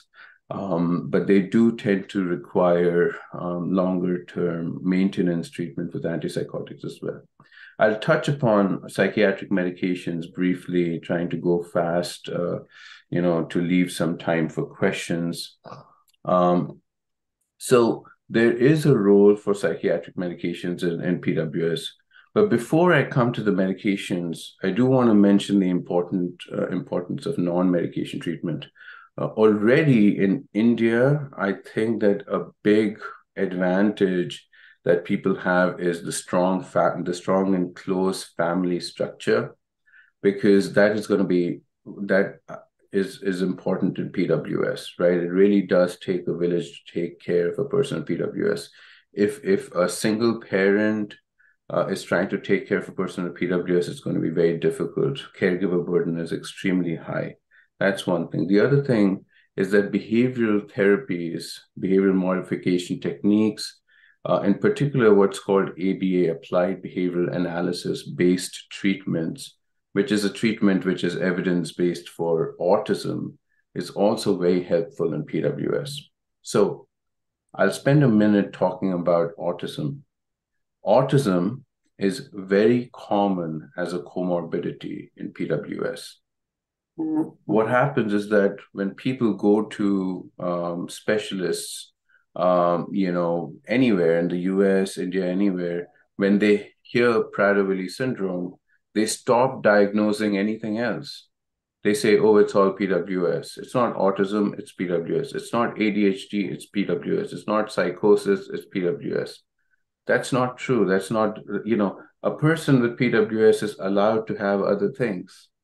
Okay, a person with PWS is not PWS. It's a person who has PWS, and they're actually more likely to have other things, right? So the Prader-Willi patient, so if in the general population, ADHD is about 6% prevalence. In PWS, the prevalence would be 40%. Okay, autism, same thing. It's very common in the general population, but in PWS population, it's much higher. More than half of the people will meet criteria for autism. So you have to treat the comorbid conditions. Okay.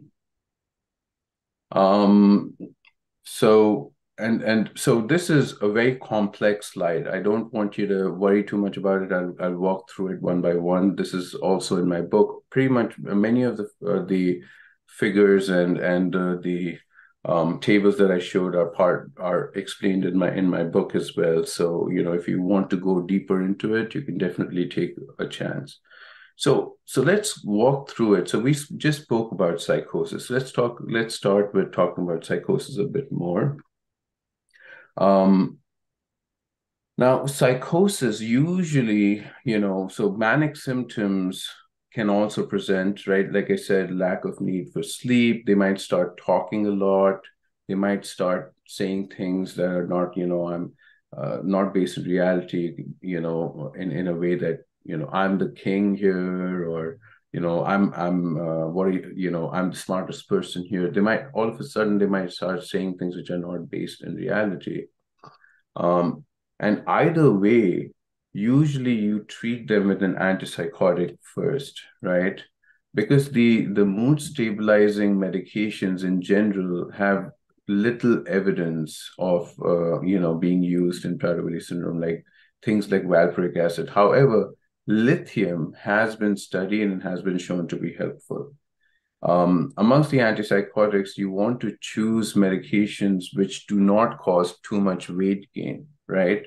So medicines like olanzapine are not a good choice for Prader-Willi syndrome. On the other hand, risperidone, right, which can also cause weight gain, but less so, can be a preferred choice. Or aripiprazole, what is called it comes as a Abilify in the US, but aripiprazole can also be utilized at low dosages. Interestingly, they tend to respond quite well. Many people prefer lithium, but I don't, very few of my patients have required long-term treatment with lithium. I'm already concerned about their endocrine status. Most of them have significant hypothyroidism, and electrolyte imbalances can occur due to lithium. So my first choice is usually to go with the second generation antipsychotic. Irritability or aggression, extremely common Prader-Willi syndrome, right? We have to think about whether it's episodic. So you want to know if it comes and goes. If it comes and goes versus if it is staying all the time, you're constantly walking on eggshells around them. You're constantly worried that they're going to explode. And again, gets complex from here. But just to give you any sense, if you see psychosis, if there's episodic aggression, often it is coming with other psychotic symptoms, not being able to sleep, confusions type of states. And then it again becomes the treatment of like anyone else with PWS who has psychosis. There is role for antidepressants. I'll talk a little bit more about it. If the irritability and aggression is combined with ADHD symptoms, they also have a lot of problems with attention. They're very hyperactive. They're very impulsive. Okay, and they've always been chronically irritable and aggressive, right? Then you have to treat them as someone with ADHD. Okay. If there are lots of obsessive compulsive symptoms, right, again, it'll depend on whether or not there's psychotic features. But let's come to the next slide here. Sertraline, right, which is Zoloft, sertraline is the only SSRI that I find safe enough to give, because you can give, I've also given fluoxetine at very low dosages. But either way, when you're giving SSRIs, very, very often, like especially in India, I think the one that people prescribe most is escitalopram, which I think in India is called Nexito. Here it's called Lexapro. But that becomes the first choice. That's a very potent antidepressant, and even at a very low dose, it can trigger mania or psychosis in patients with PWS. So my preference usually is to give a lower potency antidepressant at a very low dose. So we are talking about 12.5 or 25 milligrams of sertraline, right? And then slowly going up, maybe to 50 milligrams, which is a ludicrously low amount to think about in people without PWS. Now, so if someone has ADHD symptoms, significant ADHD symptoms, and they have excessive daytime sleepiness, they may have daytime sleepiness, or they may not have a lot of daytime sleepiness. Now, excessive daytime sleepiness is a talk that is coming up in just a bit, so I won't go too deep into it. But basically, if your child is napping during the daytime, like you're getting a lot of complaints from school or from their program or from their caregivers that they're just sleeping all through the day, then you know that they have excessive daytime sleepiness. Do they have skin picking, right? Or tic disorders, right? Tic disorders are less common in PWS, but they do occur. And if they do have a lot of tics or skin picking, then you do want to give them an alpha agonist. Alpha 2 agonists are things like guanfacine and clonidine. I just looked it up before the talk. Guanfacine extended release, which is I've done quite a bit of research on that medicine, is available. And I think it's called the same name, Intuniv, in India as it is called here. That, in my experience, is one of the safest medicines in Prader-Willi syndrome when you're trying to manage behavioral problems, because it reduces, it kind of bypasses the serotonin and dopamine systems, which are affected deeply in PWS. It's an alpha-2 agonist. It's a general calmer downer, and it increases the function of the higher parts of the brain, which, as we discussed, have difficulty in PWS. You may use stimulants, especially if there is, if there is excessive daytime sleepiness, right? Then stimulant medicines like, methylphenidate, right? Or amphetamine derivatives. So, they're called Concerta or there might be other names in India, but they're either methylphenidate derivatives or amphetamine derivatives. But in general, methylphenidate derivatives have fewer side effects. And starting with that at low dosages, but in the extended release form, can be helpful in persons who have problems with behavioral issues in PWS, especially ADHD type symptoms, even irritability and anger and aggression, especially if they have excessive daytime sleepiness, and you cannot give them something like Intuniv, which is guanfacine extended release. Skin picking, rectal picking is extremely common in PWS. And one of the kind of over-the-counter, you don't need a prescription for it, at least in the US, and I think it's easily available in India as well, is N-acetylcysteine, right? It's an antioxidant type of medicine. And, even 1,800 milligrams twice a day is not like, I've gone higher than that. People just tend to give it at too low a dose.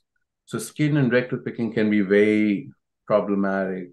For those of your loved ones who have it, it can get infected. They might have multiple lesions, very hard to treat. So N-acetylcysteine is a good one to start right from the beginning. My book goes over like starting dosages and how to increase it, but in general, up to 1,800 milligrams twice a day is pretty safe to give. And if there's an inadequate response, right, then again, thinking about guanfacine extended release, topiramate, or naltrexone, right? And both topiramate and naltrexone have the added benefit of, aiding with weight loss. Sorry about the typo there.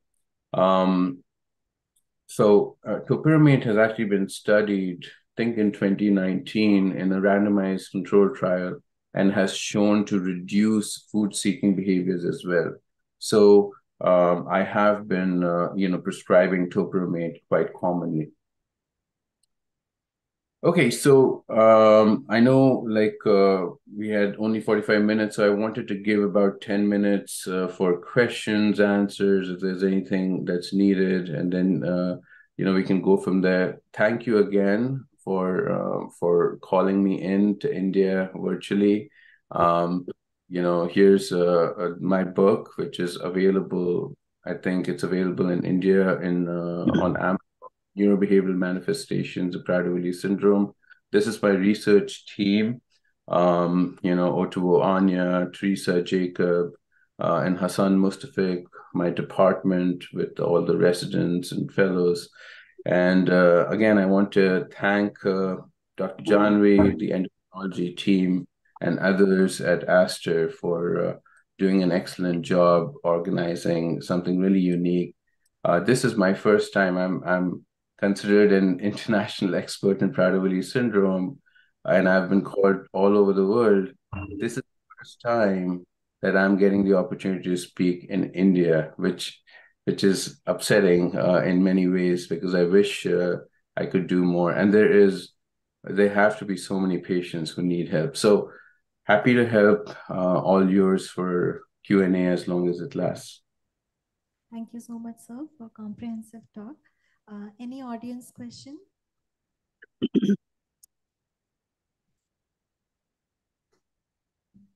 Yeah, good afternoon, doctor. Yeah, Good my son is on psychotropic medicine from last 3 years. So he has been diagnosed the bipolar disorder, the mania, as you said in your presentation. The one question what I have in mind that at present he is on risperidone. His weight is 75 kgs. He's 21 years old. So he's on risperidone 2 mg, then fluoxetine 20 mg, and Devalprox. So what at times I think that over the years, do we have to keep on increasing the medicine, that will he become resistant and we have keep on increase the dose, or the maintenance dose keeps on doing the job? Yeah, very good question. So there are some medicines to which people become, they get tolerant to the dosage, right? Usually those medicines are the benzodiazepine type of medicines. Your son may or may not have taken something like clonazepam in the past. It's a very common medicine. Now, those medicines people tend to get used to quite quickly, and you might need higher and higher dosages. When it comes to Divalproex, there's a blood test that can tell you what the blood level is. And as long as the level is pretty stable, there may not be a need to change the dosage. Same with Risperdal and fluoxetine. As long as the symptoms are within control, I haven't found the need to keep on going up on the dosages. So if your son is on 2 milligrams, right, he's 21 years old, it's highly unlikely that he'll need a higher dosage. However, if he gets another manic or psychotic episode, that simply means that the 2 milligrams is not enough for him. Now, one thing to keep in mind is that you cannot stop the risperidone and keep him on the fluoxetine, on the Prozac.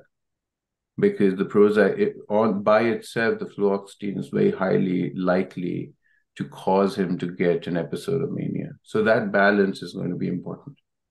I think we did that mistake that few months back, we kept on, and on doctor's advice, we were reducing the risperidone. From 2 mg, we brought it down to 0.5. But then the episode started again. So again, he's back to 2 mg. And then with all those medication, again, after 3 or 4 months, there is some bad period of few days. So is it quite common that even with medication, they have a bad phase of a week or so after 3-4 months? You have to start thinking like a researcher, sir. That will help you. And I'll tell you why.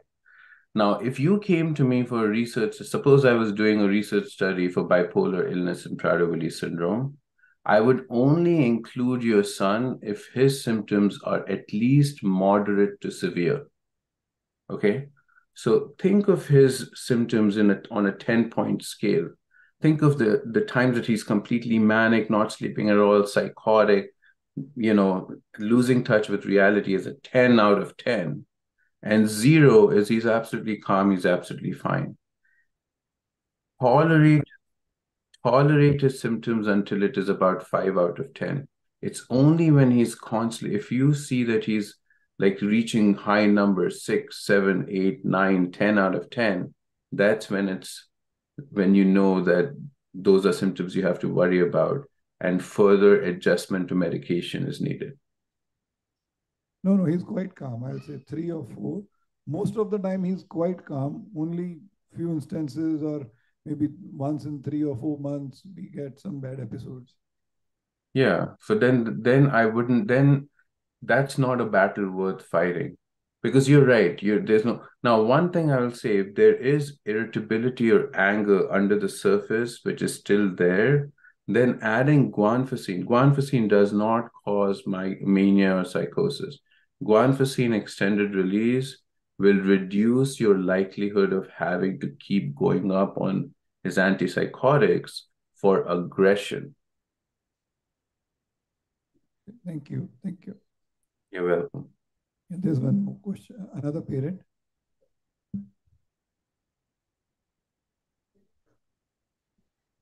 Sir, my question is, how do you treat about this response perseveration or impulsivity? Yeah. I bet when people heard about that, yeah, everyone must have been like, oh yeah, that happens with my child, right?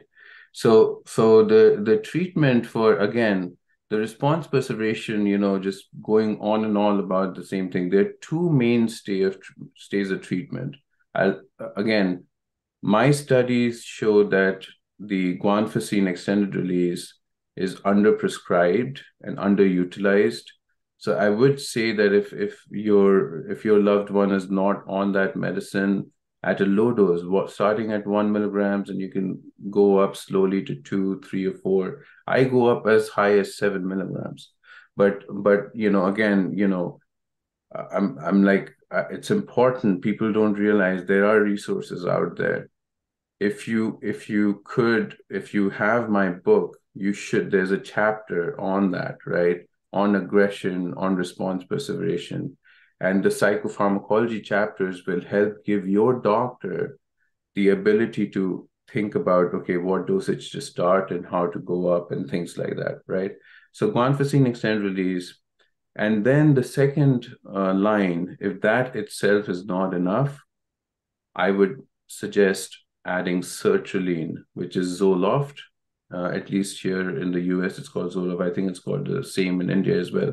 Sertraline.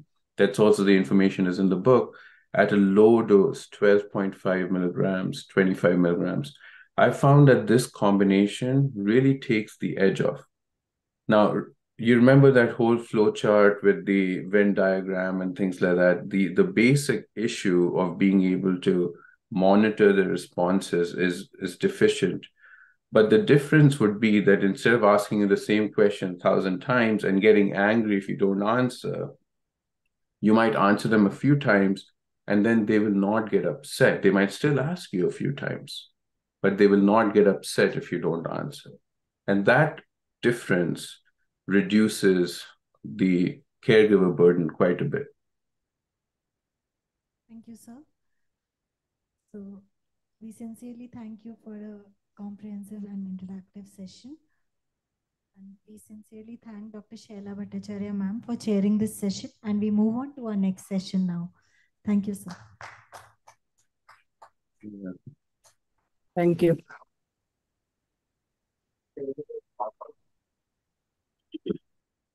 Our next talk is going to be on orthopedic challenges in PWS by Dr. Harold Van Bose.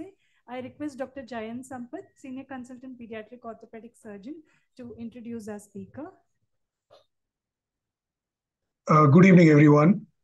It's a great pleasure to be a part of the PWS parent and clinician interaction.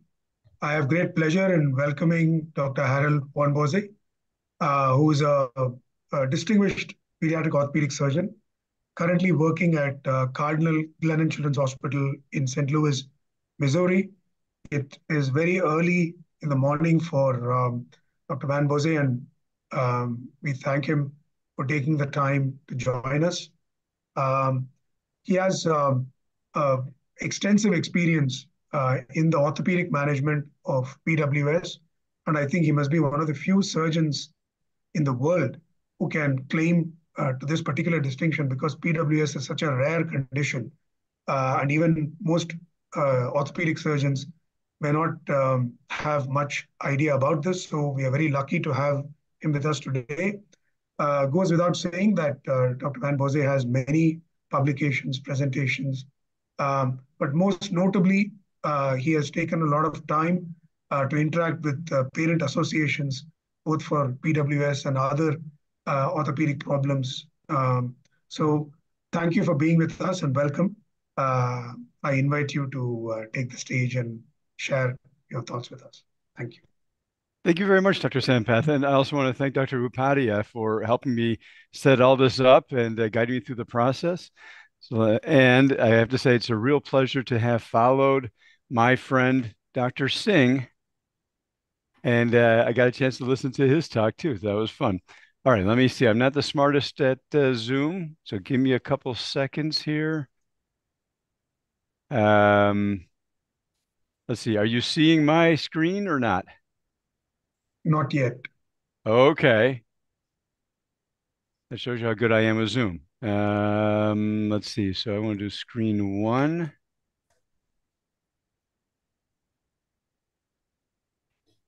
And is that working any better?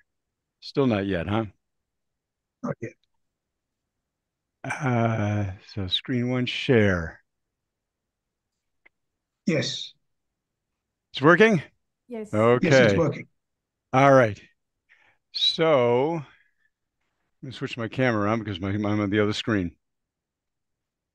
Okay, so we're going to talk today about the different things in orthopedics that we find in Prader-Willi syndrome. And essentially, it breaks down to 5 topics that we'll talk about: developmental delays, flat foot deformity, low bone calcium or fragile bones, hip dysplasia, and then probably the big topic will be spine deformities. And really what's underlying all of these is hypotonia. So babies with arthrogryposis are very floppy.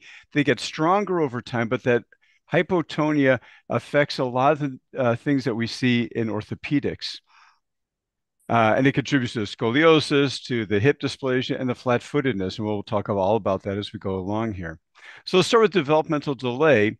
So milestones can take twice as long in Prader-Willi syndrome compared to typical children. So where a typical child sits at 6 months of age, in Prader-Willi syndrome, it's 12 months.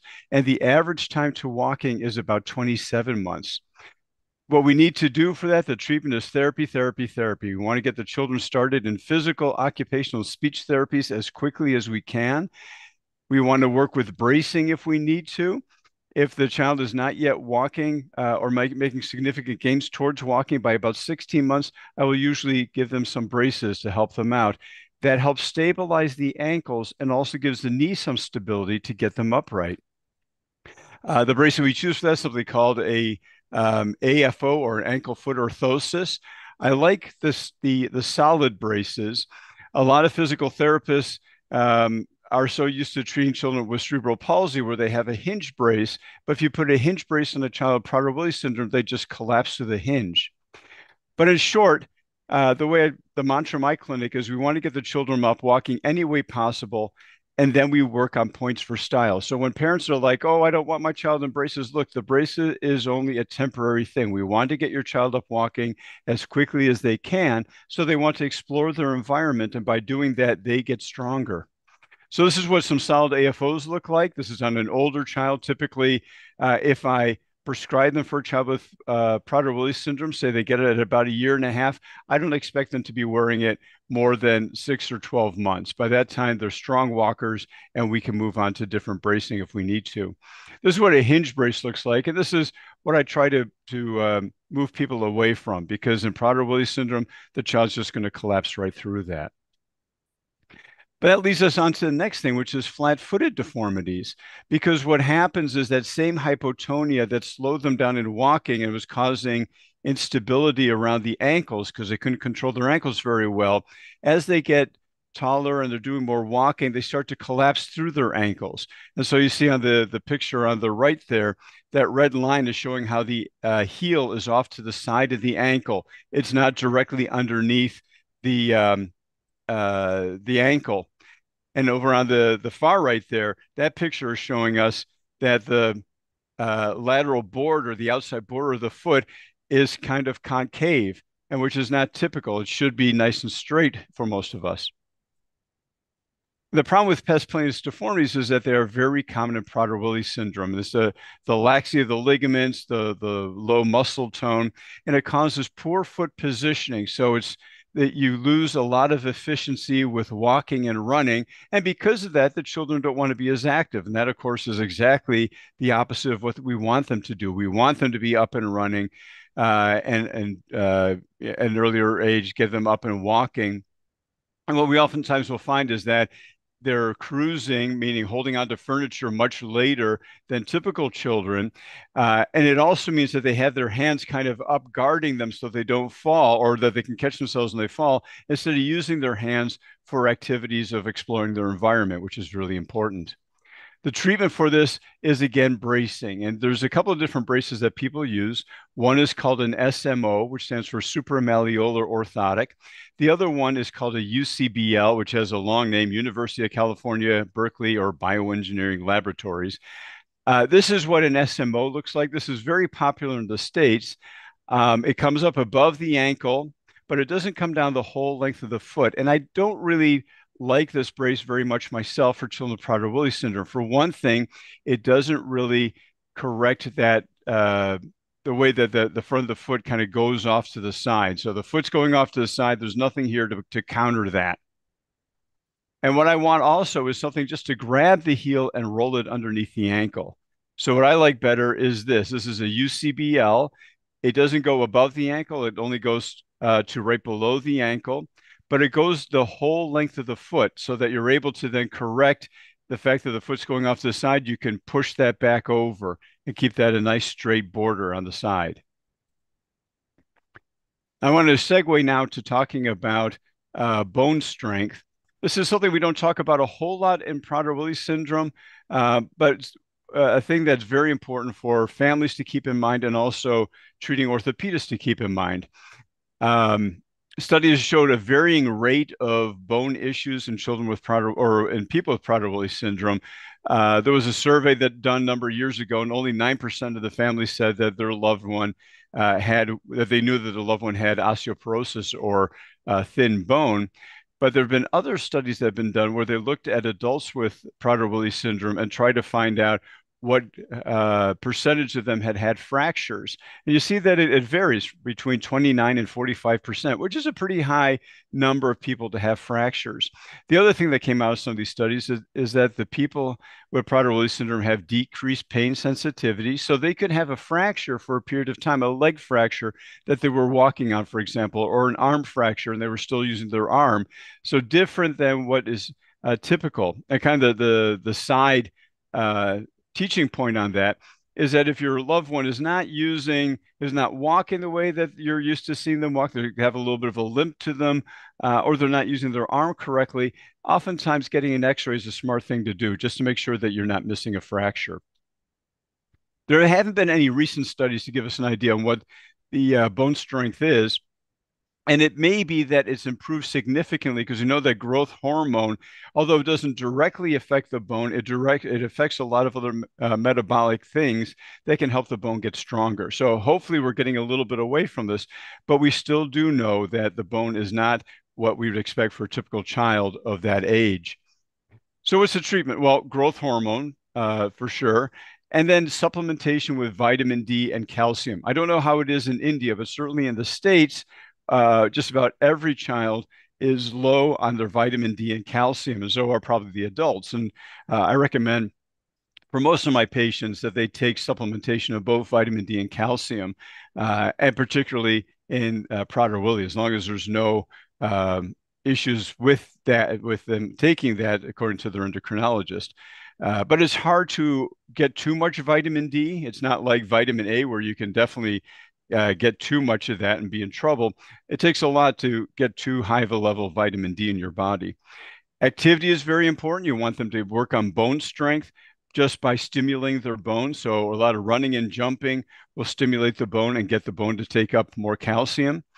And then also that awareness that we were talking about. If the child's not behaving in a way activity-wise that you're used to, they're walking differently, or they're not using their hands the same way as usual, have an appreciation that there might be something going on wrong. And for surgeons, if we're looking to do spine surgery, that we have to keep in mind that the bone may not be as strong as we typically would expect for a child of the same age, and that we have to adjust what we do around that so that we don't have issues with bone breakage. Now I want to move to hip dysplasia. This is probably the second biggest topic in the orthopedics of Prader-Willi syndrome, with scoliosis being the biggest topic. So There is a high level of hip dysplasia in Prader-Willi syndrome. The hip on your left over there is a child with Prader-Willi syndrome, a grown child with Prader-Willi syndrome with a relatively normal hip. And you can see how the socket comes over nicely over the ball there. Whereas the picture on your right, you see the socket isn't really containing the ball very much. It almost looks like the ball wants to slowly slide off. It's not going to become dislocated, but it can lead to arthritis. And that's one of the things we want to guard against. So you can see this is the little red line is kind of where the socket looks like. And those green arrows show you how wide the distance is between the head of the hip and the socket. That on the right picture, it's widened. That ball's kind of shifted to the outside some. So depending upon what literature we're reading, the incidence of hip dysplasia is someplace between 8 and 30%. And certainly the 30% number catches your eye. That's nearly 1 out of 3 children have a problem with this. The incidence of a baby with Prader-Willi syndrome being born with a hip out of socket is very low, though. So we have to keep an eye out for it, but it's not. They don't seem to run a higher risk than anybody else. And as we said, the consequence of hip dysplasia is getting early arthritis. And in the typical population for most of us, the reason for getting a hip replacement as we age is because we have residual hip dysplasia. The hips start to wear out and we get arthritis.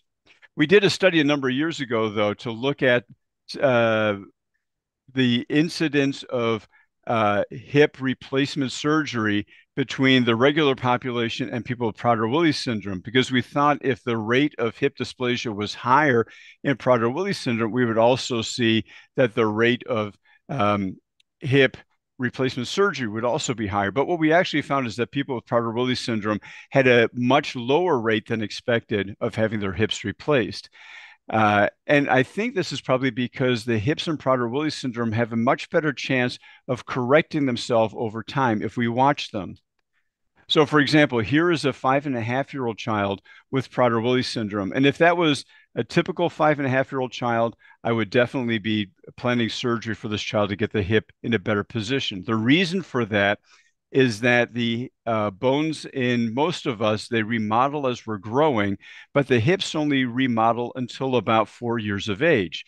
Now, Prader-Willi syndrome plays by different rules. So we're looking at the socket there. You see that the edge of the socket is kind of tilting upwards instead of tilting downwards around the head. But here we are, a year and a half later, that socket is starting to look a little bit better. The balls of the hip are looking a little bit more underneath the socket. And here, 3 years after that, and I would tell you that most pediatric orthopedists would find those to be normal hips. So they had a lot of ability to remodel themselves over time. This is not typical for the typical children, but this is the special rules that Prader-Willi syndrome lives by. And in fact, in this case, it's one that works very much to our advantage. Here's another child, 13 months of age. And there you see the edge of the socket there, very tilted upward. At this age, it should look more like that, the green line there. But if we watch her, here she is 5 years of age. We got this x-ray because we're following her back. That's what those funny marks are there. That's her brace that we have an x-ray on. But you can see how those hips look a lot better. The socket is now starting to cover over the ball better.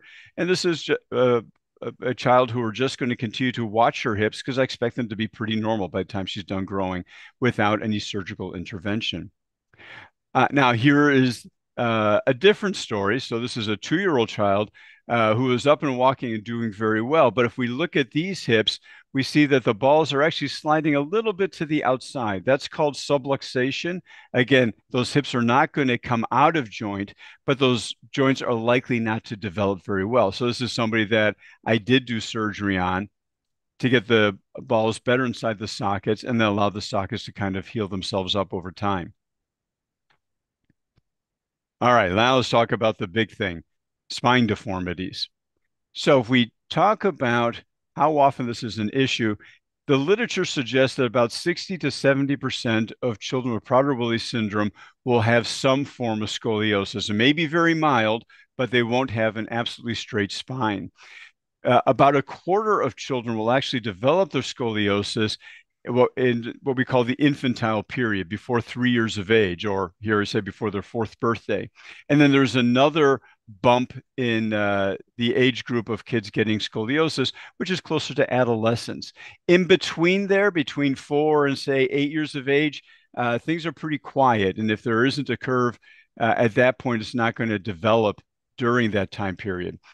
About 15% of children with Prader-Willi syndrome will need spine surgery.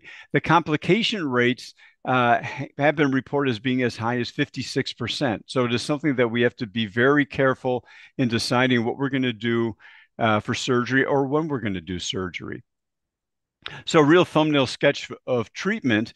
I get my first set of spine x-rays when the child can sit by themselves. And so if that's 1.5 years of age, that's fine. I don't want to get them before that because lying down x-rays don't really help you. And taking a child and trying to prop them up sitting where they can't sit by themselves is going to confuse everybody. It's going to look like they have a big curve just because they're kind of slouching down. When we have curves that are under 25 degrees, we just watch those.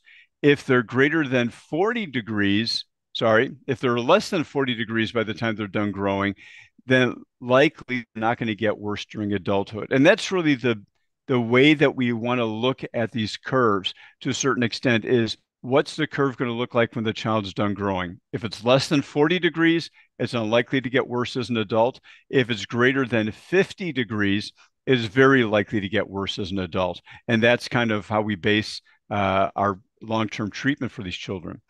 One of the really tricky things about Prader-Willi syndrome is how well they hide their curve. So here's a 4-year-old boy, and if you just look at him, you say, maybe you can see that his right shoulder is a little higher than his left, but the rest of him looks pretty good. But he's got this 30-degree curve, and that's a pretty significant curve to have at this age. And that's why I recommend screening. We'll get into that a little bit more, but I recommend screening x-rays instead of just doing the what's called the clinical test that we do for all other typical children. Now, what's the reason for treating scoliosis? Well, it's not because they have a crooked spine and they don't look good at the beach. It's really because with a big curve, they can start having issues with their heart and their lungs, or what we call cardiopulmonary compromise. The pulmonary side of the lung side of it is something called pulmonary insufficiency, where you have a big chest deformity that follows the curve of the spine. And because of that, they don't have enough room for their lungs to develop in the way they should. So I like to say the lungs get too squished to get enough oxygen to the bloodstream for the body. So the children have to breathe harder to get that exchange of oxygen into their blood. Now, the other thing that happens is that as the lungs are getting kind of squished like this, the blood vessels into the lungs are also getting squished. So the heart has to work harder. So in the long term, the heart is working really hard to push blood in through the lungs. And after a while, it gets overworked and it starts to fail. Now, none of these things are things that we're going to see in children, except if they have extremely large curves, but are things that can start happening in adulthood. So typically, we get really worried about curves that are over 80 or 90 degrees. Those are curves where we're having a lot of issues with the shape of the lungs, the shape of the chest, and that's starting to cause some breathing issues. But if you use sensitive breathing tests, you can actually start finding that there are some issues with lung capacity with curves that are over 60 degrees. So what do we need to do? Well, the first thing is prevention. So I tell my young parents of children with Prader-Willi syndrome, don't let them sit up by themselves until they can pull themselves up to a sitting position. So you see this child over here in the pictures, they're just kind of slouched down. They're not sitting up nicely by themselves. They're kind of what we call the hypotonic slouch. So they collapse down so they can't collapse anymore, and that's how they hold themselves upright. And that's what we don't want. So until they're able to actually sit themselves up by themselves, what we want to do instead is whenever they're sitting, we want them to be able to lean back a little bit. So we have a chair that leans them back some so they can still look around and see the world. They can still get fed in a high chair, but there's always something supporting their back so they're not collapsing down, because we worry that that collapsing down jump starts a curve. We want to emphasize tummy time activity. So we want to put them on their belly, not to sleep, but when they're active, put them on their belly so they pick their head up to look around, because that strengthens up the back muscles. Trying to use their hands when they're on their belly and trying to use their hands to grab things, that strengthens up the back muscles as well. And then hopefully in time, they're going to try to do some crawling or scooting on the ground, and that's going to do more strengthening.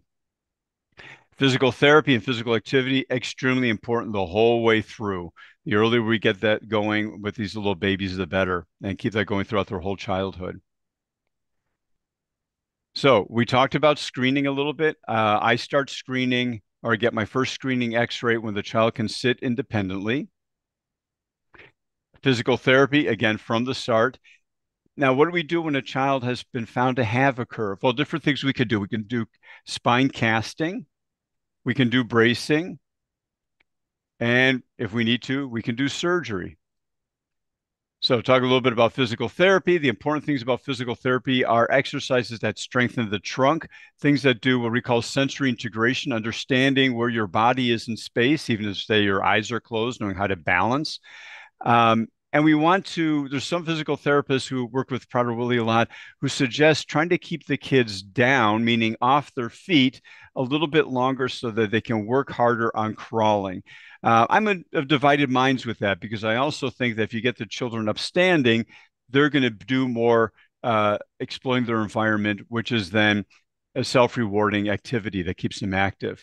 So it's a matter of trying to balance those two things, but definitely any kind of activity is very important. What's interesting about children with Prader-Willi syndrome is that they develop their strength different from the rest of us.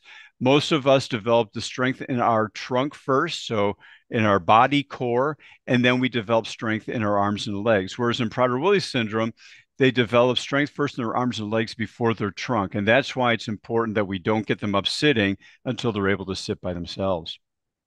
So let's talk a little bit about casting. So casting is appropriate for very young children with very big curves. And typically, I don't put anybody in a cast until they're able to sit by themselves, although I've had to do that a few times. And I will keep casting children even up to 7 years of age if that's what the family and I agree to as the best course of treatment. The casts need to be changed under anesthesia. So children under 2 years of age, we change the cast every 2 months. Between 2 and 3 years of age, we change it every 3 months. And over 3 years of age, we change it every 4 months. And at the end of casting, we've either reached our goal, and we'll talk about that in a second, or we're looking to do other things such as having to go to surgery. So in a lot of cases, the casting is used as a delay tactic so that we can let the child grow up more. In a little bit, we're going to talk about expandable rods, implanted rods that we put in around the spine to try to expand the spine as a child is growing. But what we found out with those rods is that they have a lifespan of about 5 years. Once you put them in, you have about 5 years' time that the spine is going to stay flexible enough to stretch it out. After 5 years, there's so much stiffening in the spine, you can't go any further. So if you put those rods in at 3 years of age, on average, you can only grow them up till they're about 8. But if you put the rods in when they're, say, 5 years of age, well, we can get them to 10, which is not bad. If we put them in at 7, we get them to 12 years of age, which is really quite good. So that's the idea of how we can try to temporize the spine before we do any surgery. So this is what a typical frame looks like for putting on this kind of a cast. What we have is what's called head halter traction. So it's traction that comes around as a little pad underneath the chin and a pad behind the head. And we attach that to part of the table. And at the other end, we have strips that come across the pelvis, straps that hold the pelvis in place. So we can now pull between the two to stretch the child out. And this is a special table where we can drop the table down and we have complete access around the whole child's body. So here's some pictures of us putting on a cast, and you can see how I can just wrap the cast around the whole child's body. Well, they have to be asleep for this because they're also going to be uncomfortable and moving around. Once we put the cast down, we mark out what we want to cut out, make all our little cutout holes, and then we wrap on a nice color. We did a study a little while ago looking back at our cases of Prader-Willi syndrome that we'd done spine casting. And what we found is that about a third of the children, we could get the curve down to under 20 degrees. And on average, these curves started out at 44 degrees. We got them down to about 17 degrees after about 6 casts, and that took about a year and a half to do. And what we were able to do then is brace them for a year. And after that, we could wean them out of the brace for a period of time, so they could actually be brace free. We had a second group we called the brace group. That was about half of the children that we worked with. And these were kiddos that started off with a much bigger curve. We could get the curve down somewhat, but it was still over 20 degrees. And these children were at 5 years of age or so. So what we did is we placed them in the brace and kept on controlling them in the brace. Some of those children are going to have to go on to surgery as they get older, but at least we could get the curve down. So the initial curve was about 55 degrees on average, and we got it down to 35 degrees.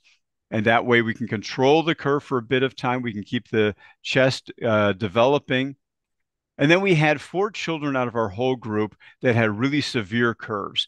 And these, we identified those curves when they're very young, about a year and a half of age. And what we tried to do then is just to allow them to grow as much as possible before we did anything surgical. And on average, we got them about 4 years older before we had to do anything. So here's some examples. Here's a 17-month-old boy. He's got uniparental disomy, comes to us with a 36-degree curve, which typically at that age, that's a very scary curve to see. But here he is lying in his first cast. We got the curve down to about 10 degrees. Here he is coming out of an x-ray out of cast after 4 casts, and his curve's down to 14 degrees. We did one more cast. We got the curve down under 20 degrees, and here he is in his first brace. At 4 years of age, so 2.5 years after we stopped casting him, he's been out of a brace for a number of years, and the curve's looking pretty good.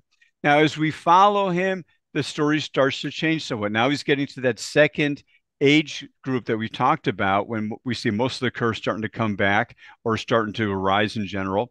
And here his curve is now back to 25 degrees. So we restarted bracing. 2 years later, the curve's at 30 degrees, but still that's a significant amount of time that he's gone, first of all, without having any brace. And certainly being, if we think about the natural history of a 36-degree curve in a child that's a year and a half of age, we would have expected that curve to have gotten much larger if we had just braced him or done nothing. But this is still, it is a new technique in Prader-Willi syndrome, and we're not sure what's going to happen, even with the really good kiddos. What happens when they reach adolescence and they hit that second time span where the curves start coming up.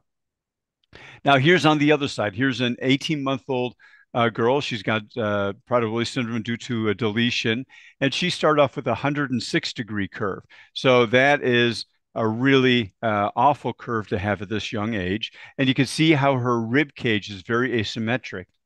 But here she is in her first cast. We can get a little bit more symmetry to her rib cage. The lungs have a better chance to develop now. And we got that curve down almost by 50%. Here she is at 4 years of age. She's had 13 casts. The curve is still about 60 degrees out of cast. So that's doing okay. In cast is about 51 degrees. We can still get some flexibility out of it. And here she is even 2 years after that. She's now 6 years of age. Curve is still about 60 degrees or so, but she's old enough now that the parents and I decided it was time to move on to something surgical, and we could start doing expandable implants. But here's one of my favorites. I always like to say, casting is survivable, because when you first talk to parents about putting their child in a whole body cast at such a young age, they get very, very nervous. But this is something that one of the parents sent me, where they had the child's 5 casts lined up and the brace at the far right there. And it says, having scoliosis is tough, but I am tougher. And I agree with that. I think that so many of the kiddos, they go through this period of time very easily. They just adapt to the braces, adapt to the cast very well.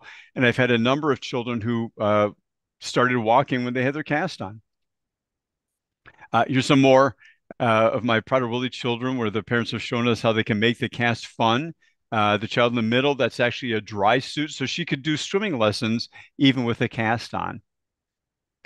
Now, what about bracing? Well, the idea of bracing especially in children who are very hypotonic, very low toned, oftentimes is to kind of hold things up in a good position. It's almost like that old joke about squeezing a tube of toothpaste from the middle, that you do that and it kind of gets longer on you. And this is kind of what we're doing here. If you take a look at the child from that left picture to that right picture.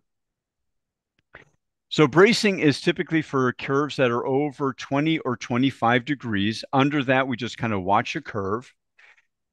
All the brace can do, though, is typically is stop a curve from getting bigger. We don't expect braces to make curves smaller like we reliably expect that a cast will do. Now, there are some caveats to that. We'll talk about that in a second. But that is usually why in a young child, I'd rather go to casting than to bracing, because casting I expect is going to make the curve smaller. Now, it's very important that we keep the children as slender as possible, because you can't fit a good brace on a large child. But here, for example, is a girl with a 32-degree curve, and we braced her. And 4 years later, the curve has gotten slowly bigger, but we were able to kind of slow down its progression. Now, here's a child. This is one of those cases that disproves the common rule. 46-degree curve is a 5-year-old. Now, remember, we were saying that if a curve is over 50 degrees when you're done growing, then that is certainly somebody that we want to control with surgery. So we're 46 degrees at 5 years of age. That's getting close to 50 degrees. But we started bracing her. So we had a daytime brace and a separate nighttime brace. The nighttime brace is trying to bend the curve the opposite direction so we can really stretch them out at nighttime, whereas the daytime brace is just trying to line them up as straight as possible. But here she is 4 years later, and we're able to get that curve down to 21 degrees. So she did really well. Now, her curve has come back. She's now 11 years of age. Her curve has come back. We're still doing a lot of bracing, but we've gotten her to grow a lot without having to do anything really significant. Now, here's a 10-year-old girl with also pretty good size curves, 37 degrees and 41 degrees for the top and bottom curve, respectively. Here she is in her daytime brace, in her nighttime brace. And this I really hadn't expected. Here she is 3 years later, and that curve actually got a lot better. So that is for Prader-Willi syndrome, and even much more so for typical kids, just about unheard of. But it does show you that children with Prader-Willi syndrome live by different rules. Now, here's the opposite of that. Here's a 10-year-old child with curves in the low 30s that I would still be relatively optimistic about. And she did okay in her braces. 2 years later, here she is in brace, looking like she's doing okay. But you can see how over time, the curve really got away from us. So we had a really big curve, and she ended up needing to have surgery done. So what about surgery? Well, surgery are indicated for curves that are over 50 degrees. And what we want to do is get the spine in the best position possible, not just when you're looking at the patient from behind, where we want to have the shoulders lining up over the pelvis, but also from the side, where we want the head over the shoulders over the pelvis, and getting the right alignment of the upper back and the small of the lower back. And we hold everything in place with rods on either side of the spine and using primarily screws, but also sometimes hooks and wires to hold that to the spine, to the vertebrae. Now, as we said before, there is a high complication rate in doing this kind of surgery in Prader-Willi syndrome. Most of that has to do with infections, and unfortunately, most of that has to do with skin picking. And I learned that the hard way with my first patient with Prader-Willi syndrome. I knew about skin picking. I tried to protect the patient from it, but I didn't really understand how serious of a problem this was. And I also thought it was more of kind of a social inconvenience that they were kind of picking at their skin. But this child, actually, what he would do is he'd get up against a doorway, he'd kind of rub his back as kind of like a bear rubbing his back, and he ripped open his whole incision. And we ended up getting a bad infection, had to take out all his metal, and wait a year before we could put it back in. There can also be some special rules in terms of anesthetics for children with Prader-Willi syndrome, primarily knowing that it takes them longer to wake up after anesthesia, and we have to be careful about that. And also understand what kinds of lung issues they are going into the operating room with. If they're not a strong breather, if they need to have breathing assistance at nighttime, we need to know that before we go to surgery so that we can plan our post-surgical recovery better. So if they have sleep apnea, for example.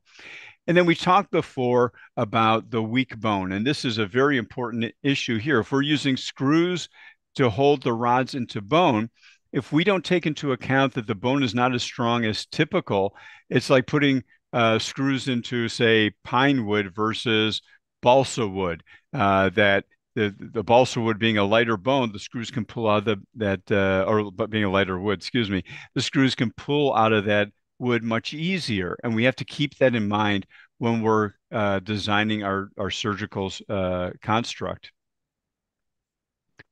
And these are also things that we need to continuously educate those people who operate on children with Prader-Willi syndrome, that these children they follow different rules than typical children do. And so the point I always make is that they need to be seen as children with Prader-Willi syndrome first who have scoliosis versus what unfortunately a lot of orthopedists do because they don't know Prader-Willi syndrome. They think, oh, it's a child who's got scoliosis and they've got this other interesting thing called Prader-Willi syndrome, but I don't know much about it. And I'll just treat them like I treat all my other children. And that's where we get into trouble. So what about the young children? This is out of a journal article from many years ago where they talked about the 6-year-old boy had a 90-degree curve and they did the surgery. And the surgery is using old style implants, but still they got a very nice correction out of it. But here's the problem. This spine is now fused. And that means that when the child grows up, they're going to be an adult with a chest that's the size of a 6-year-old. And that means that they're not going to have a lot of room for their lungs to develop. Excuse me. And with that in mind, that means that they're also going to have more problems getting enough oxygen to the rest of their body. Their heart's going to have to work harder, and that can really set them up for some issues as adults. So instead, what we want to do, here's my first patient, the one I was just telling you the story about the infection. Here's the second time around. So we put hardware in, it went bad, we had to take it out. Waited a year, everything healed up. And now his curve has gone from about 100 degrees to 107 degrees. So we put this in. Now, it takes a couple of seconds to understand what we're doing here. And hopefully you can see my cursor. Pardon me.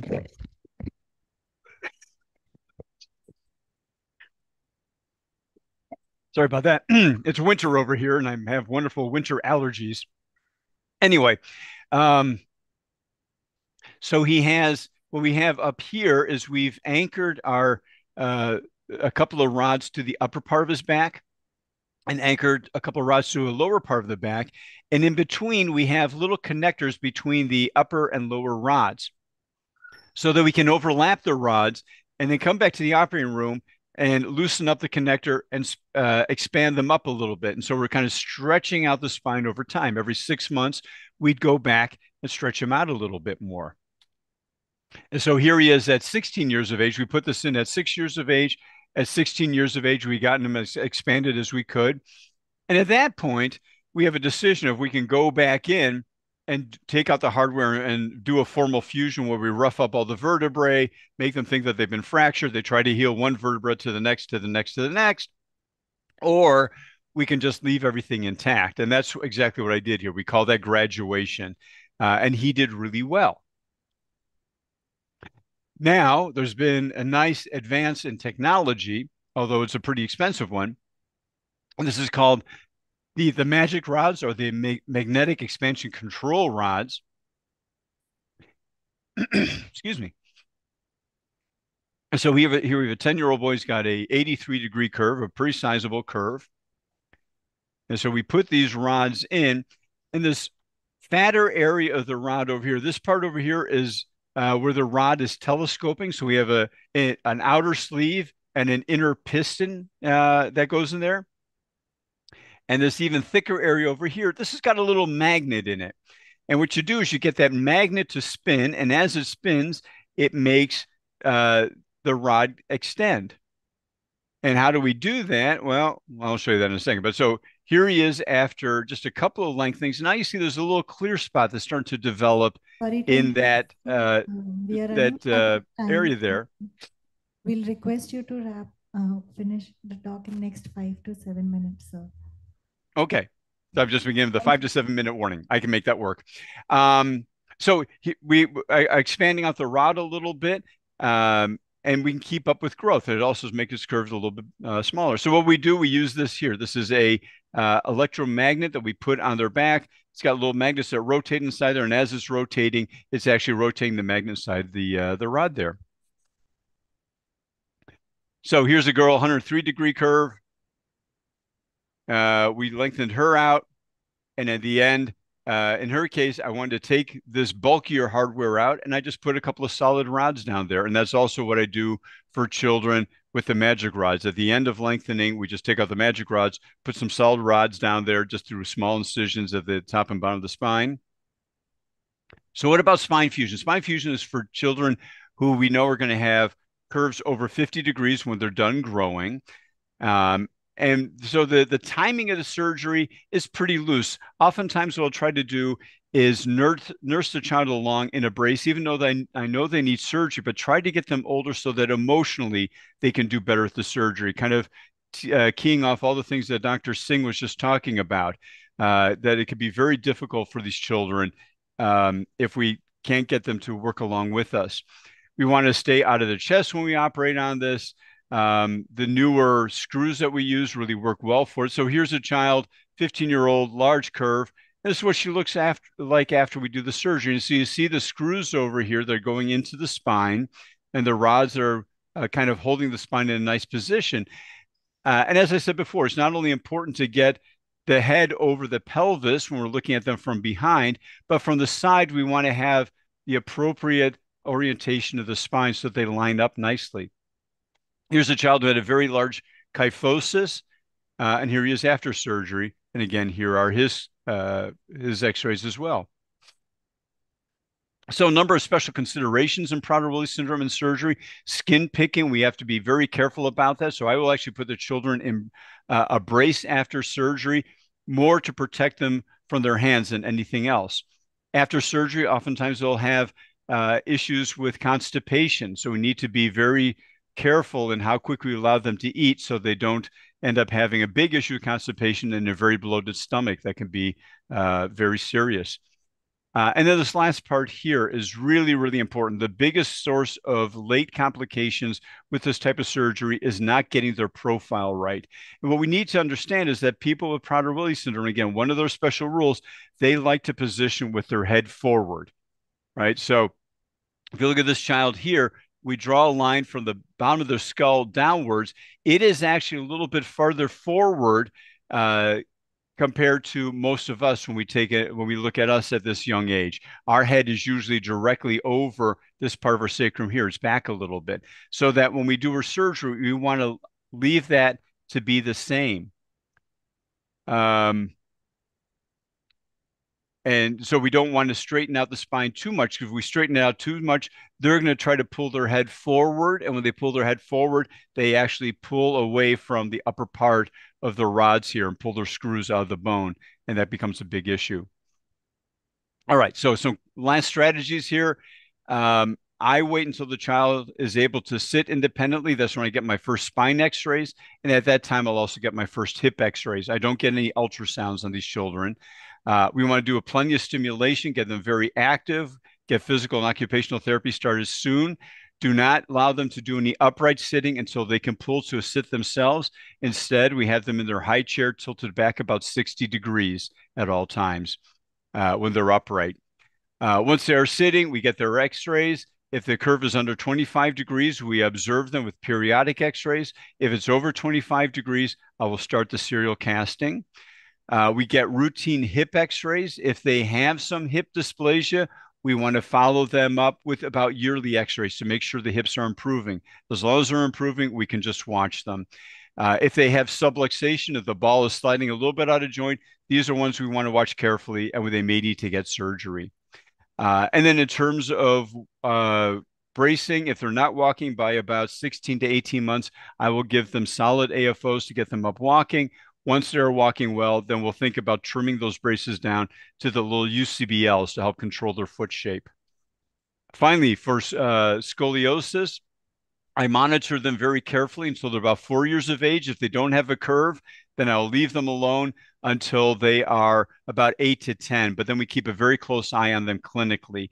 When they're older, you can see the curves better by clinical examination. But in the younger ones, I want to get x-rays because they can really hide their curves well from us, and we need to keep an eye on it. Casting is between sitting age and 5 years of age. Bracing is for curves that are under 50 degrees. If they get over 50 degrees in a very young growing child, then we think about the expandable frames that we use, or the expandable implants. And fusion surgery, I usually want to wait till the child is at least 12 years of age or older before I start thinking about fusing a spine. So the point is that children with Prader-Willi syndrome are living longer and having better quality lives. And so we want to work together with the families as orthopedists to make sure that we keep these children as active and happy as possible. And I appreciate your attention. Thank you very much. Thank you so much, Dr. Van Bose.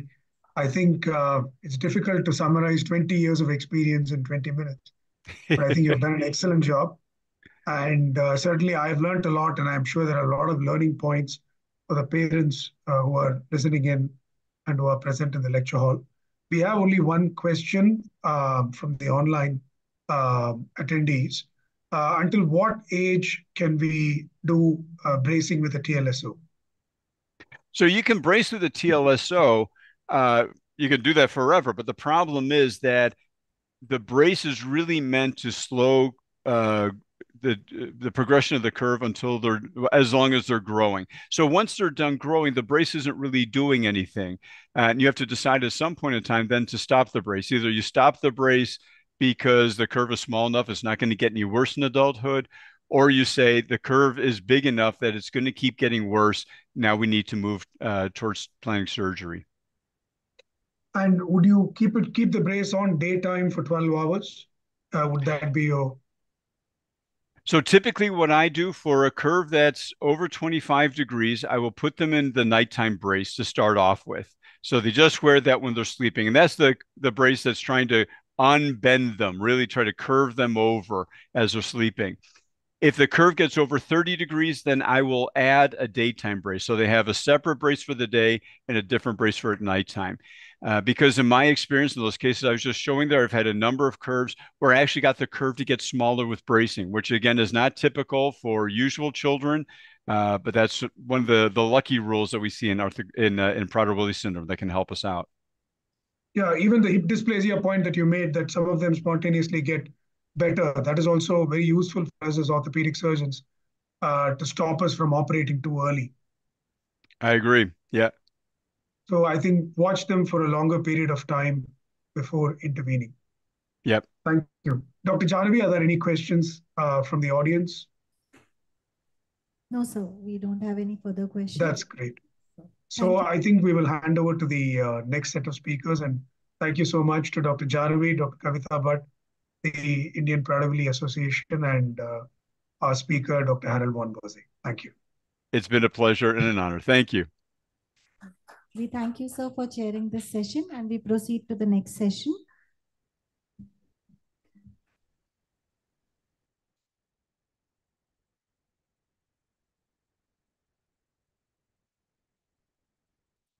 We move on to our last session of the event on gasping for a breath with Prader-Willi syndrome, a brief overview of pulmonary and sleep complications by Dr. Amy Ravana. I would like to invite Dr. Shrikanta.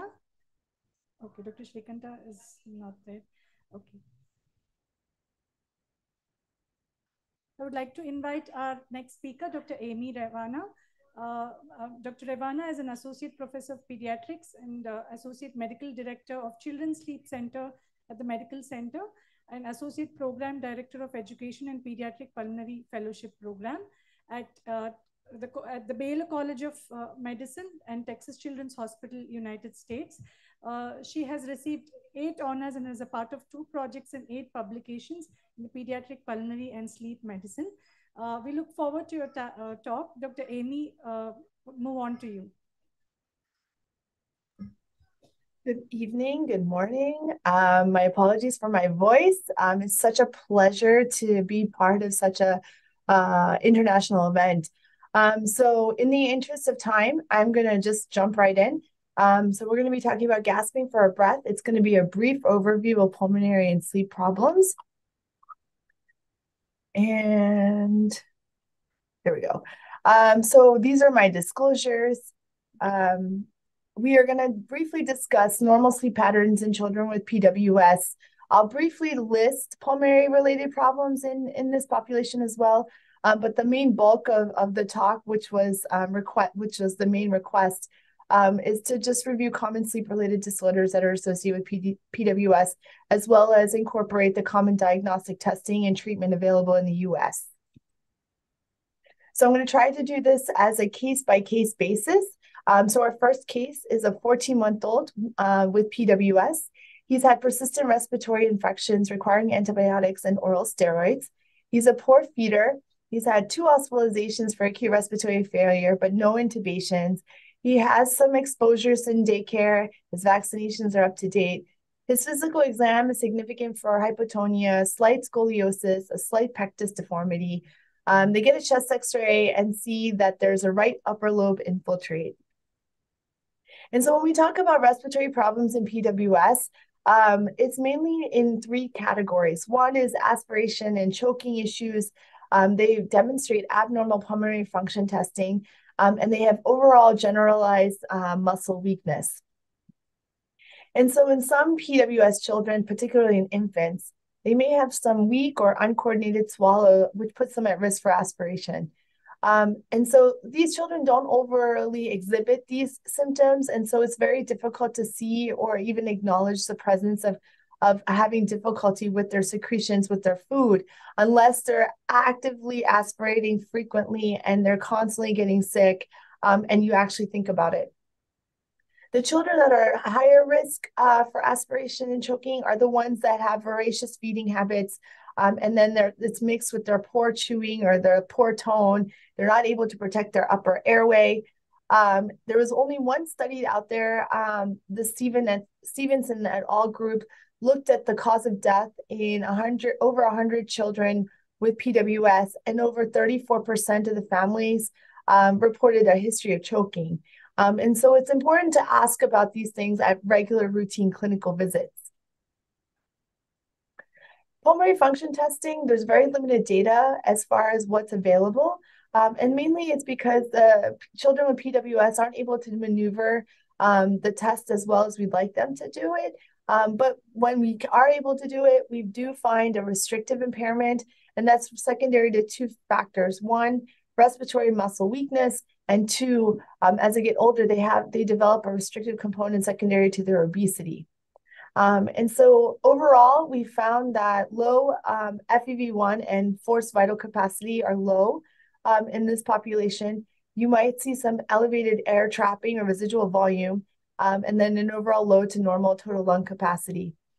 MIPS and MEPS are a pulmonary function measure of muscle weakness, and typically this is demonstrated as to be low in both inspiratory and expiratory pressures.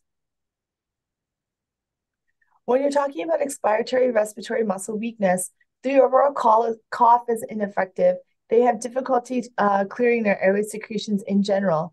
And then you add exposure to viral illnesses, and then this can actually be exacerbated to the point where they go into full acute respiratory failure and oftentimes need more intervention than just supplemental oxygen. And so this also increases their vulnerability for sudden death as well. So we have to be hypervigilant on how effective their cough is and how well they do with their oral secretions. The other issue to remember in this patient population is that patients with PWS do not overly demonstrate their acute symptoms of illness, such as fever. They may just show 1 or 2 different changes in behavior. They may, and it may be so subtle for someone who isn't aware of this, because it can lead to dysautonomia, and so they may not have the frank symptoms of not feeling well. And sometimes the children may not even be able to tell you.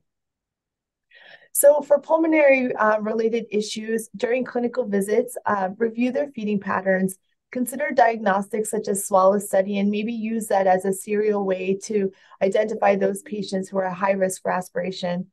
Review the number of respiratory infections, courses of antibiotics and steroids, as this will be probably your only way of identifying whether or not this patient is at high risk for further complications.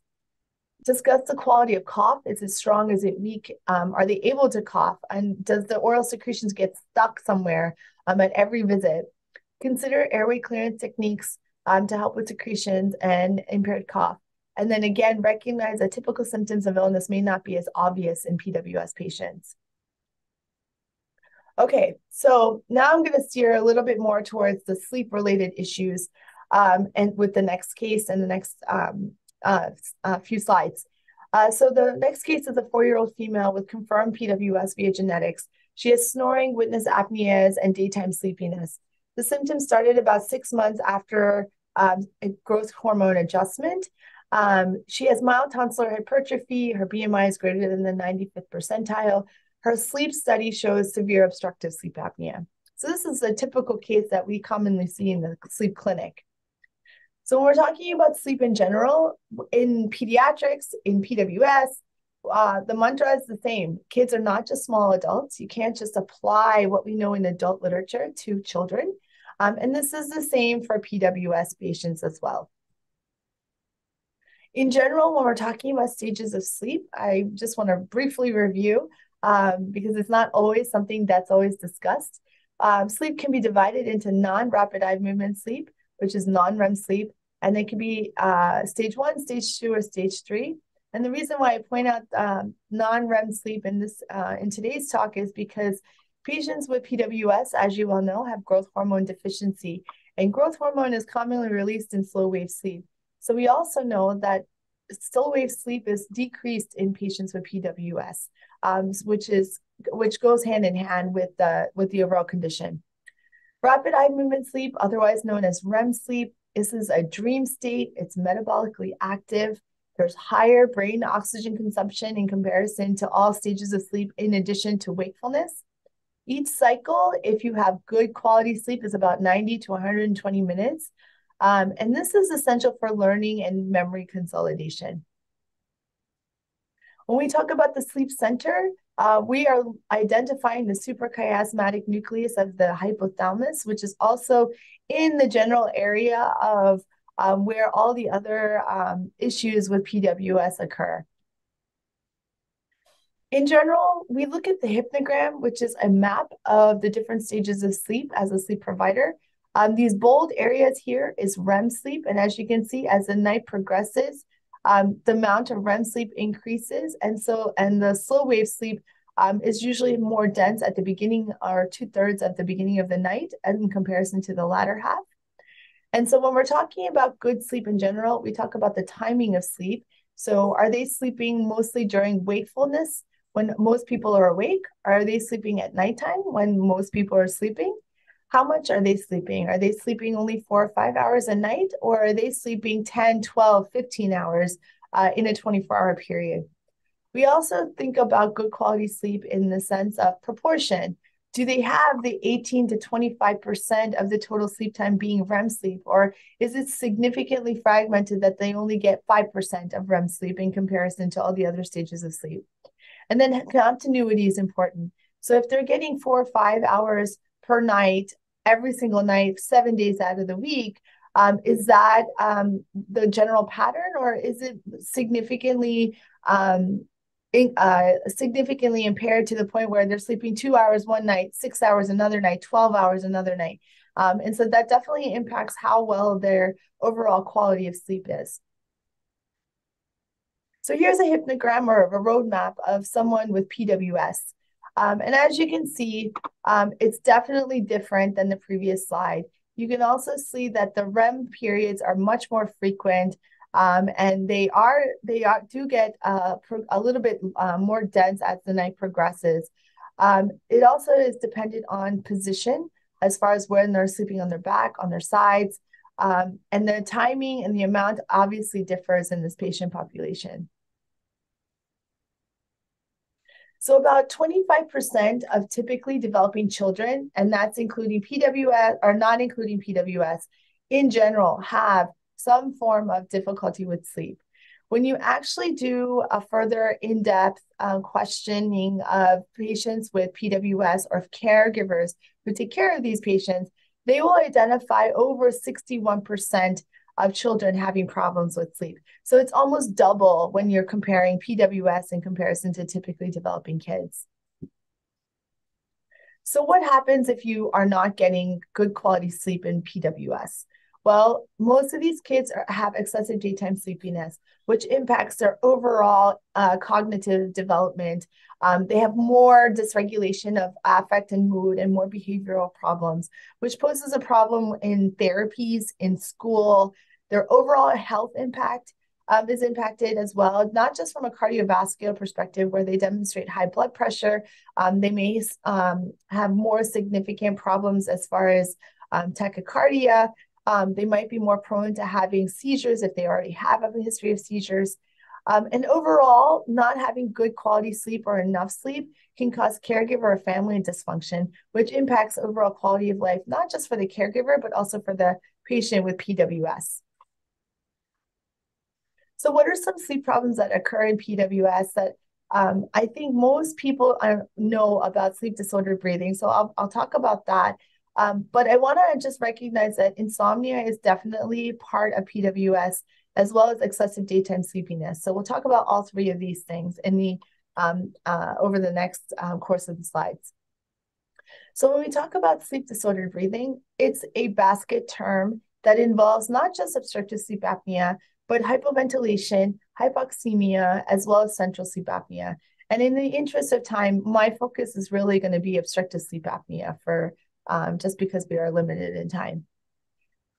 And when we talk about obstructive sleep apnea, we are talking about air not going through the nose, into the back of the pharynx, into the lungs as smoothly as it could be. And we'll talk about what are those factors that contribute to difficulty of taking a breath in while sleeping. Some of the symptoms that families may discuss with you or you may have to ask about during clinic visits are snoring, pauses in breathing during sleep, apneic episodes or near apneic episodes. Sometimes you'll see that they have shallow breathing. They might have choking or gasping for air during sleep. Their sleep might be restless where they're tossing and turning, or the blankets are all over the floor, or on the pillow is on the floor as well in the morning. They may have demonstrate excessive daytime sleepiness during the day as a result of not sleeping well during the night. And then the families may actually recognize that the sleep is fragmented. The patient's constantly waking up in the middle of the night and not being able to fall back asleep. So there are many things that contribute to obstructive sleep apnea in the PWS population. For first, I mentioned that the suprachiasmatic nucleus is in the hypothalamus. The hypothalamus also regulates ventilatory control of how well we breathe in response to just the respiratory rate and tidal volume. And so if you're not able to get adequate tidal volume and your respiratory rate is altered, that can impact your symptoms of obstructive sleep apnea. There are anatomic abnormalities such as micrognathia. You might have a smaller nasopharynx or an oropharynx. Scoliosis can also impact whether or not you have signs of obstructive sleep apnea. The overall airway tends to be more hypotonic in patients with PWS, so you have more likely airway collapse. And this is more significant during REM sleep because of the fact that you have generalized lower tone or absence of tone during that period of sleep. Patients who are school age may have adenoidal and tonsillar hypertrophy. This can worsen in the setting of just regular growth, as well as with growth hormone supplementation. And then you may have airway narrowing secondary to excessive fat or neck circumference due to obesity that contributes to obstructive sleep apnea. Some of the tools that we use to diagnose sleep disordered breathing is history and physical exam first, and then the gold standard, even by the American Academy of Sleep Medicine, is polysomnography or sleep study. This is a typical sleep study that we use in our lab. It is a modified EEG. Some labs will use end-tidal CO2s. We, in our lab, use transcutaneous CO2 monitoring. There's a chin EMG to help with staging. There's a thoracic belt and an abdominal belt to monitor effort. There's a pulse oximeter, a leg EMG to monitor leg movements. There's always a tech that is observing the patient. It is video recorded for sound as well as for audio. There are eye movements that is also recorded. There's a microphone, an EKG, and then the nasal-oral airflow, which is right at the base of the upper lip and base of the nose. So the diagnostic criteria to say that someone has obstructive sleep apnea, per the American Academy of Sleep Medicine, is that there's a presence of snoring, labored breathing, some form of daytime impairment, and one or more obstructive apneas, mixed apneas, or hypopneas per hour of sleep. So the threshold for pediatric obstructive sleep apnea is very low in comparison to the adult literature, to the adult criteria. The prevalence of sleep disordered breathing in patients with PWS is 53% in children and 41% in adults. It's much, much higher in comparison to typically developing children. Patients with PWS are at risk for nocturnal hypoventilation, and this is secondary to their hypotonia, their muscle weakness, the obesity, spinal abnormalities that you heard in the previous talk. And so a lot of patients, unless you ask about sleep habits or you actually do a sleep study to confirm OSA, they may not have those clinical symptoms, and so have a low threshold to evaluate for this. And so here at Texas Children's, we typically will screen on a yearly basis, particularly if they are also on growth hormone therapy. So the next case is a 14-year-old male with PWS. Similar symptoms as the other case: snoring, significant pauses in breathing during sleep. Their tonsils and adenoids were removed at 4 years of age. The BMI is elevated, and the PSG shows severe OSA, but also now the presence of central sleep apnea. And so just a tidbit on this: the presentation for central sleep apnea in PWS can be subtle, and it can also coincide with symptoms of OSA. It can be physiologic, particularly in the newborns up to about 6 months of age. And their response to treatment is not always the same. Usually in the newborns up to about 6 months of age, if they have significant desaturations with the central sleep apneic episodes, we may consider oxygen, which in theory, if you applied it to a newborn or an infant who is typically developing, they might develop more central apneas because you're lowering the threshold or lowering the respiratory drive. It is the opposite for PWS. They do not respond the same way. And so sometimes we use supplemental oxygen until they're old enough to wear a mask to be adequately supported.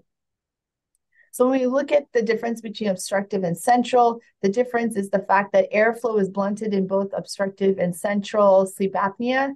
But for the effort in regards to chest wall movement, it is still present in obstructive, but it is not in central sleep apnea. So that's how we distinguish between the two. Other diagnostic tools include questionnaires, just to screen about different symptoms that they might have at home. If the patient is not able to undergo a sleep study just because of access to care, or they're not able to tolerate the setup, sometimes we do drug-induced sleep endoscopy to look at the overall airway, and then home sleep apnea testing I'll talk about briefly in the next slide. So drug-induced sleep endoscopy helps us visualize the oropharynx as well as the airway and the types of collapse when they're in the sleep state. So they're under anesthesia, but not in deep sedation. And we tend to look at it with a bronchoscope, or the otolaryngologist sometimes will use a rigid scope to take a look as well. Home sleep testing, apnea testing in children, per the American Academy of Sleep Medicine here in the United States, is not approved for children. There's limited data, but there are some studies that demonstrate some feasibility, especially under controlled settings. So I feel that maybe 10 years from now, 5 years from now, we possibly could use this as an extra tool with limited channels. The problem is we're underestimating the severity because CO2 monitoring is at this time is difficult to monitor, and most patients with PWS hypoventilate, and so we might be missing that subgroup of patients.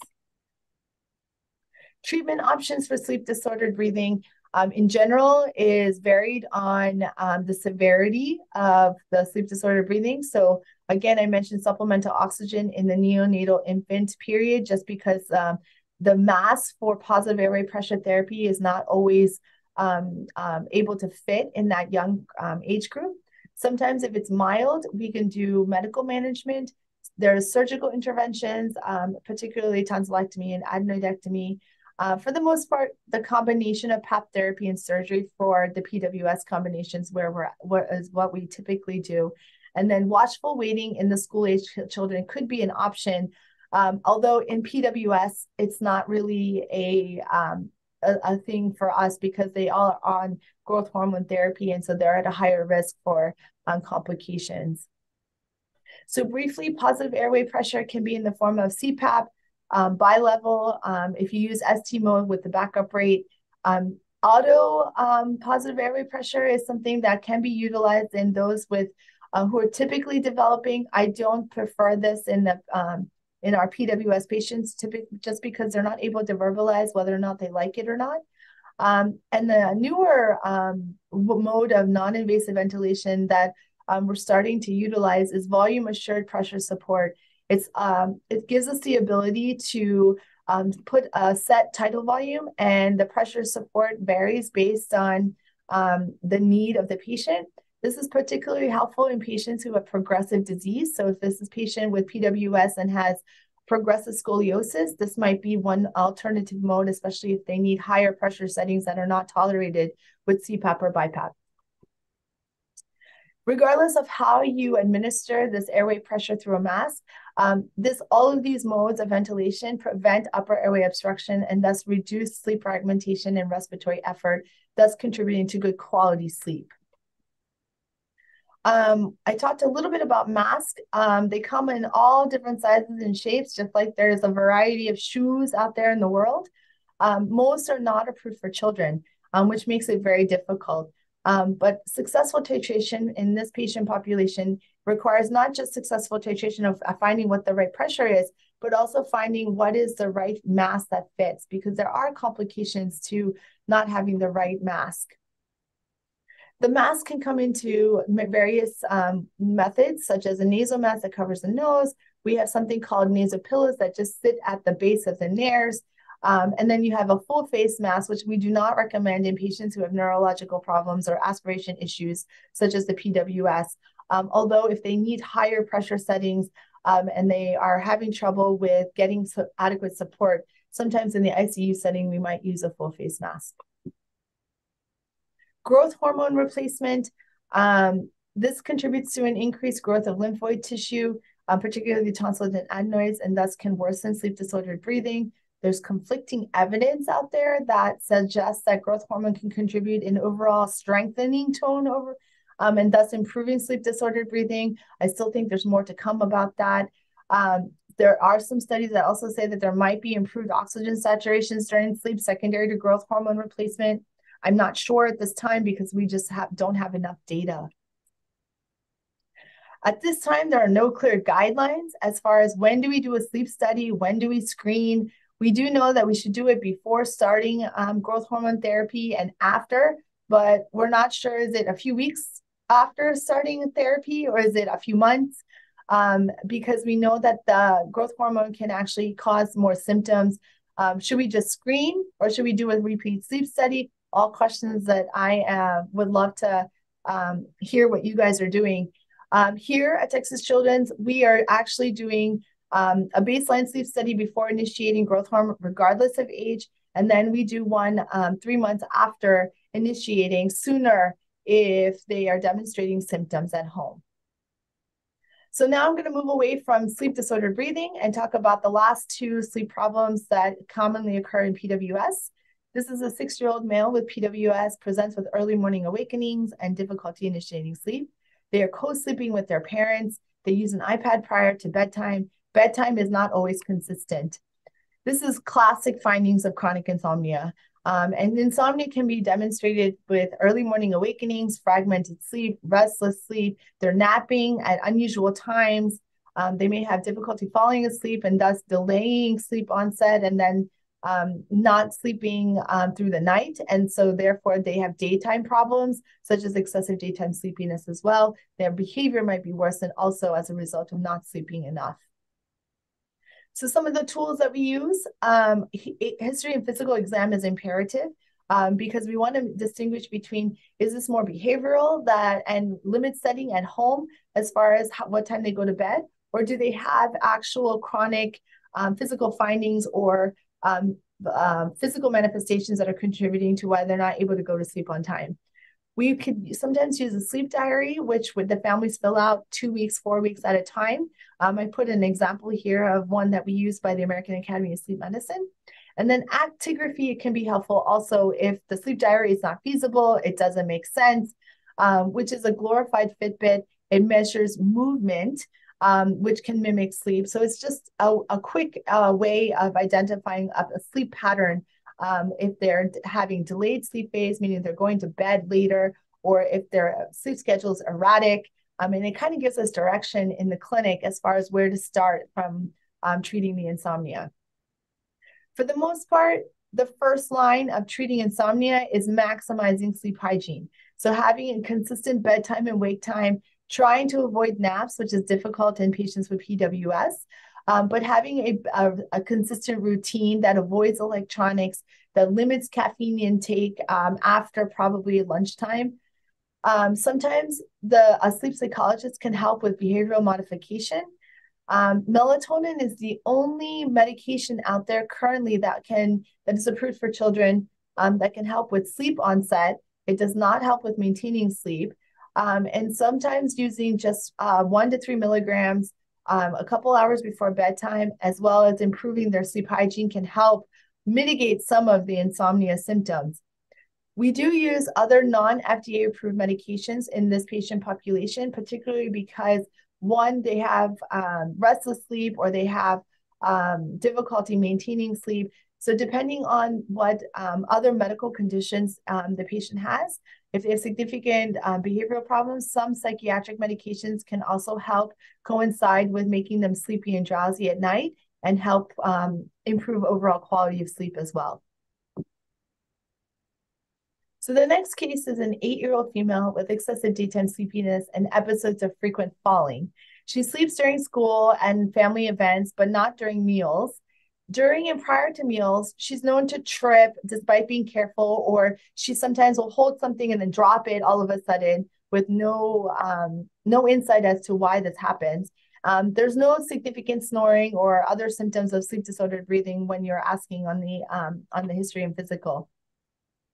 So excessive daytime sleepiness in PWS is difficult because it could be related to multiple things. They could have a mood disorder, they're not getting enough sleep, they may have endocrine abnormalities, they may have sleep disordered breathing, they may have narcolepsy-like features, which is what I want to talk about next. Sometimes medications can contribute to this, and then obesity and hypotonia can lead to sleep disordered breathing and cause difficulty as far as maintaining wakefulness as well. So when we talk about narcolepsy, we are talking about it's characterized by excessive daytime sleepiness, episodes of cataplexy, sleep paralysis, hallucinations, and fragmented sleep. That is the classic definition and criteria for narcolepsy, and typically developing children as well as atypical developing children. There are 2 types, type 1 that exhibits cataplexy, and they also have a hypocretin CSF, which is greater than 110. We don't typically test for CSF because there's limited labs that do that. So we rely on just the criteria and the symptoms, as well as the overnight sleep study followed by the mean sleep latency test. Type 2 is one without cataplexy, elevated CSF hypocretin. Again, though, you need the overnight sleep study followed by the sleep latency. Just recently, the American Academy of Sleep Medicine also added the criteria of wearing the actigraphy 2 weeks prior to all of this to demonstrate that they're getting enough sleep prior to. The diagnostic criteria to say that someone has narcolepsy is having a mean sleep latency time of 8 minutes or less, and with at least 2 sleep onset REM periods. For patients with PWS, I can tell you theirs mean sleep latency test is usually around 2 or 3 minutes. It's very, very short, and they have at least 3 to 4 sleep onset REM periods, assuming that they are not on any other psychotropic medications when they're undergoing this test. So I mentioned cataplexy, which is basically sudden episodes of muscle weakness that is brought on by strong emotions. It's difficult to detect in children in PWS because the findings can be very subtle, and it's not the same as those patients who are typically developing and have cataplexy. Sometimes children can have eyelid drooping, they can have eye twitching, facial drooping, slurring of the speech, unusual sensations of the face, arms, and legs. Sometimes people think they're jerking movements or seizure-like activity. They may have lip smacking or twitching. They might have tick-like behaviors. And the patient that I mentioned previously, the patient, every time she tried to eat, that brought her joy. And so typically high emotions or strong emotions of being happy trigger these episodes. So in PWS, most of these patients get joy from eating. And so meal times or mentioning a snack can cause these episodes to happen. And so this particular child, every time it was mealtime or anytime anyone spoke of food, she would drop whatever she was holding on to, or she might frequently trip. And they would just say, oh, you know, she's just very, clumsy, or she just doesn't have a strong grip because of her hypotonia, which is really signs of cataplexy. In PWS, these behavioral outbursts sometimes can be mistaken for cataplexy. They sometimes can lean to one side and start laughing for an unknown reason. Again, they might have eyelid twitching. They might have drooling for inappropriate times because of the fact that the muscles of the mouth are weak. They might have frequent falling episodes, and they may even have staring episodes, which makes it even more confusing if are they having seizures or not. One thing about cataplexy is when they have these episodes, they can also have generalized lack of tone where they automatically lose tone and they're falling to the ground. They are conscious. Folks who have like a postictal state are not conscious. So that's one way to detect the difference between, is this a cataplectic event or not? Most patients with cataplexy can remember things happening. They are awake, they can see, but they just cannot move. And that is the most scariest thing that can happen in this patient population. And then with PWS, most patients cannot elicit that this is happening because they have difficulty expressing what they're feeling. There's limited FDA-approved modalities in this patient population. So the first line, especially if they're younger, is short scheduled naps throughout the day. If they lap longer, they're not refreshing. If they do short naps, they are rejuvenated. They're quite active immediately afterwards. So a quick nod in the classroom, putting their head down for 10 minutes can immediately improve symptoms. There are some wake promoting agents. I know Dr. Singh mentioned modafinil previously. Modafinil, there's limited data as far as the utility of narcolepsy-like features in PWS. Sometimes it works and sometimes it doesn't. Sometimes long-acting stimulants can be helpful, but there's a lot of side effects that can happen with that too. There's ongoing research on other wake-promoting agents that are targeting the histamine receptor that's coming out, and hopefully will be available to improve not just the excessive daytime sleepiness, but other features of PWS as well. So more to come on that in the future. So in conclusion, I realize this is a whirlwind tour of sleep problems, but I want you to remember that sleep disordered breathing and PWS can vary in presentation. Screening is key in identifying and preventing complications of untreated sleep problems. So not just in sleep disordered breathing, but also for insomnia and narcolepsy type features. The treatment modalities that are available may not be curative, but can help improve overall adherence to some therapies despite multiple barriers. There are more studies that are required to develop a consensus statement, and events such as this one is helping us promote the fact that we need to come up with a consensus statement and practice guidelines to not just help overall the PWS population, but their caregivers' quality of life as well. So with that, I would like to say thank you for this opportunity and for being able to sit here and share some information about sleep problems in PWS. If you have a chance, please fill out this questionnaire so that I can improve this talk for future presentations. Thank you so much. Thank you so much for such a detailed and comprehensive presentation. Any questions from the audience?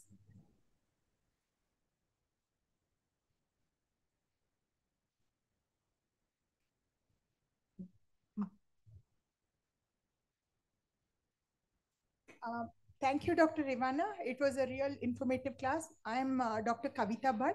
I'm the lead pediatric endocrinologist at Aster Hospitals. Do you have any, there are some questionnaires, some tools to pick up sleep disordered breathing. What is your recommendation about using it in our clinics?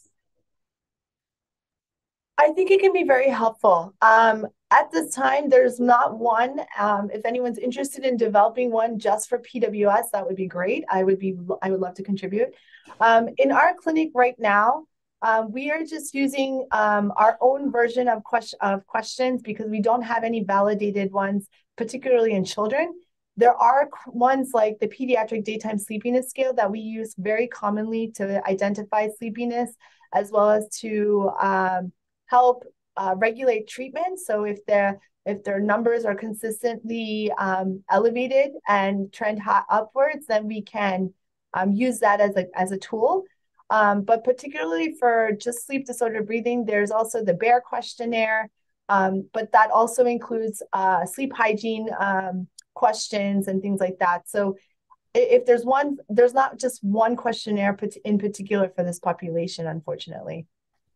Thank you. So I think we would be really glad if we could partner with you to develop and validate some questionnaire which we could use in countries like ours, where not everyone may be able to afford a sleep study or formal polysomnography, at least like a screening tool or something. Absolutely. At our institution right now, we're about to submit to the Journal of Pediatrics as far as a screening tool for sleep disordered breathing in pediatrics for the general practitioner that looks at particular symptoms and signs that are in children. So looking at hyperactivity, looking at snoring, looking at ADHD features, things like that. So look out for that. The Stop Bang questionnaire for adults. So you could use that for the adult PWS patients. However, it incorporates questions like driving and things like that, which is not really for our PWS patients. True. So it's very limited, but definitely interested in collaborating. Thank you. Thank you, Dr. Ivana.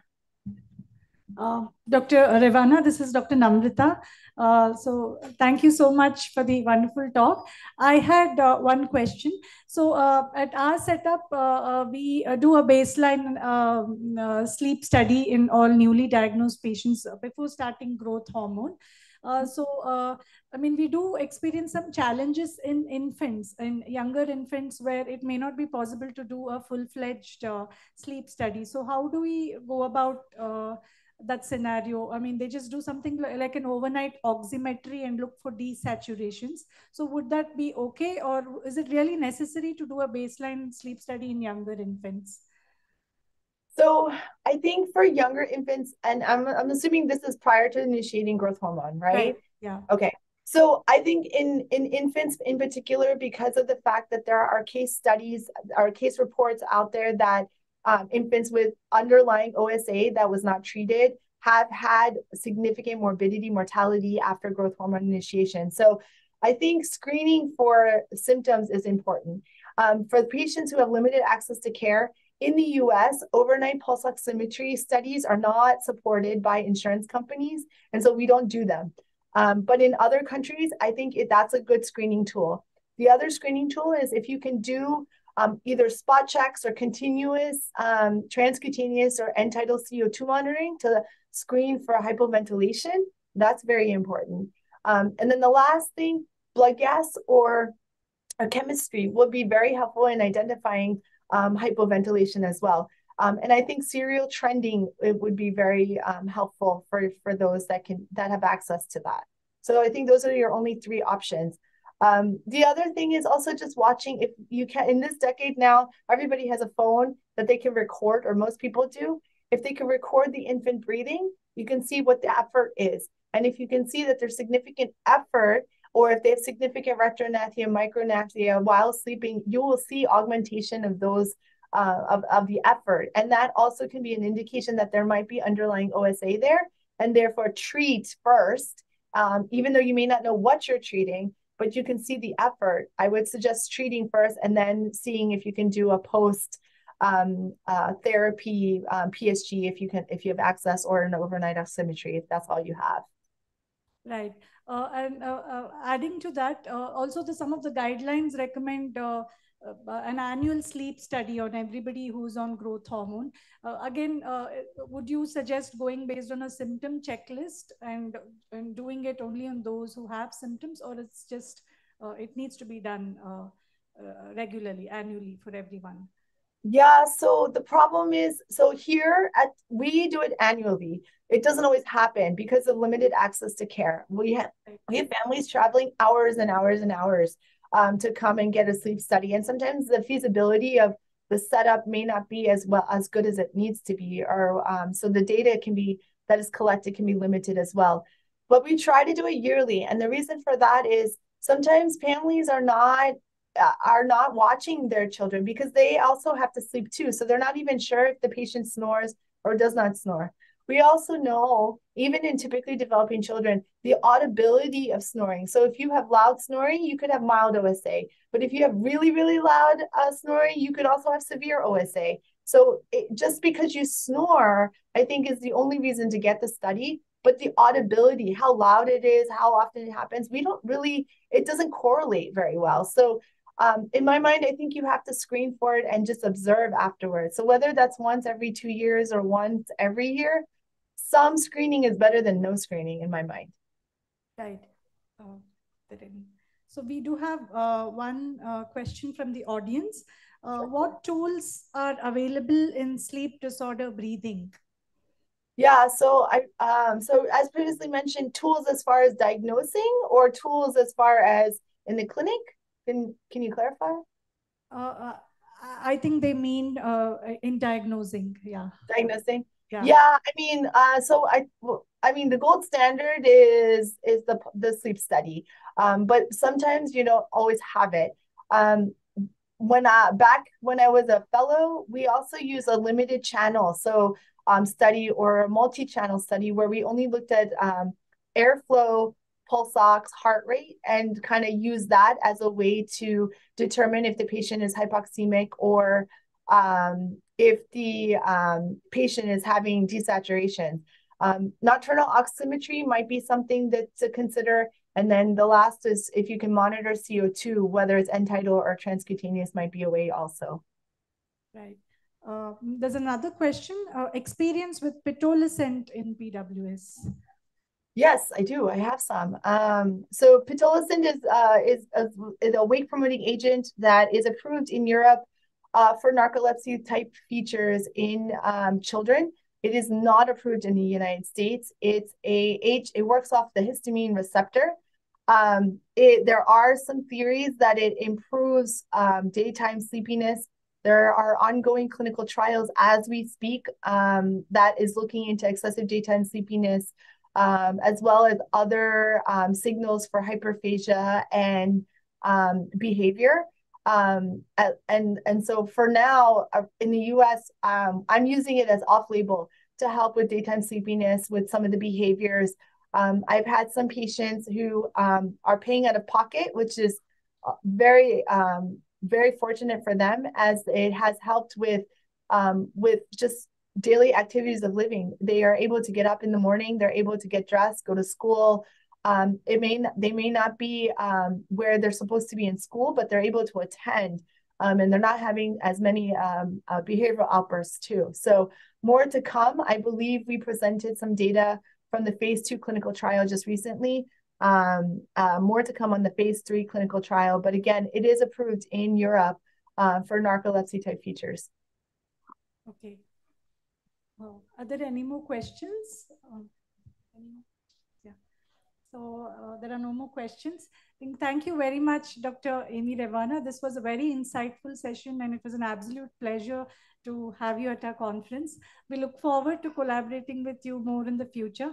Thanks again for logging in so early in the day and making our conference a great success. Thank you. Have a good day. Thank you so much. It's been an honor. Have a good one, everyone. Thank you.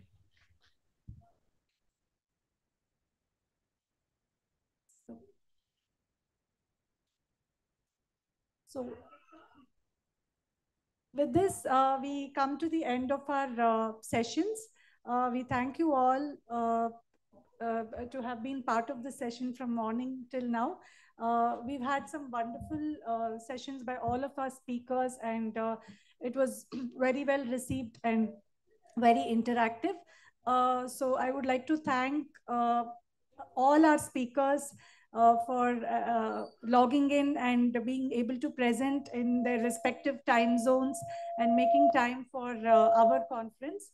I'd like to thank everyone present here and who participated virtually as well. I'd like to thank our management, support from International Prader-Willi Syndrome Association and Friends of IPSO, the team from Indian Prader-Willi Syndrome Association, all our support staff, including our marketing team, our digital team, our groundwork and support staff, our nursing team, and volunteers, especially by IPSA, who have been of great help in helping all of us around since morning. And all in all, I think this was a grand success, and we look forward to more such events in the future. And all these sessions have been recorded, and we will be uploading them on our website in due course of time. So it will be made accessible as resources for everyone. So if you do have any questions or feedback, do mail us at the address pediatricendo.asterblr@gmail.com. And we look forward to hosting more in the future. Thank you and have a good night.